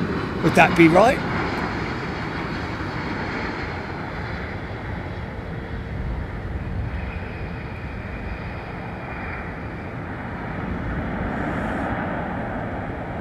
Excessive pitch up, and then of course the pitch angle of the nose was really quite excessive, way over 11.4 degrees, which is what is the maximum allowable before you hit a tail strike. But by that time, I'd imagine you're going round, aren't they?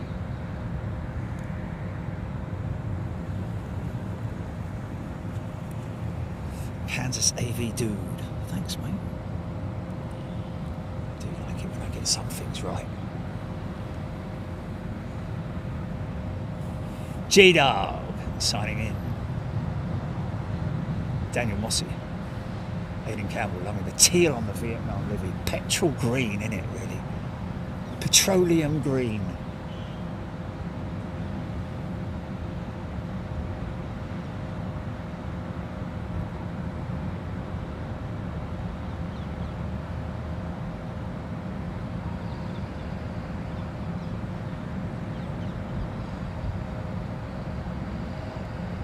I don't think it was a case of pitching too early, Ray-Ban. I think it was more a case of being caught out by maybe a gust of wind which pitched the aircraft to the right, and then if you look back at the footage you'll see the right hand touches first. God, I could have done it by now, man. I would have done it. Hey? You've done it. Okay.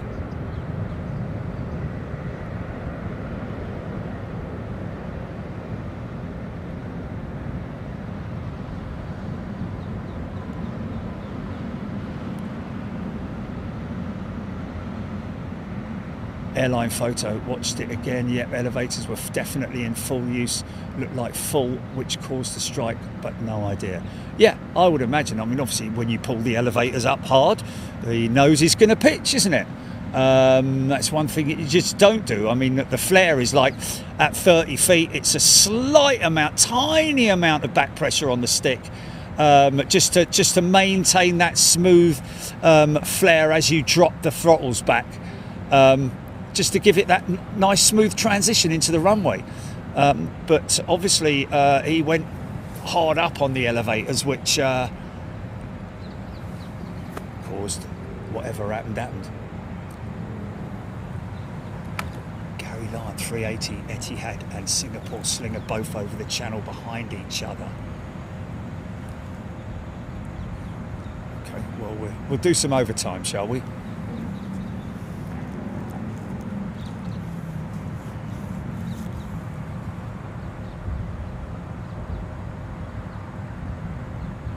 DHL's parked in its normal position over there at the DHL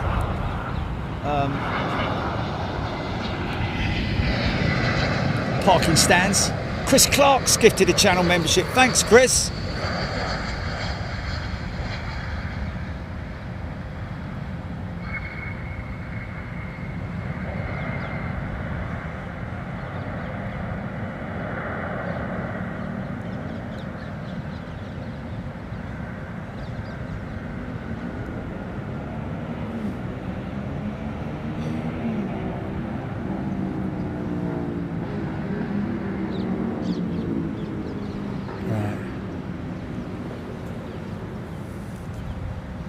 No, select it, highlight it, top left hand side, 3 dots, duplicate.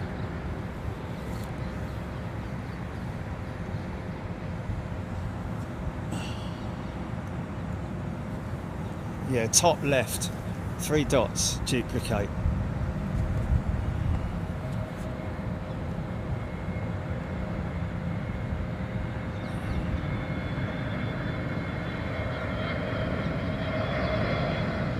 Make sure you, but make sure you blend the front end of it, mate. Make sure you blend the front end of it. Are you sure?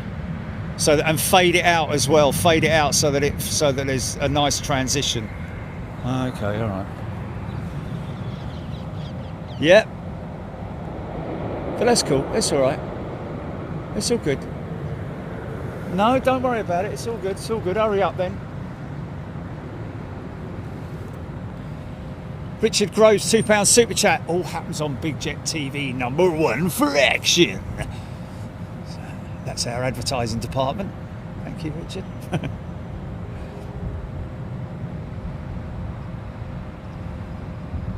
Pilosaur DHL jet was built back in October '91. Depending on how much to repair, they may scrap it.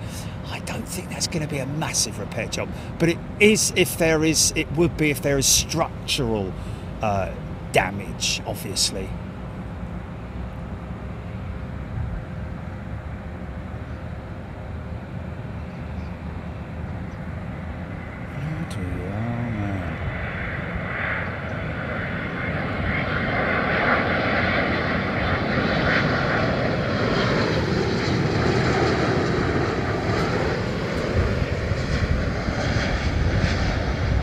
You've got to fade in, yeah? You've got to fade in on audio and fade in on video and fade out on both.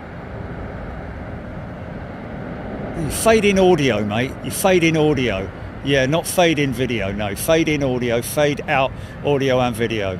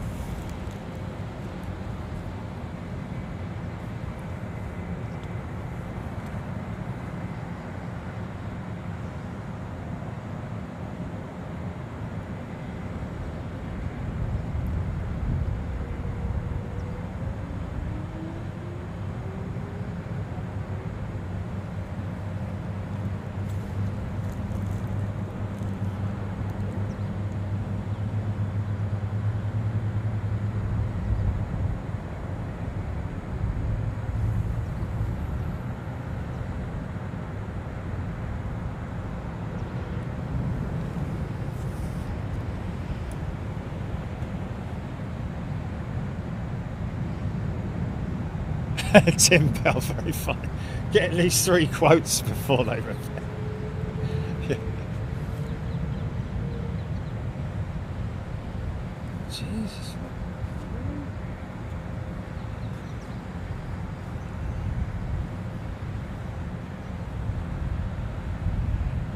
Paul Skilling, Washington bound, that 380.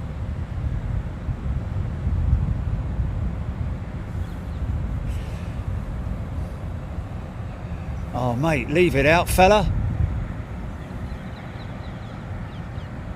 How do I know? Ask him.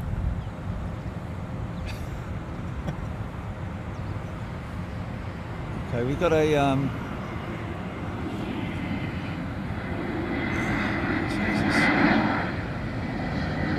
Man, come on. Flipping it. Sort it out.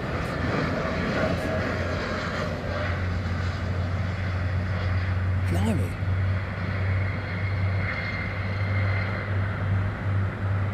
Yeah.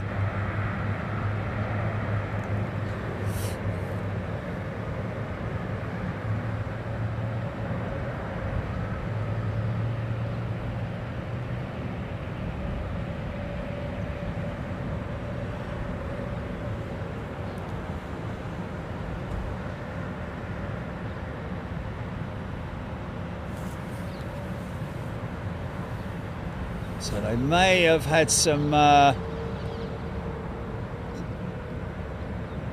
that's not quite where it yeah, it is kind of where it ends. Yeah. I think they brought someone else out to have another look.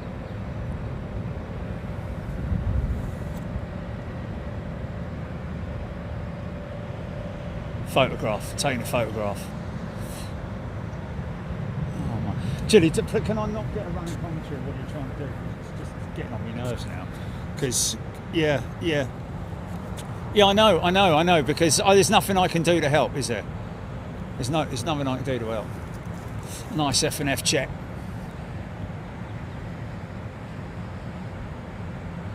James Dayton. I don't know if an incoming flight reported FOD. I think that was just somebody being sent out there to take a photograph, because the other guy, it was a visual inspection. And maybe a light, yeah, maybe it's damaged the light. Good point, that, Steve Stibbons.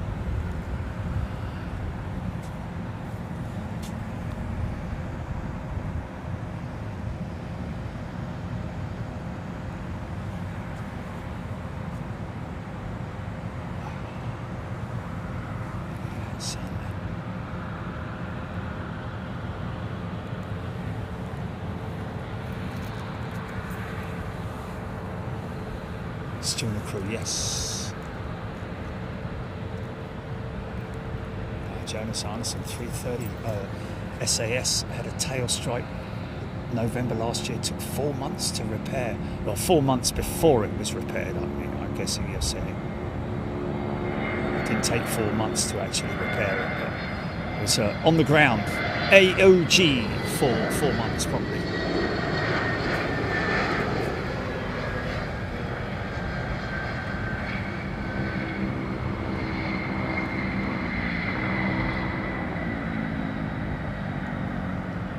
Thank you, Daniel Mossy.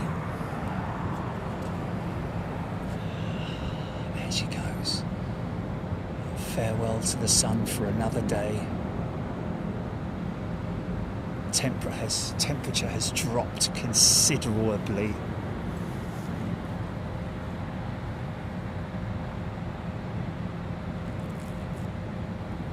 Michael M, this is the new 321neo you caught last week. Oh, well, that one that just landed.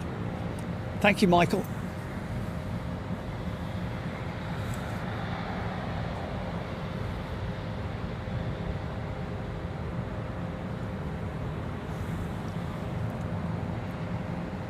Or is this it?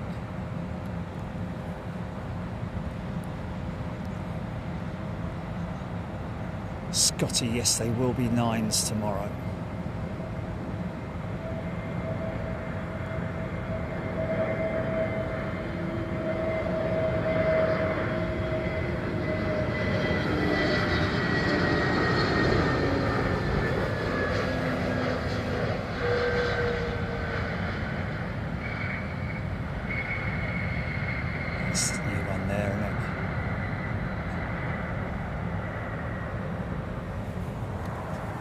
Sinking sun and the pods.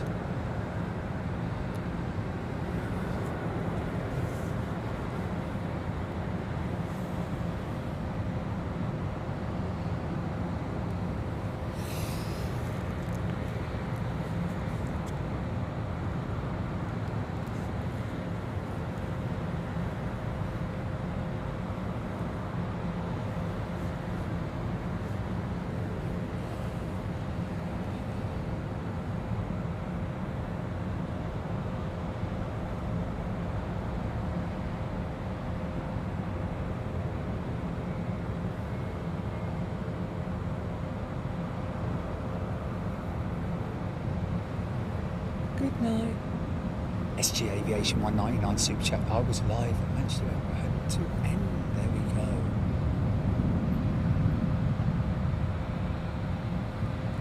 Jennifer Bailey, a light from the sun takes 8 minutes, around 8 minutes to reach us. Crazy numbers when you look at things like that.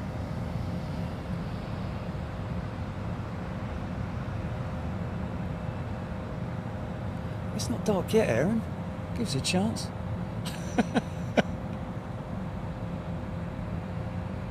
Now we can see this stack. Let me have a look and see where these 380s are. Okay, here they come now. It's a nice little stack of heavies there. We got EY67 Etihad from Abu Dhabi, then China Eastern from Shanghai 777-300, and then the Singapore Slinger, of course, in from Singapore, SQ308. That's going to be our closeout, folks. Should be able to see it. It will obviously fly past behind me.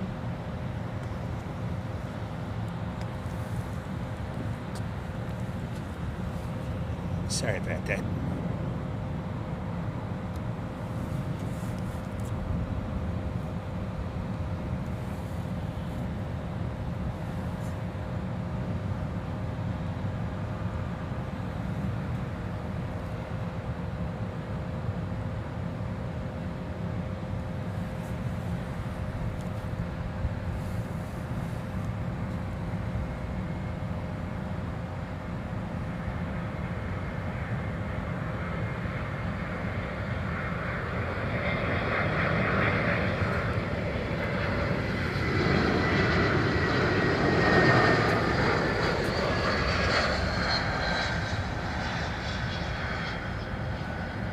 Rob saying 306 GNEOX, landing from Athens, and I was on it.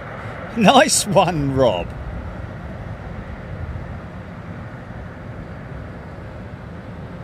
Pup back from the Lurkers Lounge. Bit of funk. Yeah! We got the funk. James Dayton, £10 super chat. Thanks for the great show as always. Thank you. Mod's doing a cracking job today. Yeah, we had a few idiots, didn't we, today? Numbskulls. Idiotic kids, most of them, I think. At least they're act like kids. It's great playing whack-a-mole for the old mods, though, isn't it? Oh, bit of funk on the landing aircraft there in the background. Something coming in on the final leg before the approach.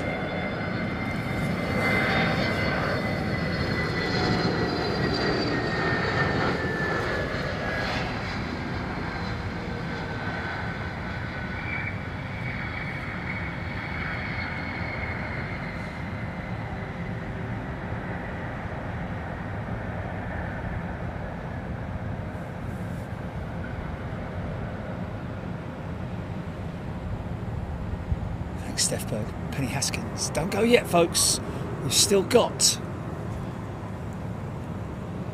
Closing out with 3 heavies. Oh, sorry about that. We've got the funk, yeah.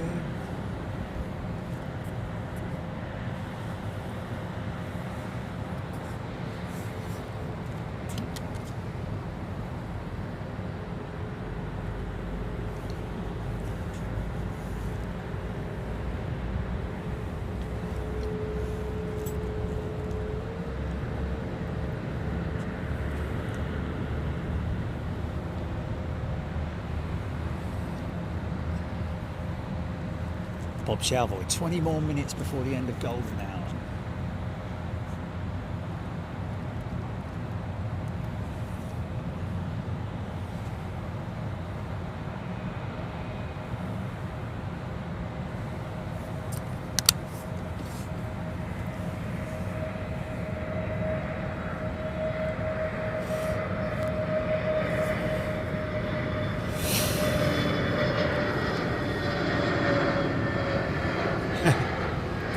Martin Smith, I know that group, the 3 heavies.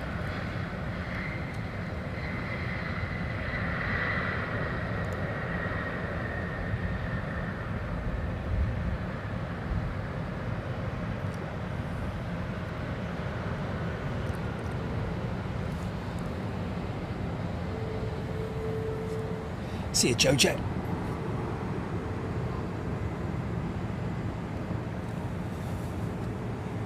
You're keeping very quiet there, Julie.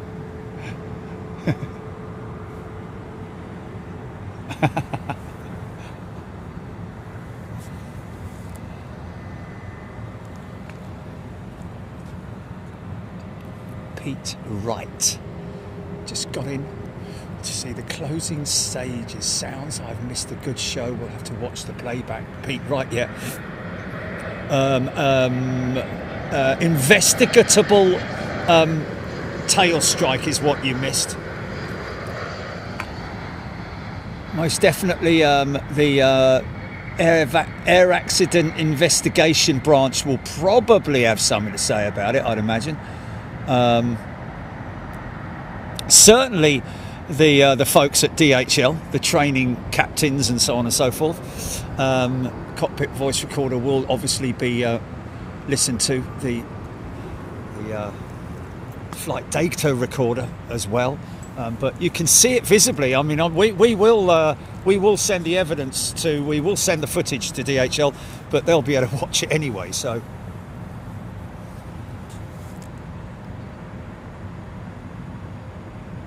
thank you, Joe Bailey. Spooky Cindy. Oh, okay. Brad Rogers has gifted a channel membership. What was your wording? What was your wording in it? Oh, is it? Okay.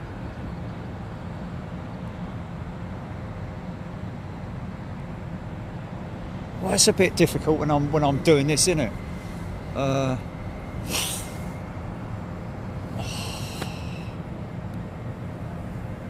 Just how am I going to watch it then? If it's it's on YouTube on. Is it on YouTube, Julie? So I'm going to have to come out of this and then.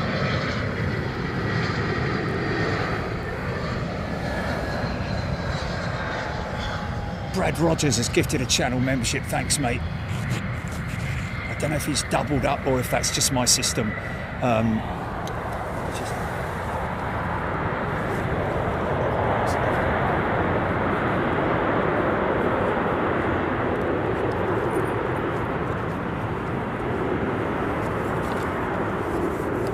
Right, stand by for a battery change. Box.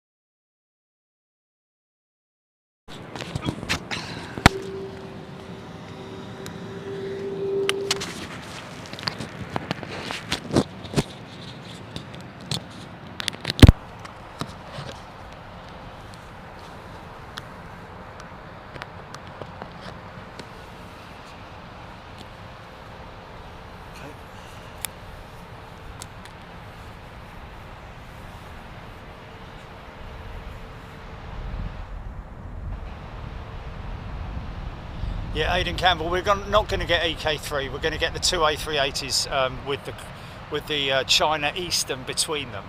We're not going to get. I've got to get home and have some dinner, mate. That's all right with you. No, keep working all night. Come on.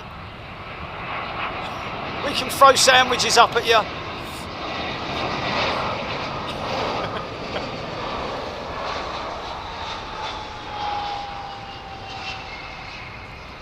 Start by then as well.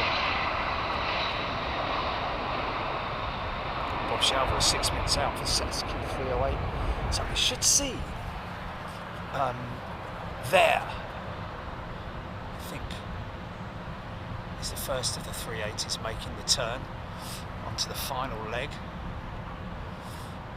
And then behind him is Is that China Eastern there? Taking a bit of a longer leg, I think. And then behind him, that is the Slinger. No? Yes, it is. Sorry. Beautiful evening to fly in, man. Tells you. Oh, look at that taking a turn.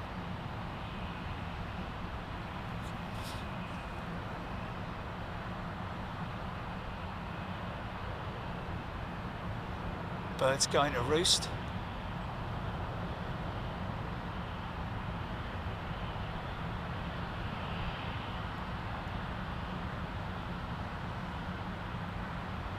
Thank you, Cheryl. See you later.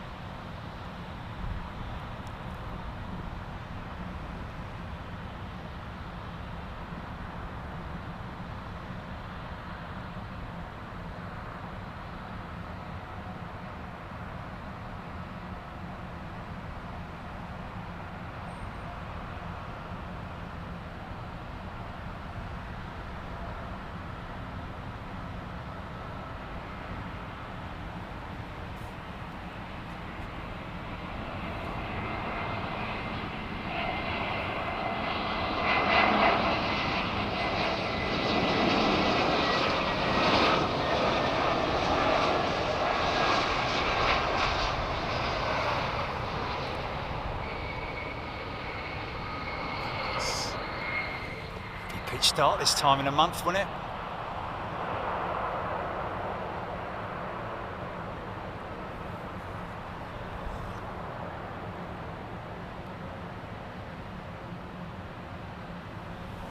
Coming up behind you, mate.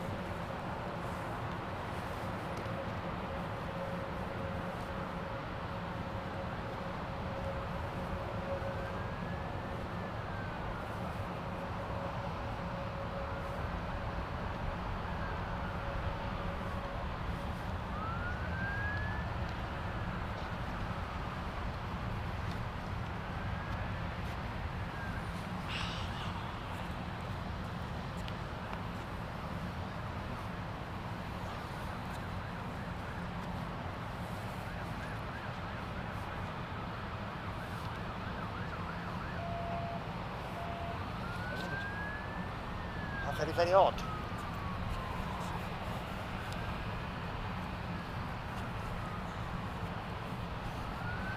Oh, that's because it's in here, isn't it? Haha, it's brilliant.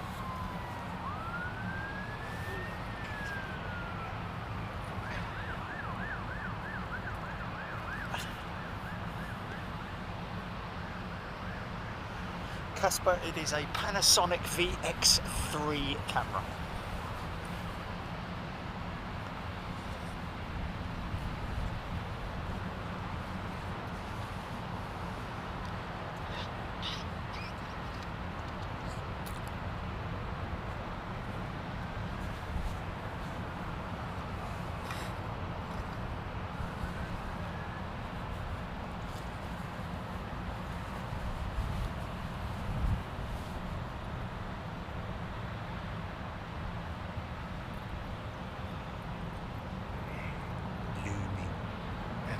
Slightly closer. Should see that 777 pulling into the back.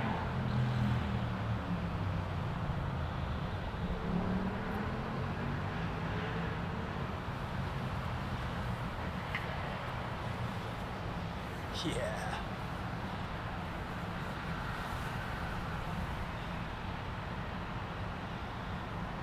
Too deep, too deep.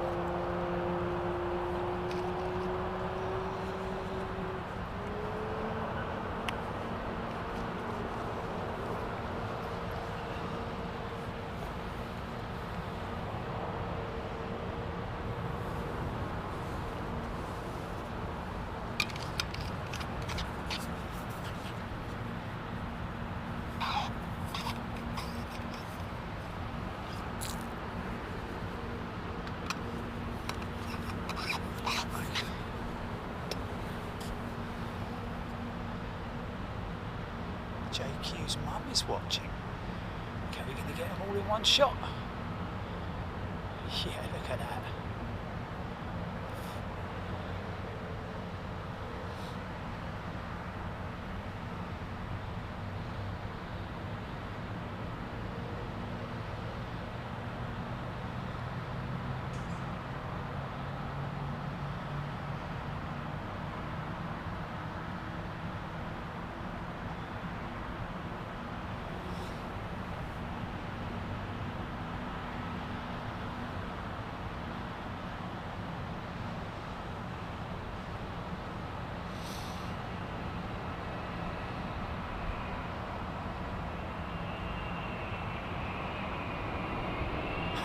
These are the watercolours.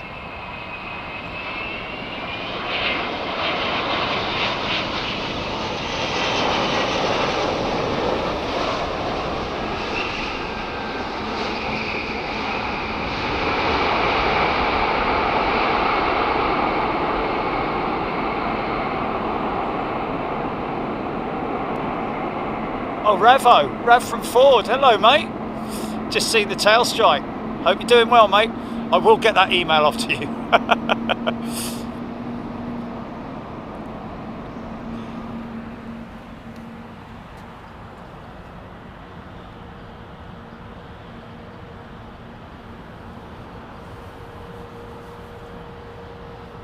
Rob Bone, wow, went to work just as Jerry and Jilly were going live. Milked 650 goats, come back, and they're still going. What an amazing and dedicated channel, thank you.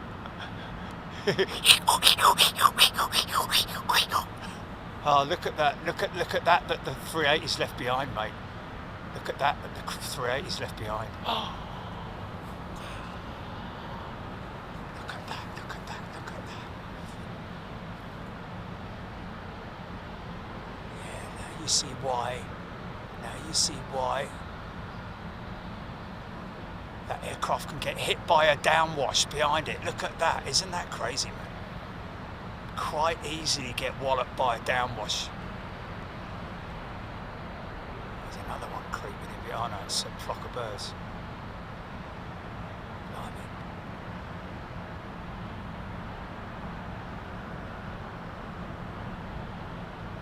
Oh, look at that. Is that geese? No, not that way, mate. Flipping heck. Hold on a minute. Who told us to go that way then?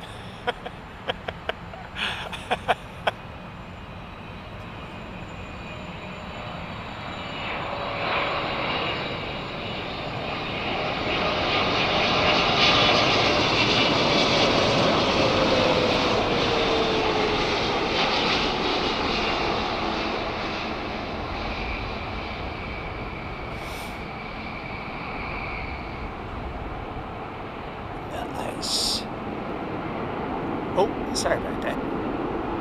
Just going to catch that.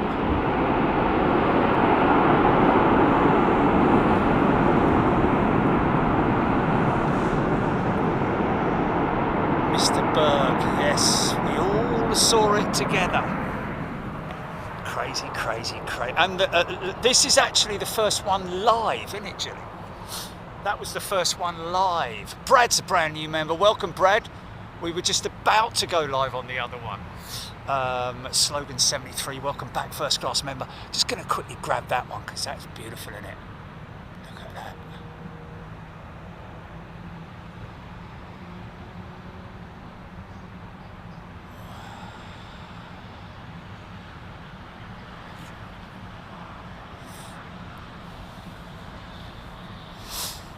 Not yet, mate.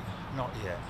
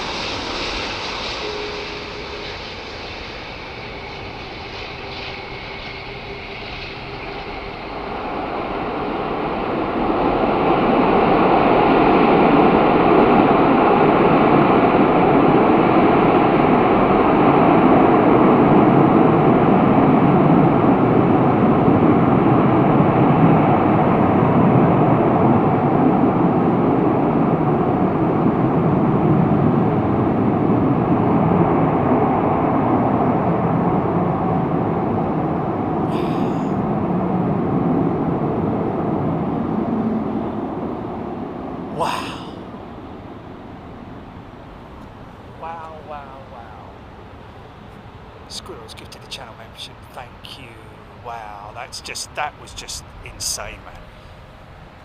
Great shot. Well, that's it, folks. I'm going to grab myself some dinner and go sleepy nice, and we'll catch up with you. What is it, Monday tomorrow? We'll probably do some kind of a drive around, I'd imagine. So if you fancy a little bit of road tripping with us, then join us tomorrow, and we'll. Oh, well, is that a long line of? No. And we will see you tomorrow. Well, probably see you tomorrow at some point. See you later, folks. Thank you so much. Let me just say goodbye.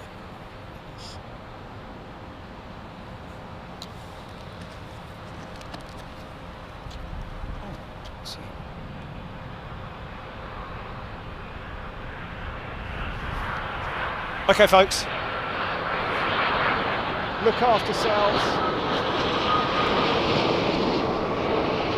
Be good to one another, and be good to yourself. Drink lots of water. That's my tip for today. See you later. Bye. He says, drinking a flask of coffee during the show. I didn't drink that other stuff though. I didn't drink that other stuff. I did. Wow, she's going crazy. Oh, look at that. Stand by, GP. Yeah, hold on. Just fade it out on this one, yeah? Wow.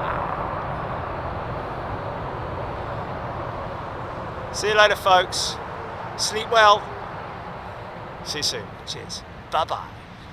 Oh, by the way, thank you to all our mods and Jilly, of course, and everybody who's involved. And thank you to everybody who's contributed today in whatever form you may have contributed, even those just sitting back watching the show, listening to it in the background. Thank you to everybody for being part of it. Look forward to seeing you the next time, and thank you.